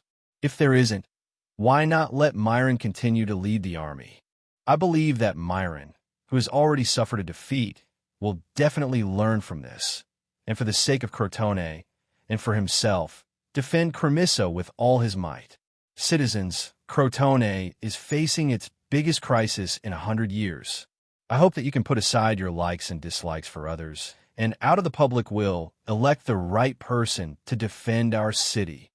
Nicias shouted. His words were obviously effective. In a new round of elections in the Citizen Assembly, Myron became the commander-in-chief with a small majority of votes, but his position as chief general was stripped, and he would have to be interrogated after the war ended. Having obtained a satisfactory result, Nicias' expression was not relaxed, because he knew that he would soon meet with the Devers again as an emissary. In just a few days, the whole situation had been reversed. Nicias still remembered what the Devers had said when he left Turii, and now it had come true. Early the next morning, the Dionysian army did not attack, but continued to improve the camp. Not only did they set up traps in front of the camp, but some soldiers had also begun to build wooden bridges over the Umbria River to protect the construction camp. Myron witnessed all this from the city wall, and he was surprised the Devers who had been cunning with their troops could actually calm down and continue to build a camp. Were they really going to besiege him? He hesitated again and again, but in the end he did not dare to send the few troops he had to attack. In the afternoon, Myron was finally relieved. The 5,000 reinforcements of Crotone were transported to the city of Cremissa through the fleet, making the number of troops in the city more than 10,000. At the port, he also saw Nicias disembarking with the soldiers, and his expression changed. "The council really sent you for peace talks?" "No, Myron." Nicias' negative answer made Myron breathe a sigh of relief, and he immediately said, "The Citizens' Assembly sent me for peace talks." At the mention of the Citizens' Assembly, Myron's expression became even uglier. He said solemnly, "I don't think the people of Dionia, who have the upper hand, will agree to a truce and peace talks at this time. Even if they agree, the conditions they put forward must be very harsh." "You're right, but the people of Crotone are eager to know the safety of their loved ones. I have no choice but to come. However, it is also necessary to try to understand the demands of the people of Dionia first." Nicias shrugged helplessly. Hearing Nicias' words, Myron's face twitched. He coughed a few times and said in a low voice, "I heard that at the Citizens' Assembly. It was your speech that saved me from being escorted back to my country now. In fact, like the other people, I can't wait for you to be put on trial and vent the anger of those who died in this battle. But Crotone urgently needs you now, for the sake of the city and for your own sake. I hope you can win a few battles in the next battle and lay a good foundation for future peace talks." Nicias' sincere words made Myron feel ashamed. He did not speak, but just clench his fists. Then Nicias, accompanied by Myron, went to the top of the city wall. He held the battlements and looked forward. Not far below the city was the camp of Dionia. From east to west, there was a continuous line of tents. Not only were they neatly arranged, one camp after another, but there were also trenches, mud walls, fences, sentry towers, and so on. Even Nicias, who did not know much about military affairs, could feel the tight security of the Dionia camp from the top of the city wall. Myron saw that Nicias' expression was solemn, so he said, "I think these Dionia people are really not like the Greeks. We Greeks like to fight, but we don't like to do these dirty and tiring jobs after the battle. But as soon as the Dionia people arrived here, they kept digging holes and building nests like rats. It only took them a little more than a day to build this big camp. They even caused me to suffer when I sent hundreds of soldiers to attack them last night. Now they are still building a bridge over the river. They must want to build a camp on the south bank as well to completely besiege Cremissa. Myron paused for a moment and said loudly, "Now that we have this batch of reinforcements, I want to teach the arrogant Dionia a lesson." The troops who were ordered to cross the river to the south bank to protect the construction camp and build the bridge were the 2nd and 3rd Brigades of the 1st Legion. The commander was Martonis. This was Martonis' active request to the Devers. In the last battle, he was the commander of the reserve team and almost did not get to fight. This time, he wanted to perform well. Chapter 218. Martonis cursed the cowardly Crotone soldiers and helplessly allowed some of the soldiers to participate in the construction of the bridge. The Umbria River was neither too wide nor too deep, and with sufficient manpower, the soldiers on both sides of the river were about to finish building a wooden bridge under the direction of the engineers, according to the steps in the military law. However, Martonis received a report from the cavalry scouts. About 8,000 Crotone light infantry were attacking him. His listless face was suddenly filled with vigor. "Brothers, get up, there's a war coming." The kind of person led the kind of soldiers. The soldiers who had been lying on the ground and resting immediately stood up, put on their equipment, and quickly approached the earthen rampart, looking out excitedly. The soldiers who were building the bridge also heard the news and quickly rushed back. Not long after, they saw the figures of the Crotone soldiers. After Myron fled back to Cremissa, he specifically asked the few surviving soldiers under Philadelphus and came to a shocking conclusion. Philadelphus' army was defeated by the light infantry of Dionia. Now, he had the advantage of having fewer heavy infantry and more light infantry, which was why he decided to learn the enemy's tactics. He even let some of the sailors from the fleet docked at the port of Cremissa join the expedition. 8,000 men came ashore from the south bank of the Umbria River. Under his leadership, they marched along the Umbria River and attacked the garrison on the south bank of Dionia. Seeing the trenches and earthen walls built by the Dionia soldiers, Myron laughed. The Dionia soldiers had tied their hands and feet, which was more conducive to the light infantry's attack. 200 meters away from the Dionia soldiers, he spread out his troops and surrounded the temporary defensive camp of Dionia, which had its back to the Umbria River and was in a semicircular shape. At his command, the archers advanced to within 100 meters and began to throw arrows. For the Dionia heavy infantry who were protected by the mud wall, the rain of arrows did not cause much damage to them. They only needed to place their round shields on the wall to cover their heads. The Dionia soldiers even joked, "The Crotone must know that we're running out of arrows in the last battle, so they're kind enough to send us arrows." However, the Dionia heavy infantry's relaxed mood soon disappeared. The Crotone light infantry continued to advance. At a distance of about 50 meters, the accuracy of their arrows greatly increased. Of course, the heavy infantry of Aurea, who had round shields and mud walls to protect them, did not suffer much damage. However, when Crotone's javelin throwers continued to advance 20 to 30 meters forward, the Dionia heavy infantry began to feel the pressure. Of course, crouching behind the mud wall would not cause them any damage. In any case, the enemy was light infantry and would not dare to fight them head-on. However, being a coward was not Martonis' style. Moreover, once they hid behind the mud wall, they would not be able to understand the enemy's movements at all. What if the enemy bypassed the defense line and went down the river to burn down the wooden bridge that was under construction? Martonis was now the commander of the South Coast troops. He knew what his responsibility was. "Javelin!" He roared and stood up from behind the mud wall. He quickly put down his round shield and leaned back. Without a running start, he threw the javelin in his hand more than 20 meters away, piercing through the chest of a Crotone javelin thrower. He then immediately crouched down. The Dionia's soldiers who had been suppressed by the archers immediately began to fight back when they received Matones' order. Countless javelins flew over the mud wall and the trenches, piercing into the Crotone formation and splattering blood everywhere. The arrows and javelins of Crotone also rained down on the Dionia heavy infantry. The casualties on both sides began to increase. Myron stood in front of the archers and observed the development of the battle. He began to understand the benefits of using a large number of light infantry to attack the heavy infantry. Unfortunately, the Dionia heavy infantry were not the traditional Greek heavy infantry. The javelins they threw caused great damage to the Crotone's javelin throwers, who had weak defense. There is a large difference in the casualty ratio between the two sides.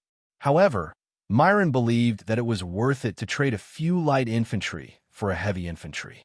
The Crotone did not lack free sailors, but they lacked citizens who could serve as heavy infantry. Captain Epitenes, the enemy on the south coast, is attacking fiercely. Captain Matones hopes for reinforcements. The messenger brought Matones' message. Got it. Epitenes frowned and replied. He thought for a moment and said, APLX. Yes, sir. I want you to lead the catapults and cross the river immediately to support Matones. Epitenes looked at his captain and ordered, Remember, do not enter Matones' camp. The narrow camp will make it impossible for you to avoid the attack of Crotone's large number of light infantry. You have to go around the enemy's perimeter and attack them with the long range of the catapults. Understood, Captain. APLX quickly gathered his men. The structure of the light infantry brigade in the Legion of Dionysia, the 7th Brigade, was different from that of the heavy infantry. According to the military law, the heavy infantry brigade had 5 companies under its jurisdiction. Each company had 200 people for a total of 1,000 people. As for the light infantry brigade, although it also had 1,000 people, there were only 3 companies.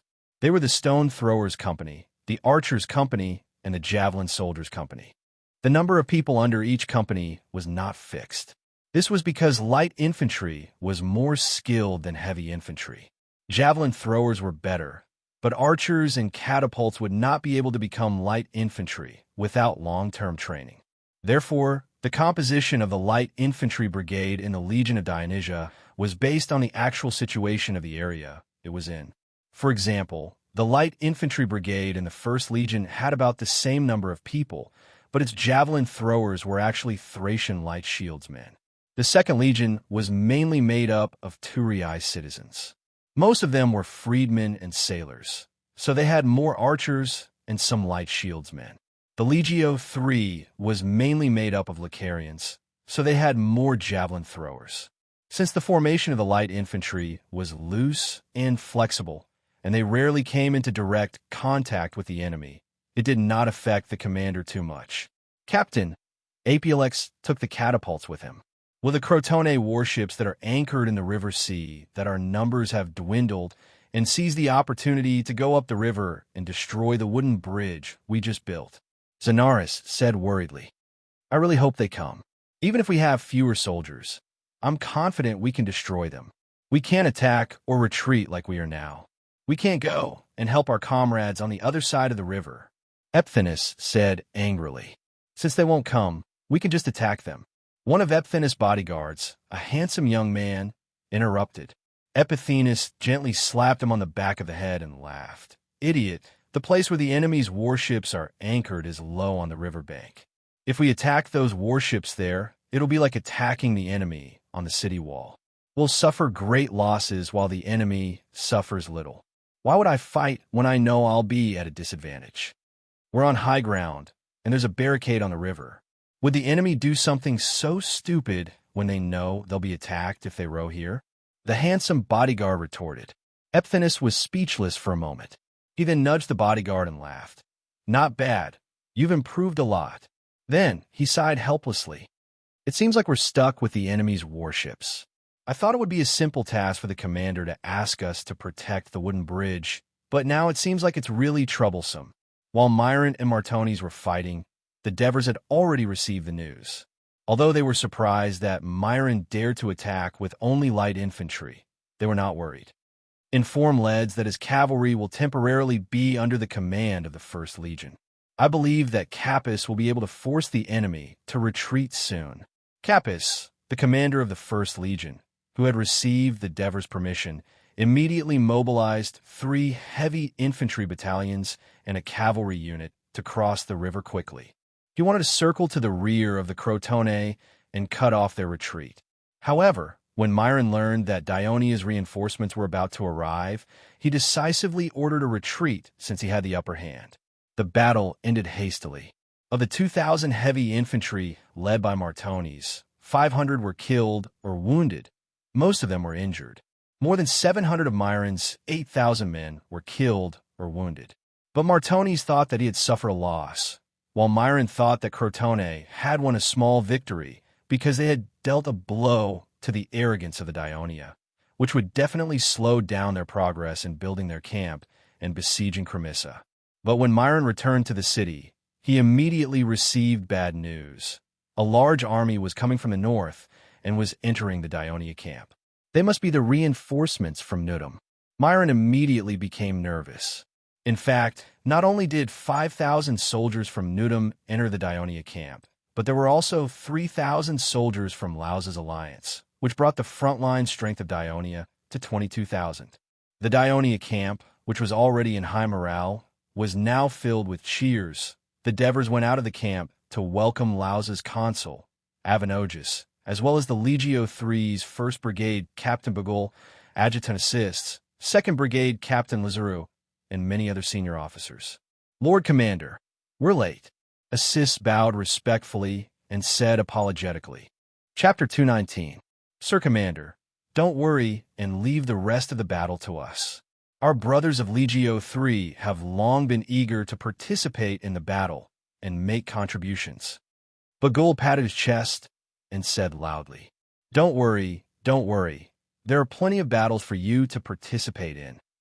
The Devers said jokingly, you should report to your Legion commander first.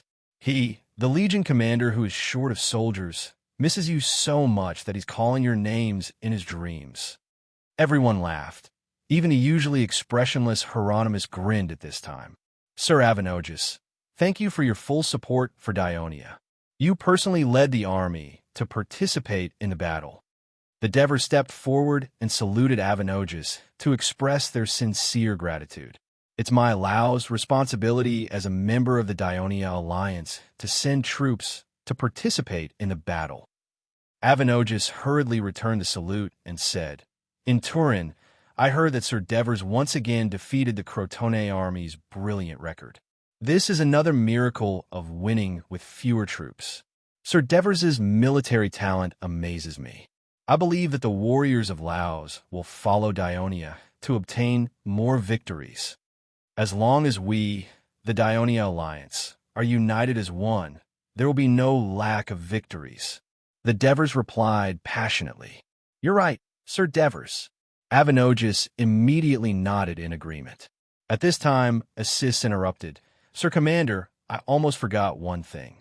When we led the army through the swamp area, the engineering battalion was almost done repairing the road through the swamp area. They will be able to transport the supplies here tomorrow.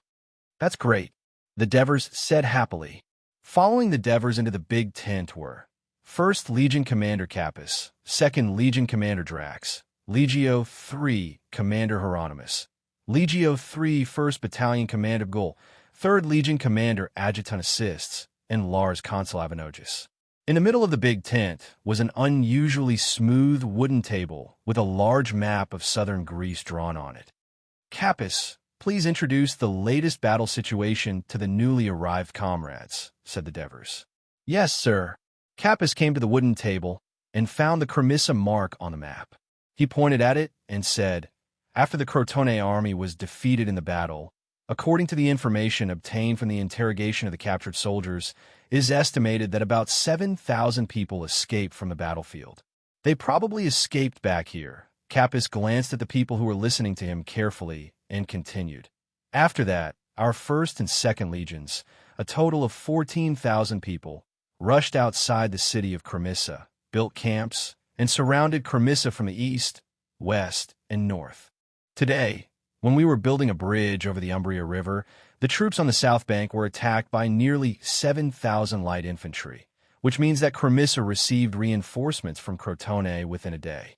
The number of troops in the city may have reached 14,000, and your arrival has brought the total number of our soldiers to 22,000. Avenogis and the rest gathered around the wooden table, listening to Capys while staring at the map. I'm afraid it will be difficult for 22,000 people to take down a city defended by 14,000 soldiers, Avenogis said, based on his past experience. We don't have to take down Cremissa. Capys's words stunned the newcomers. If we don't take down Cremissa, how are we going to attack Crotone? Bagul asked in surprise. Surrounded. Capys pressed his right hand on Cremissa on the map and drew a circle. If we attack Cremissa, with Crotone's 14,000 soldiers defending it, not only will we suffer heavy casualties, but if we can't defend Cremissa, Crotone might escape back to Ciudad Crotone by boat and hide in the city, which will make it more difficult for us to attack next. Let them stay and let Cremissa scatter Crotone's troops, and we can split our forces. Capys's fingers slid to the south of Cremissa, which was the northern plains of Crotone. Avenogis, Bagul, Assists, and Lazaru stared at the map with their eyes wide open, deep in thought. What if Crotone finds out that we have fewer people and attacks the camp? Avenogis asked worriedly. The others laughed at the same time. We welcome them to come out and have a taste of our Dionia's defenses, Drax said confidently. If we don't attack Cremissa, Crotone might notice our intentions. What if they retreat to Crotone to defend? Assists raise his own question. Who says we won't attack? We will put pressure on Cremissa with appropriate attacks. By the time they realize something is wrong, the troops we sent out will have already messed up Crotone's territory. When they retreat to Crotone, we can easily take down Cremissa. In short, according to the commander, we have to actively mobilize Crotone's troops to run back and forth, so they can't concentrate their forces to fight us. Capys explained. That's great. I think this must be the plan that Master Devers came up with. This is the first time I've seen such an ingenious military plan. We don't have to fight to the death, and we can easily achieve our goal. Avenogis praised half-sincerely. His words were unanimously agreed upon by everyone. The Devers smiled and said in a serious tone, Now I'm most worried about one thing. Our food supply. The taciturn Hieronymus interjected. For the past 2 days, he had been staying with the army supply camp alone, so he had some understanding of the situation. That's right. The Devers looked at him with admiration and said with a serious expression, The rations the soldiers brought are almost finished. Next, we have to rely on the food from the rear. To meet the needs of 22,000 people, we will need a huge amount of food. The distance between Turiai and Cremissa is nearly 100 miles. We can't protect such a long transportation line. If Crotone realizes this, their warships will be able to land on any coast and attack our supply convoys. They might even destroy our villages and slaughter our citizens. It will be a huge problem for us. So we have to complete our plan as soon as possible so that Crotone can't cope. Hieronymus. Yes. Immediately lead Legio 3 to build a camp on the south bank and besiege Cremissa. Yes. Drax. Yes, sir. Take out 3 brigades from the 2nd Legion and assist Master Avenogis troops to build a camp on the south bank. I want you to build a preliminary camp by tonight and completely besiege Cremissa. Yes, sir. That afternoon, more than 10,000 Ionia soldiers crossed the wooden bridge and began to take turns to build a camp on the south bank of the Umbria River. Myron did not rashly send out troops to attack. In the evening, the camp on the south bank was initially built. At this point, the Dionia camp was in a huge semicircle surrounding the city of Cremissa. Except for the port, which faced the sea and could not be surrounded, the rest was surrounded by the Dionia camp. By the next morning, the Dionia soldiers continued to improve their camp facilities, while the Crotone envoy, Lucius, arrived at the north camp of Dionia. He was masked and brought into the tent of the Devers. Master Lucius, I'm very sorry. You and I are at war, so we have to use this method. The Devers apologized, but there was no trace of apology on his face. Instead, like a hound that saw fresh meat, he showed an excited look. I remember we just met 4 days ago. I didn't expect to meet again so soon. Don't tell me you've brought some harsh conditions to threaten Dionia again. Of course, Lucius heard the strong sarcasm in the Dever's words, but he pretended not to hear it and said directly, Master Devers, I'm here to negotiate peace. Crotone is willing to sign a truce agreement with Dionia and compensate Dionia for their losses in the war. I only hope that the war between Crotone and Dionia can be quelled so that peace and tranquility can be restored to Greece. The Devers laughed. You Crotone people can start a war whenever you want and stop a war whenever you want. Do you think this is a war game for children? Lucius asked calmly. So what conditions are there for Dionia to accept a truce? Conditions? The Devers snorted coldly, dispelling the impulsiveness on his face. He paced back and forth a few steps, and when he looked at Lucius again, his bright eyes had regained their usual shrewdness. Do you remember what I said when you left last time? My conditions are the same as the conditions you mentioned in the great hall of the Senate of Turii. It's very simple. Hearing this, Lucius' heart skipped a beat. First, Crotone must compensate Dionia 5,000 talents silver in a lump sum. Second, the Crotone alliance must be dissolved, and Crotone must not ally with any other city-states in the future. Third, Cremissa must be incorporated into the Dionia alliance. After listening to each condition, Lucius' face turned uglier. In the end, he shook his head decisively. Your conditions are too harsh. The Crotone alliance will not accept them. It's better if they don't accept them. The soldiers of Dionia still want to win more victories to get more rewards from the alliance. The Devers looked indifferent, but his words contained more threats. Chapter 220. We'll just have to wait and see, Divers said with a relaxed smile. He did not take Lysias' threats seriously at all. But I have to remind you that the next time you come, the conditions I propose won't be as good as the ones I'm proposing now. Also, I want to remind you that Crotone's enemies are not just Dionia alone. If the war continues, who knows what will happen? Lucius was shocked when he heard this. At noon, the first batch of food caravans arrived at the barracks. The Devers breathed a sigh of relief and brought a letter written by Kinagarada. The letter mentioned that the emissary of Rockley had arrived in Turii and proposed to the Senate that Rockley and Dionia form an alliance against Crotone. The Senate did not reply for the time being, citing the absence of the consul. The emissary was tired from the journey and fell ill with a high fever. He was being treated in the hospital and could not go south to find the Devers in a short time. Kinagarada put forward his opinion at the end of the letter. Regardless of whether the consul has the confidence to deal with Crotone independently or not, please take into account that the strength of Rockley's city-state is second only to Crotone. It has the strong support of Syracuse. Destroying or severely weakening Crotone will allow Rockley to take the opportunity to annex Crotone's allies. This will create a stronger enemy for Dionia. The Devers read it several times and then picked up another letter. This was a confidential letter from Aristiras and was delivered to the Devers through a special channel. The letter mainly mentioned some of the things that happened in Turii over the past few days, including the arrival of Rockley's emissary. In addition, it also mentioned what happened around Dionia. For example, after Consul Diomares of Tarentum led his army to take down Manduria, he let Urchita lead his army to attack Brindisi and continued to fight fiercely with the Messapi. Potentia was gathering the surrounding tribes and seemed to be preparing to attack the Gramintum south.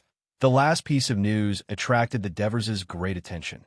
General Dionysius of Syracuse led 80,000 infantry, 4,000 cavalry, and 400 warships to fight Carthage. Including the war between Dionia and Crotone, the entire Greek world of the Western Mediterranean was at war at the beginning of the year. 80,000 infantry, 4,000 cavalry, 400 warships. The Devers' eyes widened as he carefully confirmed the numbers on the letter. Although he knew that Syracuse was the most powerful Greek state in the Western Mediterranean, the powerful strength it showed at the moment still made the Devers' heart jump. After all, Syracuse was located on Sicily, but it was not far from Turii. It could be reached in 2 or 3 days by boat. When Thyaron, the brother of the dictator Dylan, who created the glory of Syracuse, succeeded as the tyrant, there was a precedent of interfering in the internal affairs of other Greek city-states. The Devers could not help but be vigilant.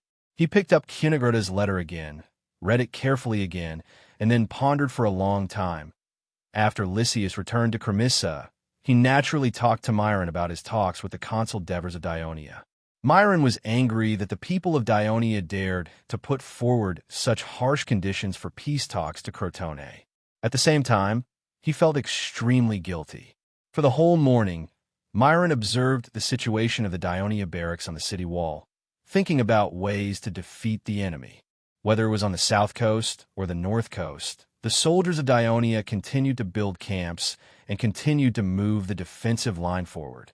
Trenches, antlers, traps, and so on related intervals, giving people the feeling that it was not them who wanted to attack Cremissa, but the people of Crotone who wanted to attack them. Myron sometimes lamented, what means did the commander of the Dionysian army use to make such brave, ruthless, and opinionated militia willingly continue to do such hard and dirty work? If it were the soldiers of Crotone, they would have quit long ago and caused trouble. At noon, the commander of Crotone's fleet, Escamas, arrived at the port of Cremissa. Myron finally got excited because Escamas, one of the 10 generals of Crotone, was also a good friend of Myron and a representative of the radicals. Myron believed that he would agree to his plan and help him. After sending off Escamas and receiving his affirmative reply, Myron could finally breathe a sigh of relief. Just as he was about to lie down and rest for a while, a guard came in to report that the enemy outside the north gate was moving. Before this, the soldiers of Dionia had been working a few hundred meters away from the north gate, but now they had advanced to within 100 meters. They were just outside the shooting range of the Crotone light infantry on the city wall. They began to flatten the ground, tamp down the soil, and tidy up a large piece of flat land. At the same time, there were heavily armed light infantry on both sides of them to prevent the defenders from sneaking out of the city. There were no catapults in this era. At such a distance, with the moat and the city wall as a barrier, it was impossible for them to cause any harm to the city of Crimea. Therefore, the soldiers of Crotone watched curiously from the city wall without much nervousness. Myron was also watching all this. He was already a little tired, and he also wanted to know what the Dionia people were trying to do. The soldiers of Dionia began to carry tree trunks that were 4 or 5 meters long and placed them on the edge of the flatland. They drove the tree trunks into the soil at intervals, then connected and fixed them with ropes. Soon, a wooden frame about 30 meters long and 5 meters wide was made. Are the Dionia people trying to build houses here? Aren't they afraid that we'll burn them down? A soldier of Crotone joked, immediately causing a burst of laughter. The soldiers of Dionia carried heavy sacks on their backs and placed them one by one on the edge of the wooden frame. The sacks were stacked neatly. I think the people of Dionia not only want to build houses, they also want to make bread, because those are sacks used to carry grain flour.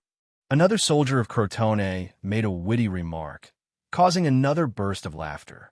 As there were thousands of soldiers of Dionia involved in the work, they built a wall with sacks in the blink of an eye. The height of the wall quickly reached the same height as the city wall of Crimea, and it was still growing. Seeing this, Myron's expression changed drastically. His adjutant next to him shouted, "Oh no, the enemy is building a high wall to attack us." Seeing the scene in front of them, the soldiers of Crotone who were watching the scene before them understood what was going on. They began to panic.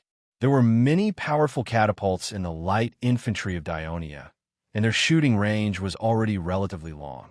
Now, the people of Dionia had used a clever method to quickly build a platform that was nearly 2 meters higher than the 4-meter-high city wall of Cremissa. This meant that their light infantry could scale the high wall and use the height to attack the soldiers on the wall of Cremissa with arrows and stones. Once the enemy attacked the city, their catapults and archers could stand on the high platform and attack the defending soldiers on the wall.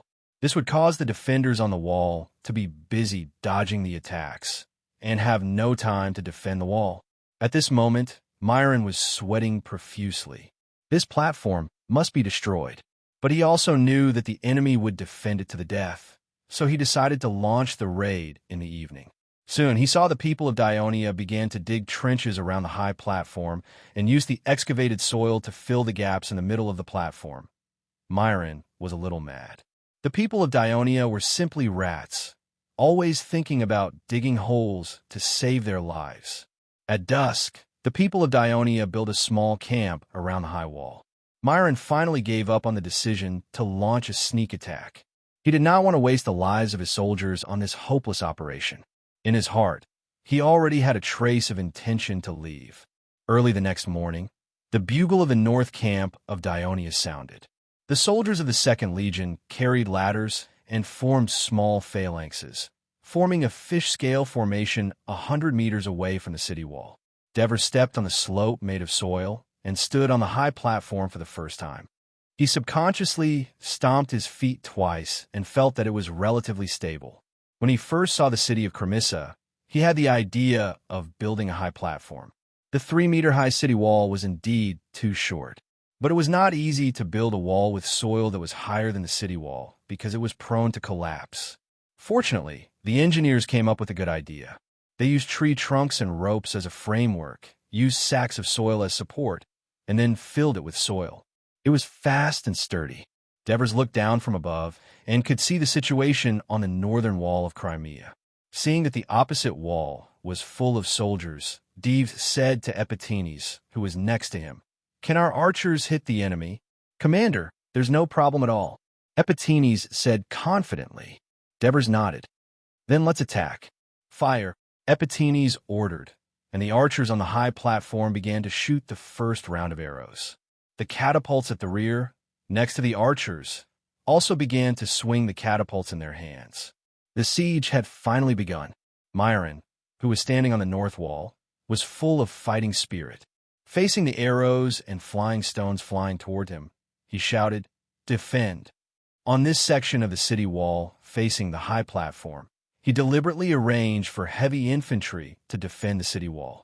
They all raised their round shields to protect their heads. There was a newly built village on the southern bank of the Krati River in the Sabari Plain.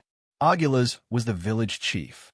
This was the lowest official in the current administrative system of Dionia.